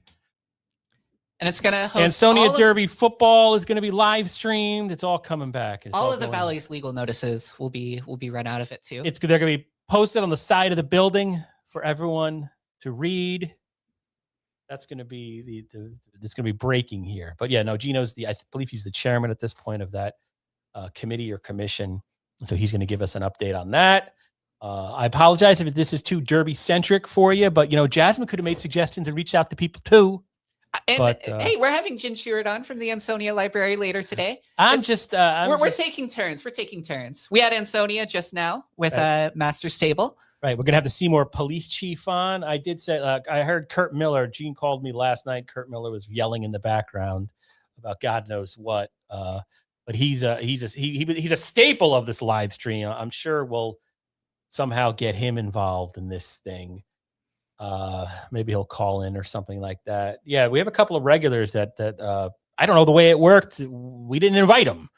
I'm not sure how that's on me though. You know what I mean? Because this year we put. Look, it's been a busy budget year. I've been struggling with an insurance claim in my home. I only got running water back in my first floor bathroom for the first time since December 2023, like last week. So there's a lot going on. Asbestos abated. Thank you. Not getting asbestos in my basement. Mostly. Yeah, the saga of your home. I believe that started, I think, right before I was hired. So that's been a fun storyline that I've been following. Yeah. No, it's great. It's great. Everything. Yeah, my house is not a money pit. I don't regret buying it. Not one bit. No. It's just the joys of home ownership. But hey, let's not even get started on the Derby reassessment, ladies and gentlemen. Do you have a 127% increase in your assessment? Nope, I rent. Right. Well, I'm talking to anybody else in Derby. Did you have type yes in the comment if your assessment went up 127%? Let's see how many yeses we get. Oh, look, 1. It was me. I had to go appear in front of the Assessment Board of Appeals, stated my case, and I prepared like all day Friday for it, right? And then all day Saturday, I went over my speech with my son, like, because it said you have like 5 minutes. I timed it. Yep. And how'd it go? I don't know. At the end, they said, well, what they were doing was, and I appealed my assessment once before, and they lowered it a little bit. And I think in whatever algorithm, the assessment guy, the company they hire, who knows? I think they just looked at my house and said, oh, it's 1,900 square feet. Allegedly. I don't even know where. If you're counting some of the spaces like for rats, okay. But anyway, they wanted to have like the assessor come out or somebody to do another inspection. And like, as you just said, like there have been so many inspectors in my house, shoddy insurance people, grifting, who's that when you hire them to insurance adjusters? Like, I just was like, I'm not having anybody else in my house. I'm so done with having strangers I'm not moving. My pile of underwear is staying right there. I'm so tired of people coming into my house and poking around and breaking stuff. And so I declined, which is probably stupid because I probably forfeited my assessment, but it was just like one of those things on principle. And then I had a thing where it's like, I had complained, there was this legit zoning complaint. And I had complained to the city years ago. And, when you submit a zoning complaint, it is usually a zoning enforcement officer who comes out and inspects your zoning complaint. And the city at the time sent their economic development liaison. So it's like, imagine you call 911 and the Chamber of Commerce shows up. Like, no offense to the Chamber of Commerce, but I'm not talking about economic development. I'm talking about an industrial use impeding on a residential zone. And so I kind of got really, what is that word? Not righteous, but I just obsessed over the fact that when I asked for an inspection, they sent the PR guy. But then when I have this issue, then they're going to inspect. And so I was all like, but I can't really, whatever. I'm not. Speaking of the Chamber of Commerce, I was reading while you were out. I think we received a donation of $100 from them. Oh, that is so nice. Okay, thank you so much. Really? Wow. Oh, I should check. Did you already go through? How are we? Are we? Did we make our goal yet? Our goal this year was to reach our goal before we went live, so we're not awkwardly keep saying donate.valleyindy.org. Donate. I'm thinking about the Jerky Boys. I think you're gonna buy this car. I think they were the most recent donation the last time I checked. So I don't know if it's changed since then. It hasn't been that long. It's been, what, 10 minutes maybe? How are we towe's the goal of $10,000? We are a solid 25% of the way there. 25%. We're doing it $100 at a time, ladies and gentlemen. $100 at a time. We're trying to raise $10,000 ourselves for this nonprofit. I think we're a pretty bare bones operation. We are incurring a lot of elevated costs because there is a new website, total redesign. So we don't bear all of it, but we do bear a percentage of it with New Haven Independent online journalism projects. So there is stuff going on. We're grateful to have this office. Our office went up a little, but I can't complain because we were at the same. Okay, my son has arrived home. Let me just get back to him real fast. We were the same for a long time. But then again, this office was essentially a closet because I was not coming up here. Once I got used to being in my home office in my basement, my later to be discovered asbestos-filled basement, I worked for years down in the basement, breathing in asbestos. It happens. I think we started using this office in earnest, like around the time that I was hired, because I remember, sort of furnishing the office. Yeah. It's essentially been your office, but there's one thing that I've really had trouble managing is just having two kids in this type of work. Mm-hmm. I just turned my fan on. Are you hearing like a whoosh? You'd hear it. I can't hear it in my headphones. If you can hear a fan whirring in the comments, let us know. Oh yeah, because I'm sweating. But yeah, it is hard to kind of manage. All right, so I get up at 5 a.m. I check the website. I got to bring my kid to school by 7:20, and then there's a lot of times where it's like, okay, I can drive up to Seymour, or I can just start working in the office I set up for myself at home. And a lot of times I just go to that because I still try to be home for my kids every single day. Oh, Gina says no fan noise. Thank you very much. I appreciate that. So, it's been, Jasmine's working a lot alone. So, wow. That's the nature of the beast. That is. Journalism hates you. It's true. We work in a dead field that we are working on reviving. We're in a dying industry, ladies and gentlemen. It doesn't pay anything. Expects everything. No, but those are very real concerns and very real reasons to be working from a home office. I sort of have the opposite thing where I just have a pretty small living space, and so there's not a whole lot of room for me to divide between, okay, here's my living space, here's my workspace. So for me, it's great to have this office just because this is my workspace and home can be sort of a little more of my home space. And then it's also great for things like this, like for the Great Give or for whenever we're managing an election night and sending people all over the place. It is nice to have a hub. I do miss, in the grand old days of the Valley Indy, we did have the office at 158 Main Street, which has now been converted into apartments right at the Ansonia train station. And that was like more room than we needed. And for a while I worked there alone, which was like really kind of scary because the whole building had essentially cleared out. But that we had, like, you'd walk in and it was like, because it used to be a psychiatrist's office. So you'd walk in, there was like kind of this pseudo waiting area that we really didn't use. And then there was this tiny little office that I used at first. And then there was a third room where you could, which was probably bigger than the room we're in right now. So we did downsize, although our rent went up to be in fancy Seymour, you know what I mean? La on Main Street. Our space is slightly smaller. But this is a secure building. Like, try to get in here at night. There's lasers in here. You'll never do it, ladies and gentlemen. And I like Seymour. It is Ansonia. When we first moved to Ansonia, when I found the office, it was like Ansonia was a ghost town. I know I say this all the time, but Main Street was the fact that we were able to, a nonprofit news website that nobody ever heard of was able to secure an office in Ansonia on Main Street. It's like, we couldn't do that today. So the change that happened in Ansonia has been wonderful. And Kaylee mentioned it earlier when she was talking about From the Electronic Valley about setting up an organized effort to patronize restaurants in Ansonia, similar to that what they do in New Haven. I thought that was very interesting because Ansonia's Main Street could pull that off because there's a lot of different restaurants and whatnot there, a lot of different places. So that was cool to hear. But the last days of the Valley Indy adventure in Ansonia, we didn't pay for our electricity, and the responsible party would sometimes not pay the bill either. So, as you know, we're bare bones, but it would become difficult to do this work and not have electricity. What I would do, I figured something out.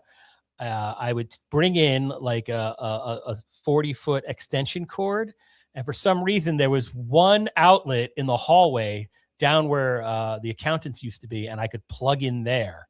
And then I bring in a power strip, and I did a podcast like that. I had a guest come in. I was like, hey, look, we gotta finish this by 4 p.m. before it gets dark. We gotta be out of here. Oh, so I say OSHA isn't inspecting us and I get in trouble, but now we're stealing power. Yeah, well, and that's why Derek Lundeen, the Ansonia Fire Marshal, won't return your calls. He doesn't want to deal with us. He saw what was going on in there. Well, people don't return my calls, I think, because I have a North Carolina number. So everyone thinks it's a scam call. Oh, that could be it. Yeah. I mean, I've heard this before, and it's probably I should look at getting my phone changed to an in-state number, because I've heard it before. People will say, oh, I saw you had a North Carolina number. I think actually Jim Fedak said this to me. It took a little while to get in touch with him. And then he was like, oh, yeah, sorry. I was ignoring you. Yeah, because you're from North Carolina. Gino DiGiovanni, who's going to be here at noon, says there's no fan noise. I appreciate that. He says, is lunch ready? Funny story. I ordered an extra meatball parm from Roma's on Wakely Avenue yesterday. And my wife, God bless her, she picked it up, and I was like, all right, I'm gonna put that sandwich aside, because every year during the Great Give, we never have time to eat. We always screw that up. And I'm like, I'm gonna bring lunch, because what did we buy the other day? A refrigerator. So I'm gonna, and of course I forgot it. So no, Gino. Lunch. Thanks for bringing that up, but lunch is not ready. That reminds me, we should do the extra camera. Make sure that's test working. that out. See it. Oh wait, I have to add it to the stage. Yeah. Is it crooked? I got to get rid of our party light. It looks like it doesn't even make a difference. How do all these streaming kids do it? They're always like, you tune into any stream on YouTube, and it's like a 12-year-old with $12,000 worth of production elements, the background, right? Like the overhead on these small streams is crazy. All we have is that's my that's the $2 light bulb that we never turn off. But let me get rid of that party light. Yeah, and I have a ring light, which may or may not be helping. I think it probably is, but I think we splurged on that a little while ago, and that's most of our production value. I mean, we have these microphones, we have a ring light, and we have the blue light bulb in Eugene's background, which is currently turned off. But is this camera still on? Yeah, that camera is fully still on. Oh, great. I just saw my... All right, I got a couple of chins.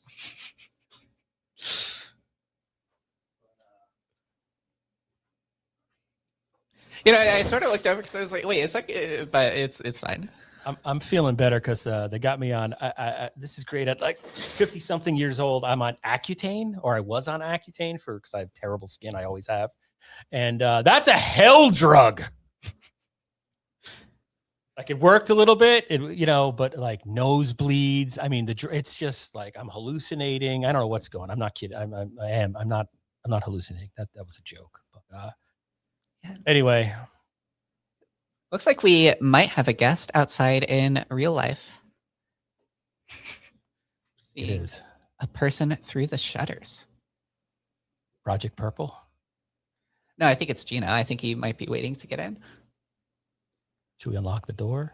Oh, maybe. He's 8 minutes early. Should we let Gino in? He can't hear us. That's true. Let him in at 12:05. 12. You're the closest to the door. What'd you say? You're the closest to the door. Do you want to let him in? Oh, yeah, I can. I'm trapped behind this table, but yeah, I'll let him in. How do I? Actually, I'm gonna let him in. I'm gonna run out for a second again. Okay. Yeah. Somehow I got rid of my own camera. You're not on cam right now, I don't think. Yeah. No. Okay. I removed that cam for now. Hello and welcome. I'll be right back. There. Hey, Gino, welcome. Come on in. So we're live, but they can't see you at the moment. How are things? Watching. You can be heard, I think, or maybe you can't be heard. I don't know. But get yourself situated because we haven't anybody sit in that chair. I did tighten the bolts on that chair.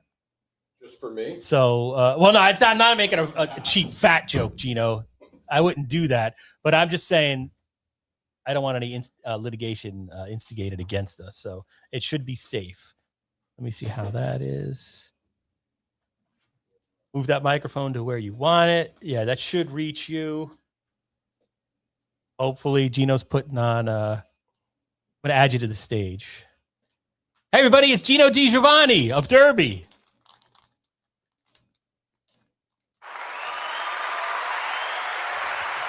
Did they hear me? I think you can be heard. Yeah. Okay. Can you hear me okay? I can't hear you in my headphones now. Yep. Hello. Can't hear me. Oh, well, you know what? Then forget the headphones. They must be busted. They're cheap ones, but you can just hear my voice, right? We'll just do it that way. We have a bunch of older Taz cams, whatever they're called, but they're of... Oh, is there volume here? No, it's only me. I control your volume, and I've got it turned all the way up, but you can't hear me. Okay. So they're busted. That's all right. Sorry about that. So you can put them aside or wherever you want to do. But we'll wait for Jasmine to get back. Oh, wait, I'm going to get rid of our banner because that's rude. You know what I mean? Go to widgets, get rid of RQ code. So, all right, everybody, we'll just start, right? I'm Eugene Driscoll, valleyindy.org. And our guest right now, you can see him in the upper left-hand corner. Oh, there's Jasmine Wright. Welcome back to the broadcast, Jasmine. So it's a tight fit, but Gino's been here before. Yeah, I love coming in person. Yeah. Thank you for coming. So I thought we would talk about Gino, the Sterling Opera House Commission. But can I start with a possible gotcha question that you're not ready to answer? Sure. You know me, I always love those. I heard a rumor. Yep.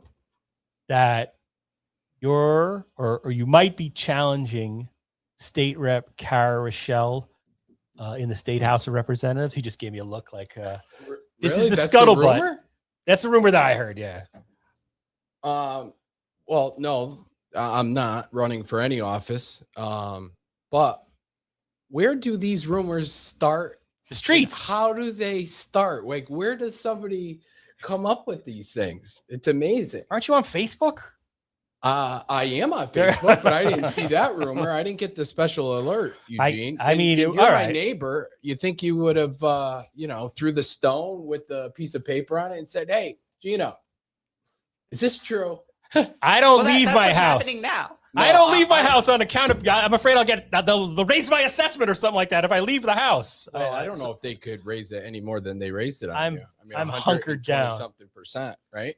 Yeah, we just had a. They're going to come back on your appeal and say it's 227% now. Right. Yeah. Or just evict me somehow. But anyway, okay. No, so that is not true. But you are the second person that asked me that. Okay. Within the last week. So I don't know where that rumor started, but that rumor is false. Officially, I will tell you, I am not running for any type of political office in this upcoming November's election.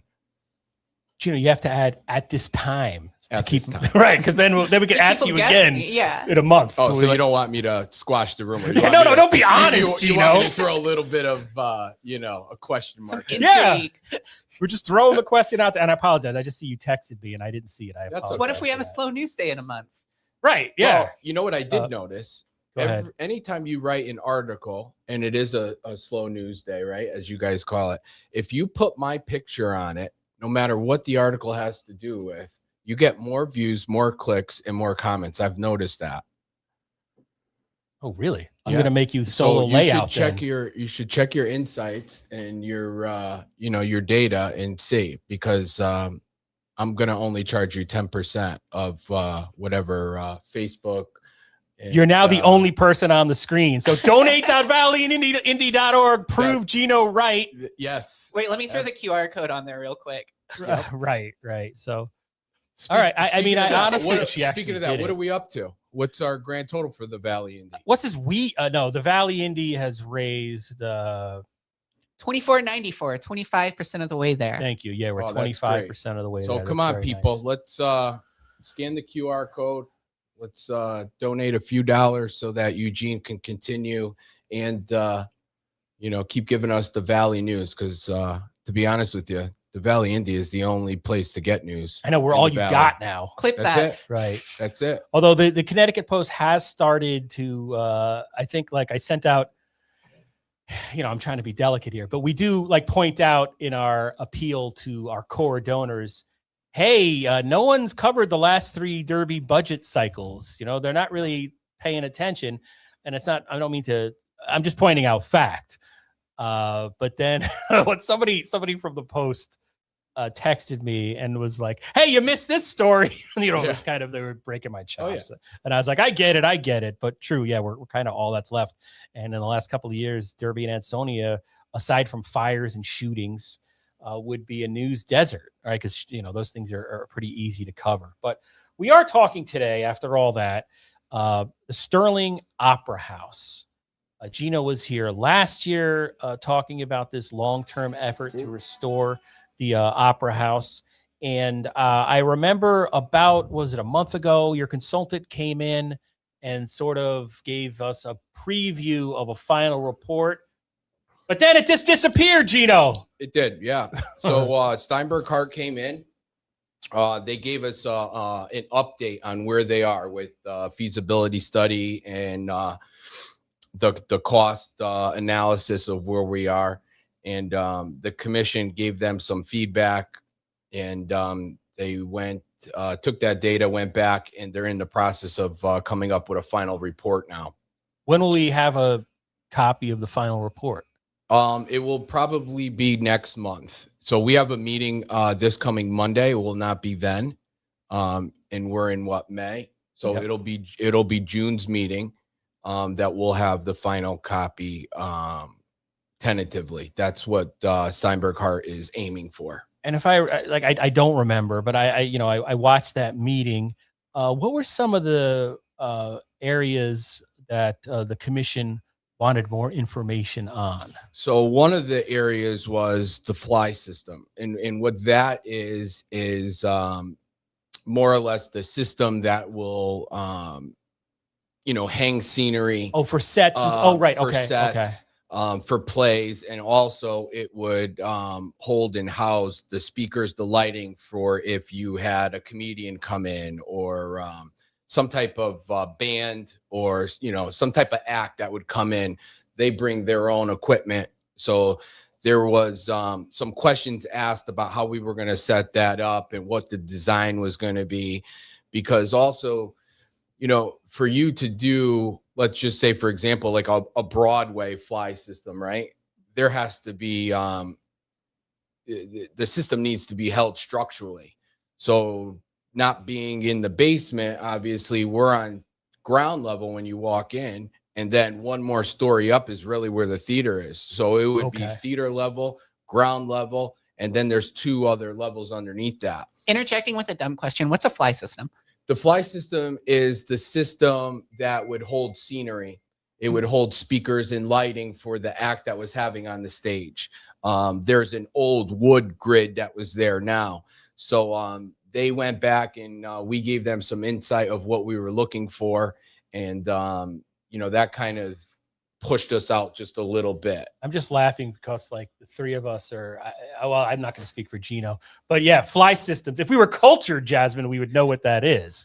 But yeah, it's the guts of the when you have a live performance. That's correct. Like a play. This is the stuff that makes it look like it looks. But like you're saying, and I remember this now. It was an interesting discussion because the consultants were kind of saying you can't really do a fly system. It would be too expensive because of the way that old theater is structured. That is correct. So now they're going back and they've been researching. Okay, we don't want Broadway level. Because I remember that was the whole there was a debate over the word, but can we get something in there that we can make work? Correct. So, and a big part of it is that, you know, back in the day, right, when they used to do certain acts in theater, groups would come and set up their scenery, you know, act 1, act 2, act 3. They would hang all these different acts in the air, and then once the curtain closed, act 2 would start, and then that scene would come down, right?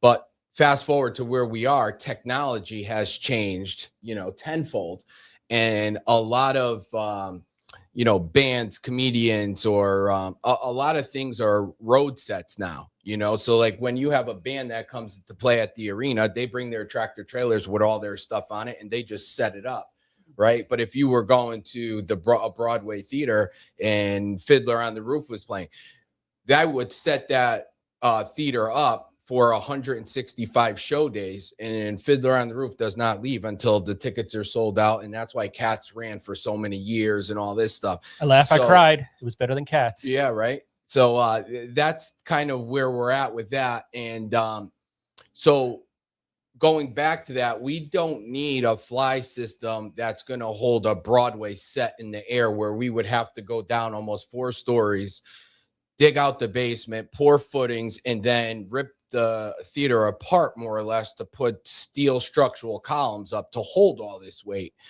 So that was a little bit of a debate at the last meeting. So Steinberg Hart now has gone back and they're going to bring us the new information, but they did plan for a grid system that's there, and that would be a structural grid that's kind of suspended, and they would have all types of chains and hoist and all that, so that when a band or you know, some type of production comes, they just hang their own lighting that's already together on to make their act work, you know what I mean, more or less. So this is more of an update to the technology that we have, you know. And I think there was a lot of terminology that was being used between the commission and Steinberg Hart that we were kind of talking about the same thing, but the terminology was different. Yeah, when like the commissioners or members of the public used like certain words, you could tell like, yeah, they were thinking, oh, you mean, oh, this theater's too small for something like that, but you guys weren't necessarily talking about that. You want to have something that would work within that building. So correct. That's interesting. And also too, we didn't want to go. And when you talk about fly systems, and I've done a lot of research, and, you know, I didn't really know what a fly system was, you know, in the beginning of this either, but there are all types of steps, OSHA safety procedures that have to get inspected. Everything, I think it's every 5 years they need to come in, update it, certify it. So for us to spend $2 or $3 million to put this thing in that's going to be used once every 5 years, the upkeep, the cost, and all the safety regulations, it would be like, you know, throwing money out the window for something that we don't need. So fast forward, you know, we're at the point where technology is taking over that old school Broadway fly system that everybody talks about, you know. So the fly system that they're going to update has a grid with all the attachments to it, so that when an act comes, you know, they attach now all their stuff to it. Gotcha. And then, you know, that we're really hyper focusing on that. But like in terms of the big picture, you know, there might be people watching who don't know the Sterling Opera House from a hole in the wall. But what is the idea in terms of the future? And did they give you a price tag? Like, is there a consensus over how that building will be used if and when it gets up and running again? And then how much would it cost? And Jasmine, you're still seeing live viewer counts, because mine keeps disappearing and then I think we're offline. I'm still seeing it. Yeah. Okay, thank you. If we have anybody that's on there and has questions too, just let me know, Jasmine. Yeah. Yeah. So yes, we're going to, at the end of this, we're going to get a price tag. And how we set this up is It's in phases. Okay. So I know that the prior study that we did back in the day, all that study had was the construction costs. So that would be the sheetrockers, the tapers, the plumbers. That was like $6 million or somewhere around there. That was just to get the trades in there for a cost. So what we did was this time is we're going to have so it's phased out, and the first phase is to come in and get the building completed to the point where you can open it up. So that would be the stage area, the theater area, and then it will be broken into phases along the way. But what we wanted was for the sake of this conversation, we wanted an out the door or a turnkey price, right? We just didn't want a number for X amount of money for the trades to come in and then have to find more money to operate it to do A, B, and C. So that's where we're at. When they give their final report with the estimated cost, it'll be broken down into phases, and then a final number will be X amount of money to do all the phases to open up the building, and also with a projection cost of I think out to 2028, I believe. So that'll give us time to start the fundraising, go and seek grants, federal money, private money, because once this feasibility study is done and we present it to the Board of Aldermen, our next course of action is going to be to bring on a partner. And that would be somebody that is in the theater business and production, something like they do with the Ridgefield Playhouse. Or I use the example, and I know people have kind of misconstrued it, but someone like a Live Nation that would come in, operate your theater or your venue, and book out acts, for 300 days for the year, pay the city a fee, and then we would block out 65 days so that our opera theater could use it, the kids could use it for their Christmas spectacular, and so forth and so on. Because the city of Derby, and never mind the city of Derby, but no municipality is in it to operate a theater. We don't have that capacity, and for us to bring somebody on would be crazy, and this is all just in discussion right now. Right. But we're going to take the numbers that they give us, present that to the Board of Aldermen in the next month or so, and then we will probably put an RFP out to search for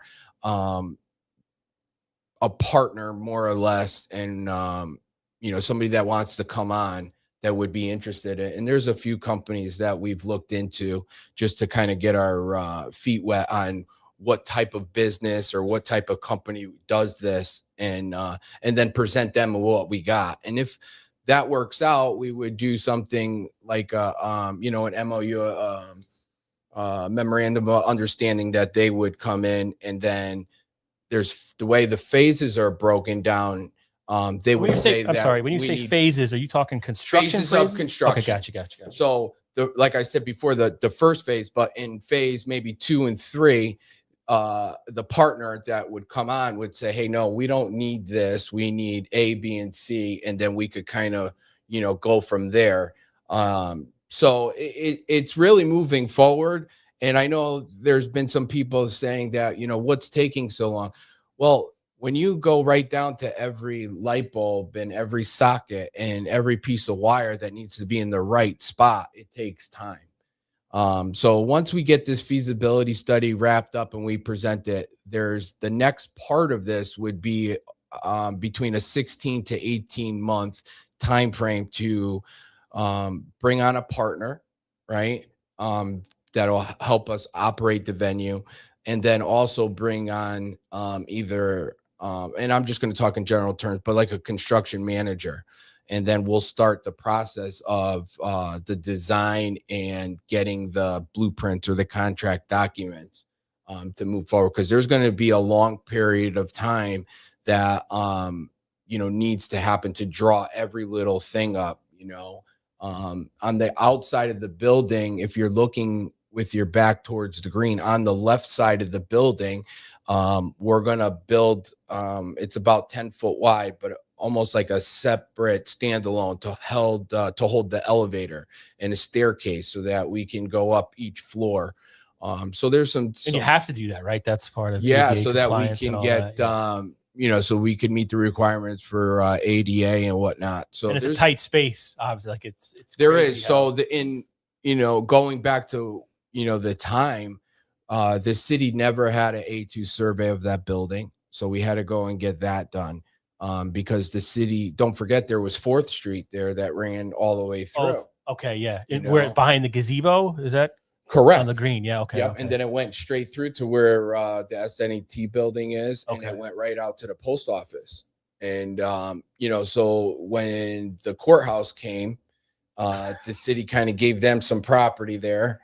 And, Connecticut took our land. That's what you're saying. yeah, and so we had to go back almost to the beginning and get that survey done to see if box A will fit in box B. You know what I mean? So there's been a lot of things, but the commission, working with Steinberg Hart, we have crossed every T and dotted every I. There's no going back. Yes, it is taking a little bit of time, but we did not want this project to get a number thrown on it or get this step completed and then say, well, that elevator / standalone addition, well, it won't fit there. And what are we going to do now? Now you got to redesign the whole thing because that's what we're going for,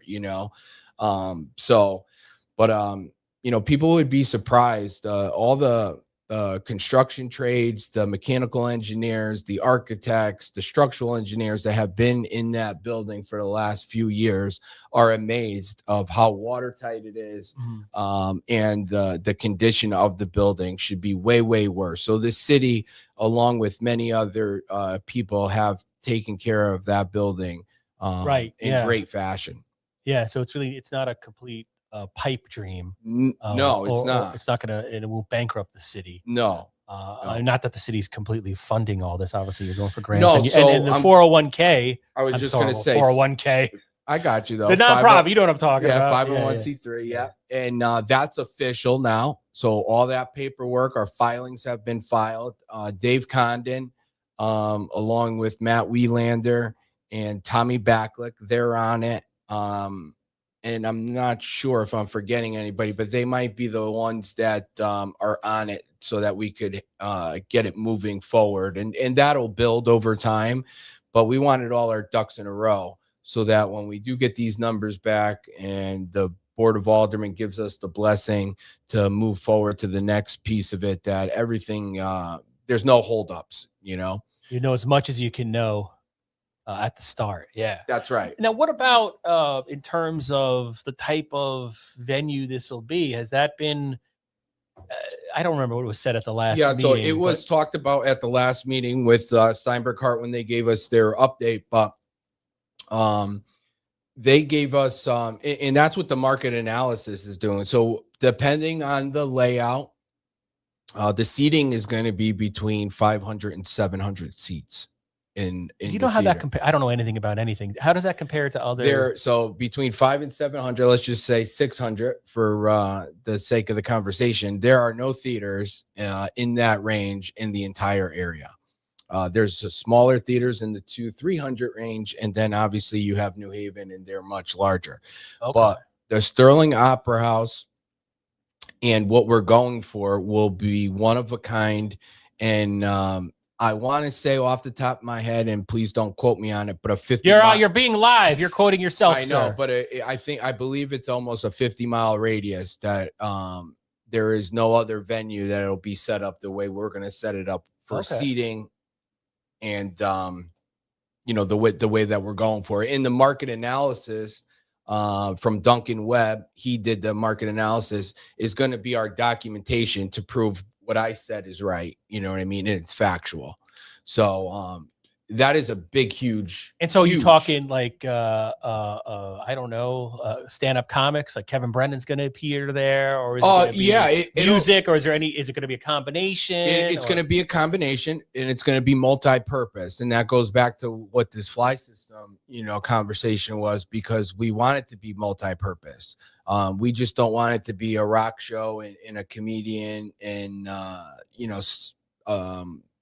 small play or something. We want it to be versatile so that it makes it easier on us as the city, but also too, so that we can book out 365 days a year with all types of, events or acts, because you'll see in the report too, is that I believe it's like $4 of every ticket sale stays in the community between dining, restaurants, rooms, staying at hotels and whatnot. So, that's a huge thing for the city. I'm sorry to interrupt. No, finish your please thought. go. No, I get the papers now every morning for my brother at the liquor store on Elizabeth Street there. And it is the old cigar store there. So, say it again. The old cigar store. Yeah. Now it's United Liquor, and it used to be United Cigar. Yeah, Georgie Drew used to. So back in the day. I get my papers, and it's like, if there's one thing, sometimes you cover municipalities, and it's always like, this is going to be the catalyst project. We're going to be paying you to live here if we can build this condominium. Everything's kind of hyped up, but you could literally see if there was a venue there. We probably get where Retro was and Fuego that went out of business. That's right. Archie Moore's is another restaurant that was a great place, but it couldn't make it. I mean, if I could just add on to ahead. that, I know a couple of I know some people in bands like Shelton, Oxford, Naugatuck, sort of from the general area. They all play their shows in New Haven. Right. And I was wondering, are you looking at like removable seats and stuff? Because most of the concerts I go to, it's mostly people standing around and stuff. So I was just wondering, is that in the cards? Is that something being considered? So that is, so there's 3 different configurations, and that's why I said between 500 and 700 seats, because on that first orchestra level, as that floor, you walk actually down. So the way that it's set up right now, designed, is different aisles, either an aisle down the middle, or people, seating, and then just aisles on the side, or it's basically different seating arrangements. But yes, there is an open floor section, down in the front with seating that can be put there. I don't know if it's removable. I don't know, I don't know how any of it works either. But something similar to that. And then also too, if you look at the stage, and on the right and on the left, there will be a concession on the next 2 floors above that. So you will not have, if you have a seat on that first upper level, you won't have to walk all the way down to street level to go buy a beer or something to eat or whatever. So there's concessions on every floor, along with bathrooms there as well. So right now where we are, the design is number 1, really efficient. Number 2, everything has been definitely well thought out, and you're going to have a building from the 1800s, keeping the aesthetics, but it's going to be the 21st century inside.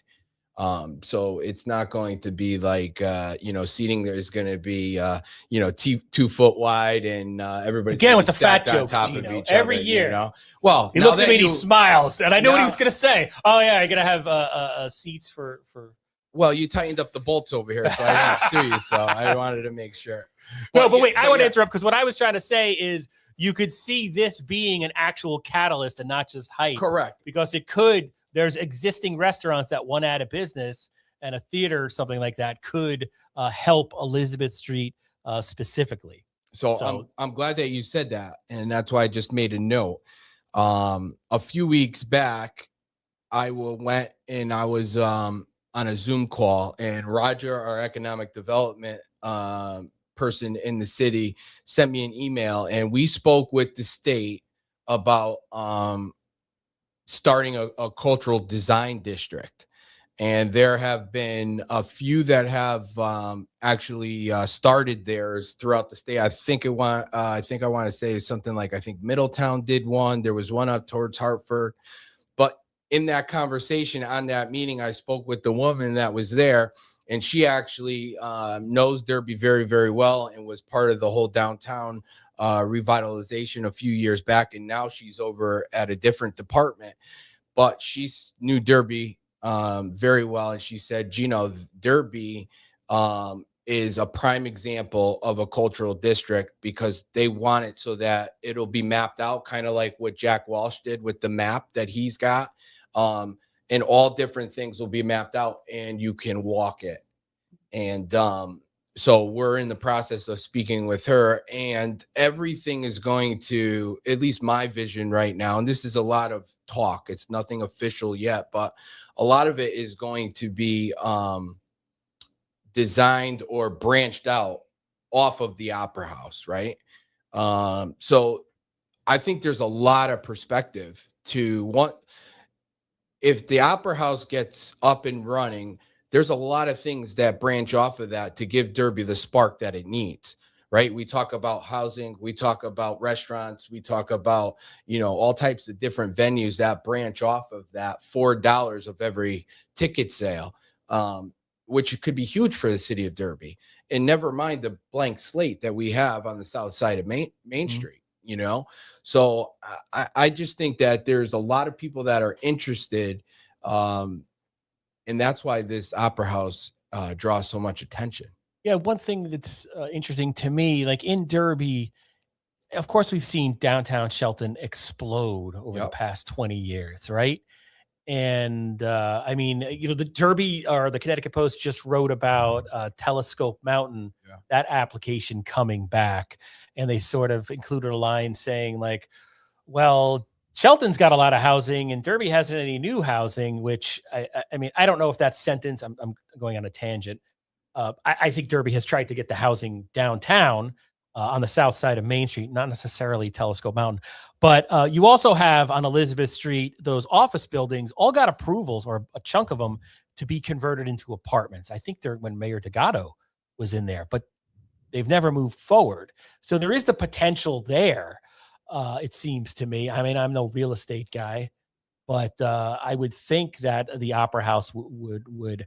It's like it seems like there should be, at least on paper, there's like Derby is this close to exploding with some new housing. And I know some people are watching this and they'll say like, we don't need new housing. I'm not saying either way. I'm just saying there are approvals for hundreds in the redevelopment zone.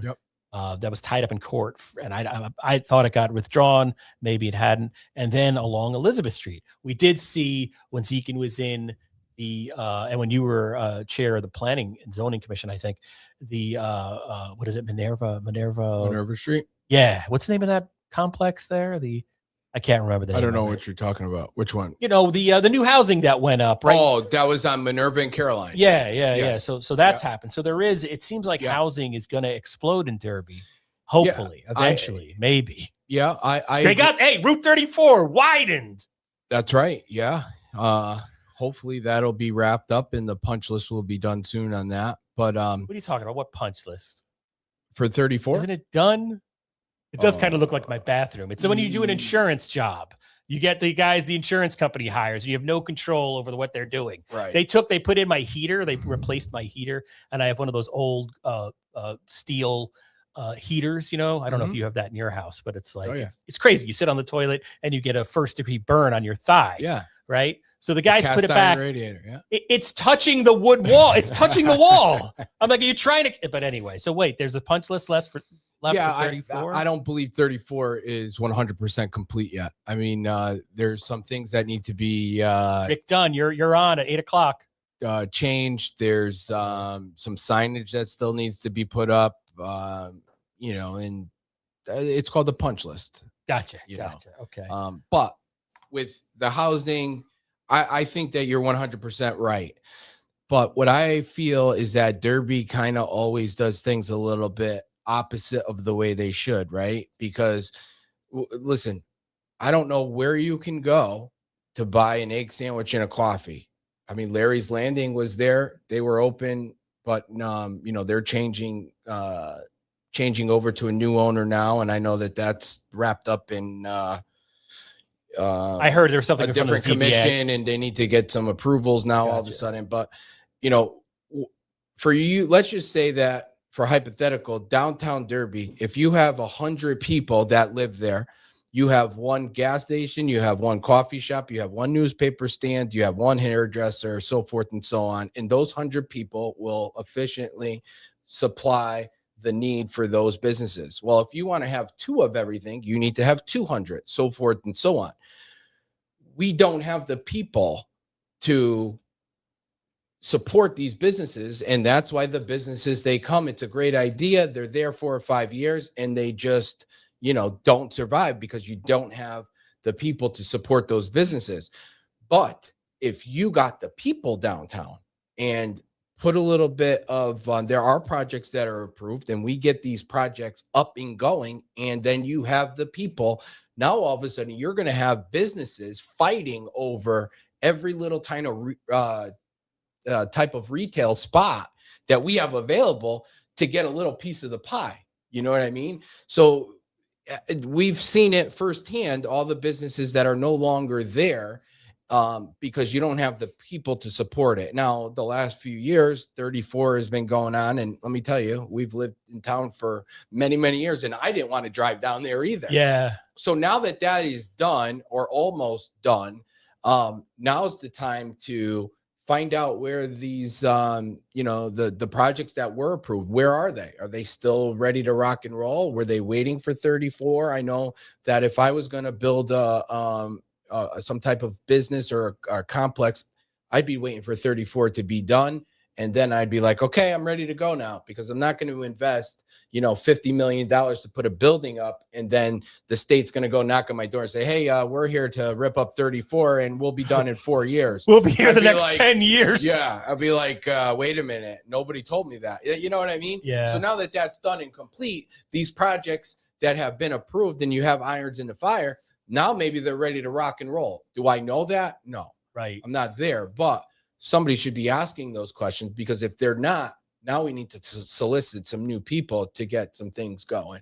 And obviously we all know government, no matter what government, grinds at a slow pace. So you need to start getting moving to get some things ready to go if this is going to happen.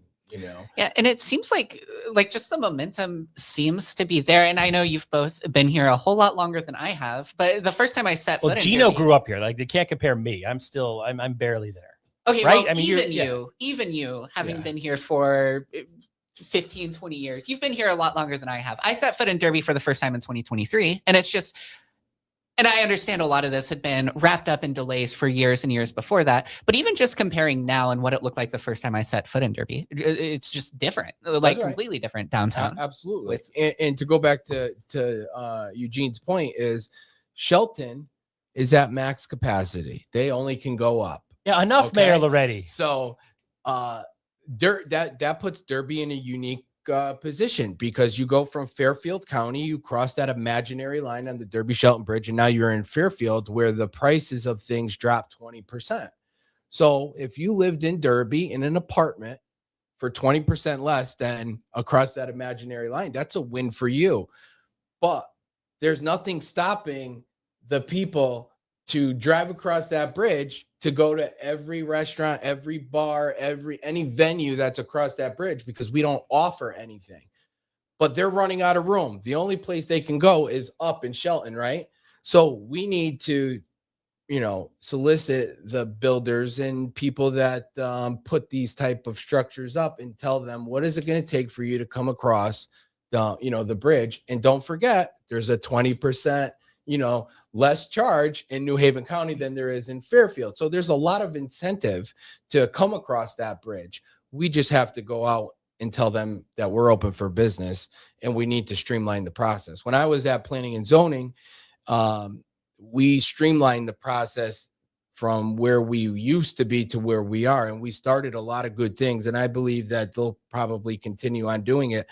But to do business in Derby, to get a permit, to go through that whole thing was quite, antiquated and old.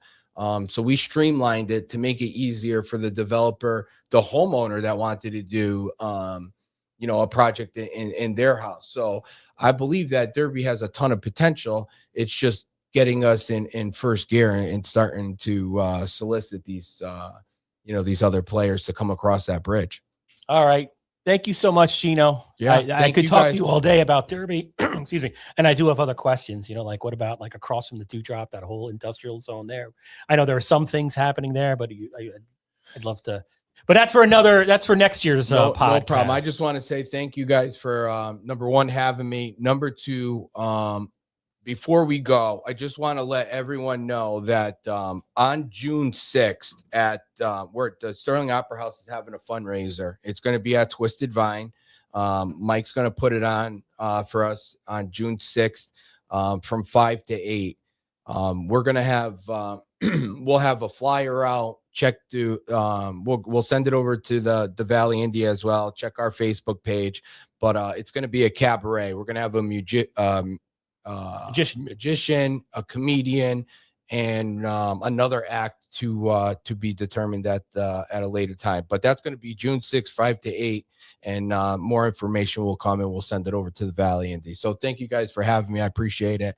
And if anybody has any other questions, just reach out. Yeah, no, just thanks for taking the time, especially to do this in person, and for making you made it easy for us because you had a ton of information. So I very much appreciate it. I love coming in person with you guys. You guys, I mean, we should. I mean, if we should have more in person. It just becomes hard to manage. But this was perfect, So thank you, Gino. Glad I could help. All right, so I am gonna remove you from our stream, and we're gonna stay live for a little bit. I guess we gotta think of lunch, right, Jasmine? Yeah, I mean, I'm probably just gonna do the takeout place for me. The takeout place, is that the name of the restaurant? No, but I don't know the name of the restaurant. It's in the okay. AutoZone Plaza. We were talking about it the other day. All right, we can park in the AutoZone parking lot, right? We're allowed. I would not trust because we'd be patrons. We were patronizing one of these businesses. Yeah. All right, maybe I'll do that. And I guess what we'll do is we're hitting our max level for Facebook. I think I think they allow you to do 8 hours. I think we're approaching 6. So we'll probably immediately kill this stream, and then it'll be a great experiment because we're going to start up part 2, and we'll see what happens then.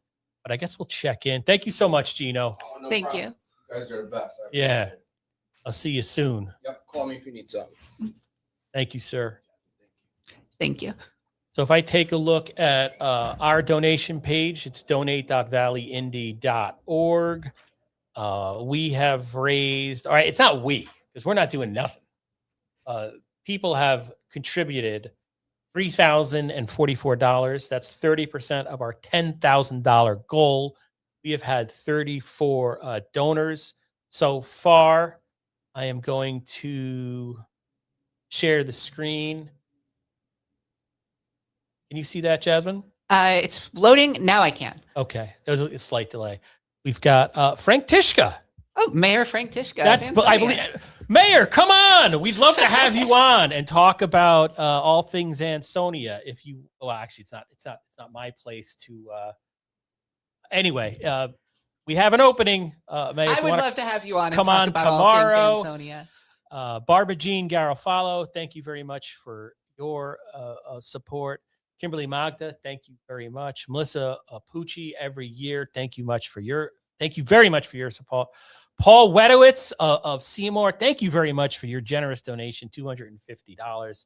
Very much appreciated. We have anonymous donation, and then we have Maria Xavier. Thank you very much for your donation, and some of the others we did earlier. So I think what we're going to do now is end this particular stream, right? Yes. So we will, I should stop sharing that. So what we're going to do, I'm a little delirious. We're going to kill this stream, but it's immediately going to come back, hopefully. If you don't see us on Facebook, we're also on Yukon. We're on YouTube, and we're live on Twitter. as well, because we kicked in a couple of extra bucks to StreamYard to get that extra. It's like another $100 a month to get that extra camera and to broadcast on Twitter. So everything's expensive. So we've never used on StreamYard. This is a continuous studio we can use over and over again, but I don't know how it's going to. I don't know if it'll kill the earlier stream and just replace it, or if it'll be a new stream. So it's a grand experiment. But I'm going to go off right now, and then we'll be back at 1 o'clock. At 2 o'clock, right?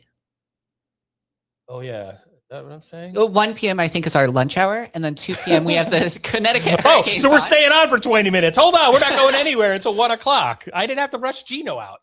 I thought we were just taking an extra long lunch. No, we're not going to do that. We will suffer. We will suffer. But I like talking to Gino because he's a Derby guy and he has an interesting perspective on things, and I enjoy that. And the Sterling Opera House, I mean, come on, who doesn't support restoring the Sterling Opera House other than Ethan Fry?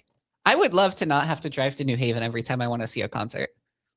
Yeah, well, I didn't want to editorialize, but I don't know if we need you young ruffians in there. Okay. Well, maybe a little bit. Like suddenly I got Jasmine and her band friends showing up. We don't need that. One week in a month for metal concerts. We need like ABBA cover bands, maybe Village People type stuff. I'd approve of that. But all right. So Greater Valley Chamber says, "What's for lunch?" Well, I mean, there's a decent amount of choices immediately close to us. We've got. I'm going to mispronounce it, and then he's going to raise our rent because he's our landlord. But Zoe's Pizza, great little spot right over there. What else do we have? We've got up on Route 67. There's always Dunkin' Donuts. Yesterday was Cinco de Mayo, and there's of course Greater Vander. All right. There's the train station diner. I might be saying the name slightly wrong, but right across the street from the train station. I'm starting to melt. First Street. Hot Tamale. There's Hot Tamale right next to the cannabis dispensary. That's a cannabis dispensary. Maybe we'll just do that for lunch. Come back. I'm just kidding. That's a joke. That's a joke. First Street Eats right around the corner. But I don't. Oh, and then we've got the great, really good burgers. Jimmy's Place. Jimmy's Place is we could throw a stone and hit it. Although I gotta say, they're sitting at my home in Derby in the refrigerator is a meatball parm sandwich from Roma's on Wakely Avenue, and I forgot it. It's very sad. Moment of silence for my blubber. You'll have it for tomorrow. True. Yeah. Thank you for. Yeah, there's the silver lining is now you have lunch taken care of for tomorrow, if you remember it. Once again, you have crystallized my thoughts exactly. All right, let's check in on the leaderboard. Donate.valleyindy.org when you can't think of anything to say, and I cannot. There's also our QR code. We're trying to raise $10,000, ladies and gentlemen. Easier said than done. We're asking people to donate to a bunch of strangers running a local news site that covers 3 towns and accepts community announcements from 2 others. So how do I go? Oh, leaderboards is right here, and I'm sharing the screen. Yep, and I see it perfectly clear. I'm getting texts from Jean. Jean sent out a text blast. So I think Jean is saying she wants a cut of the Ansonia mayor's donation. Jean wants $10 from that. See what we can do, Jean. So there are you can read that, right? I'm sharing that page. Yep. I see Iris right at the top. Yes. So there are the boards of leaders coming up there during the Great Give. There's what? More than 100.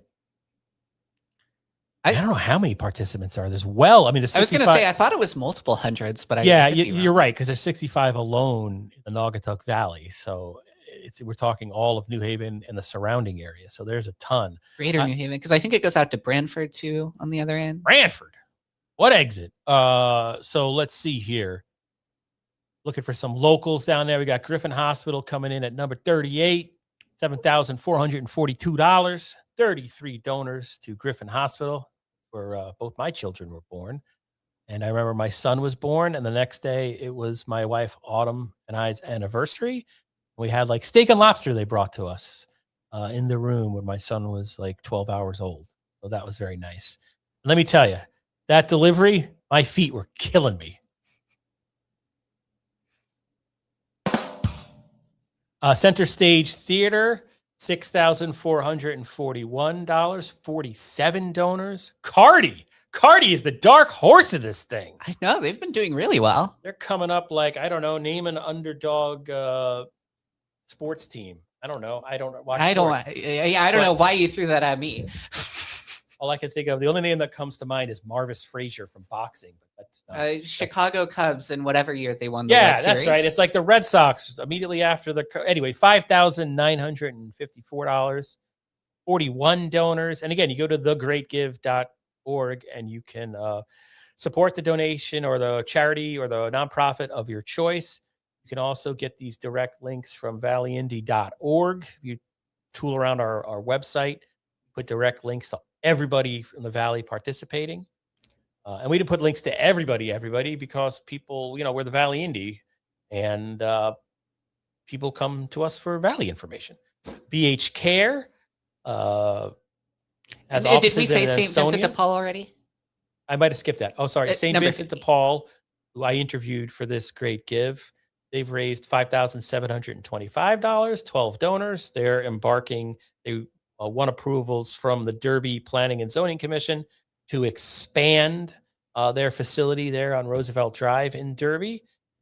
We got a judo club in there. That's awesome. Schubert Theater. Spooner House, $5,108, 31 donors so far. That's great to see. Adams House out of Shelton, $3,800 with 37 donors. They go Seymour.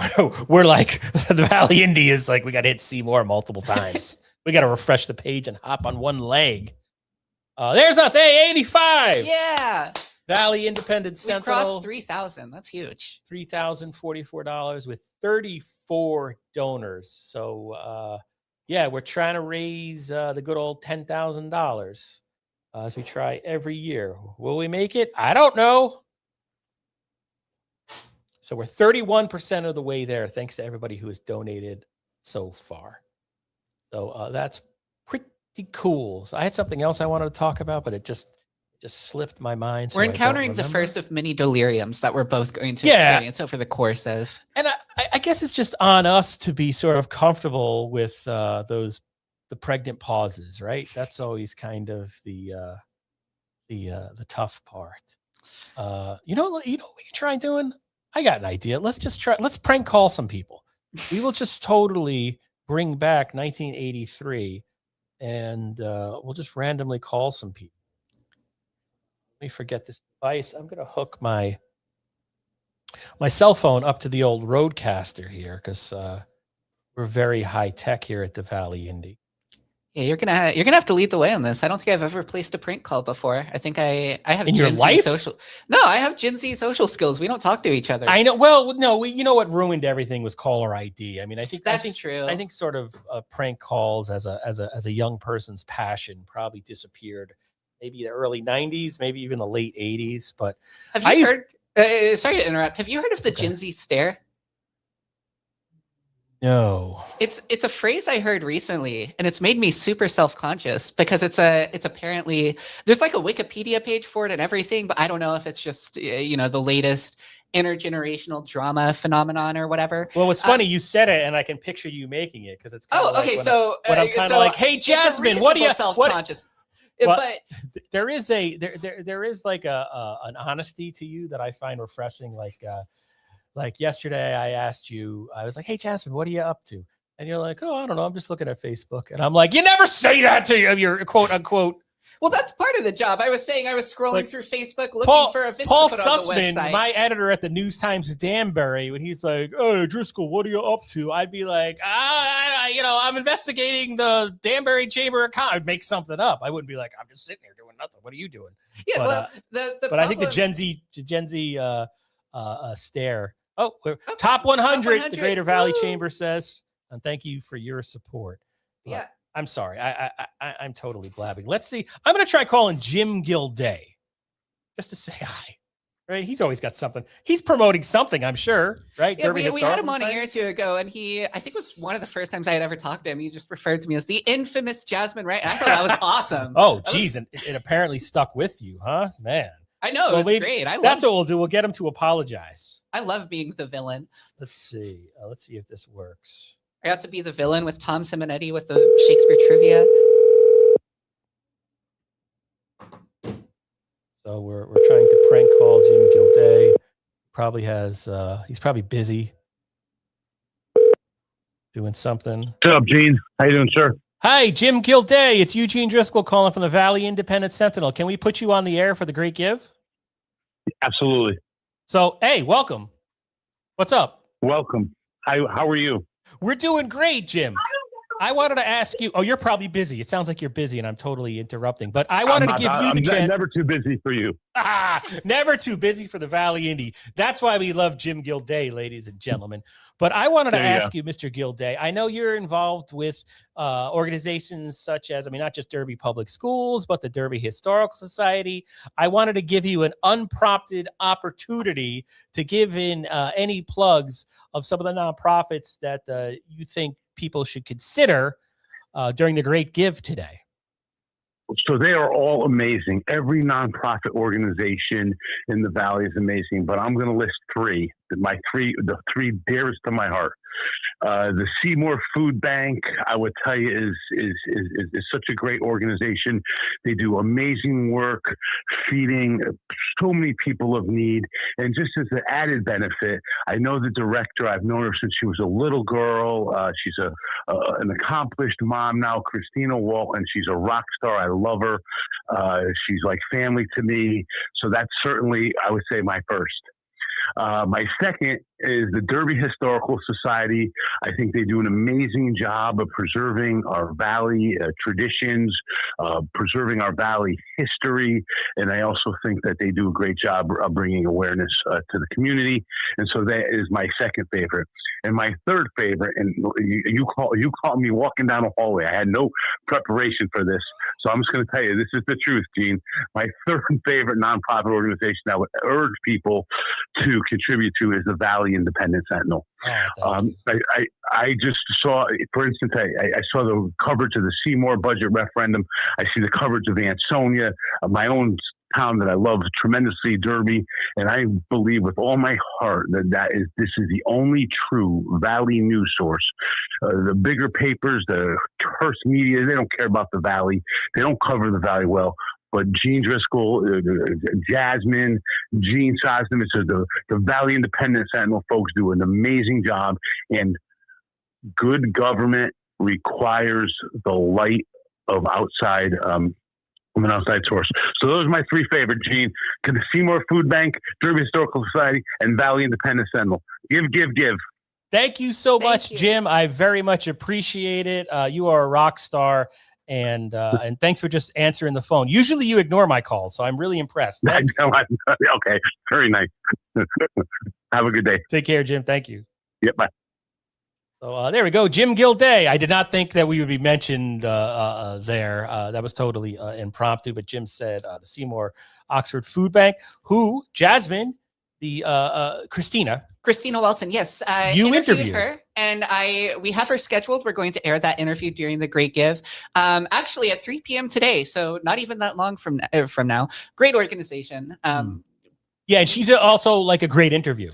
Exactly. Some people, it's. It is not, and we should. I don't think I take that to account. The fact that we're talking to nonprofits and excuse me.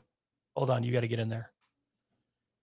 Oh, I registered that a full moment after you said it. And geez, Jasmine, you're like asleep with your eyes open. I gave the wall a I'm dying over here. That's what I was talking about. That's what the phenomenon is. And it's, I'm guilty of it.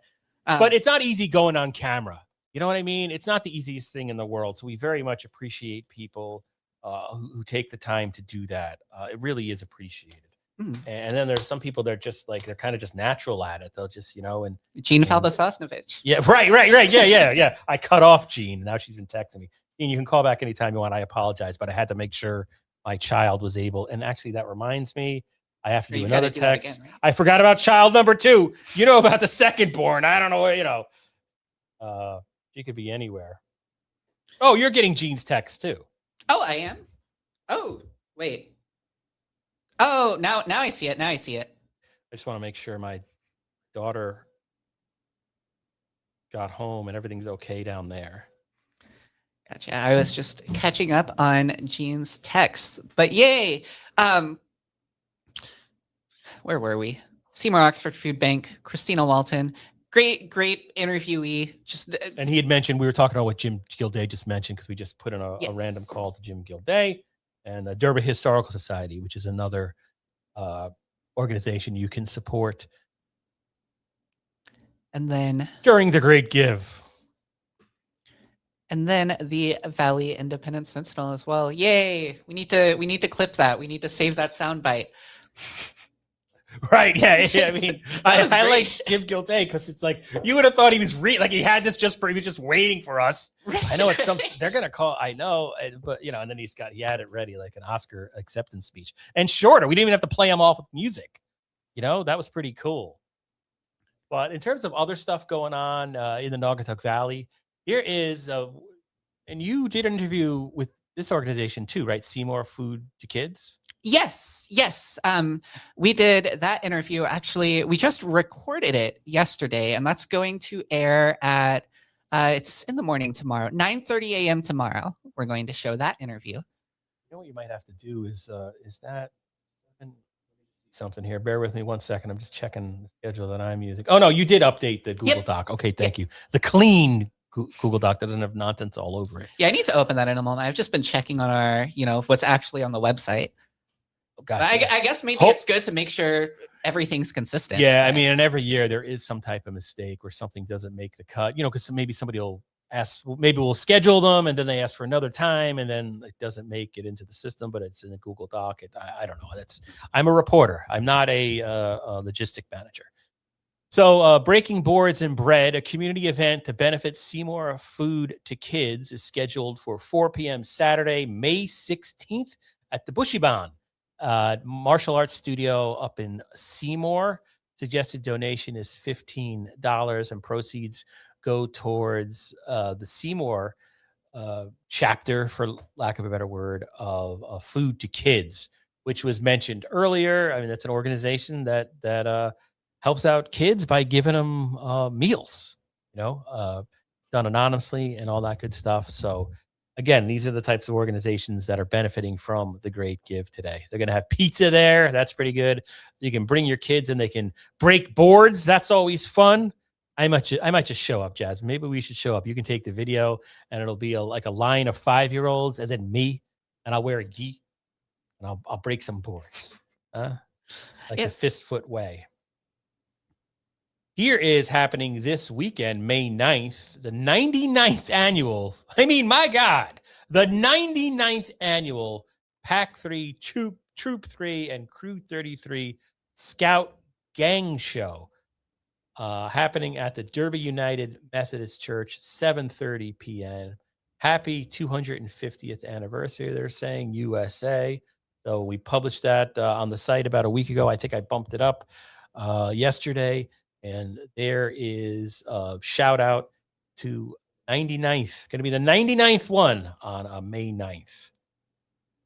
This is from Ansonia High School. You want to read this one, Jasmine? Yes. Help AHS softball strike out pancreatic cancer. And that is a partnership with Project Purple, who has an office in the same building as literally us, right across the hall. Yeah. I believe you can also, they're participating in the Great Give. Yeah, you can donate to Project Purple here in Seymour. Yep. A great organization that helps spread awareness and research regarding pancreatic cancer.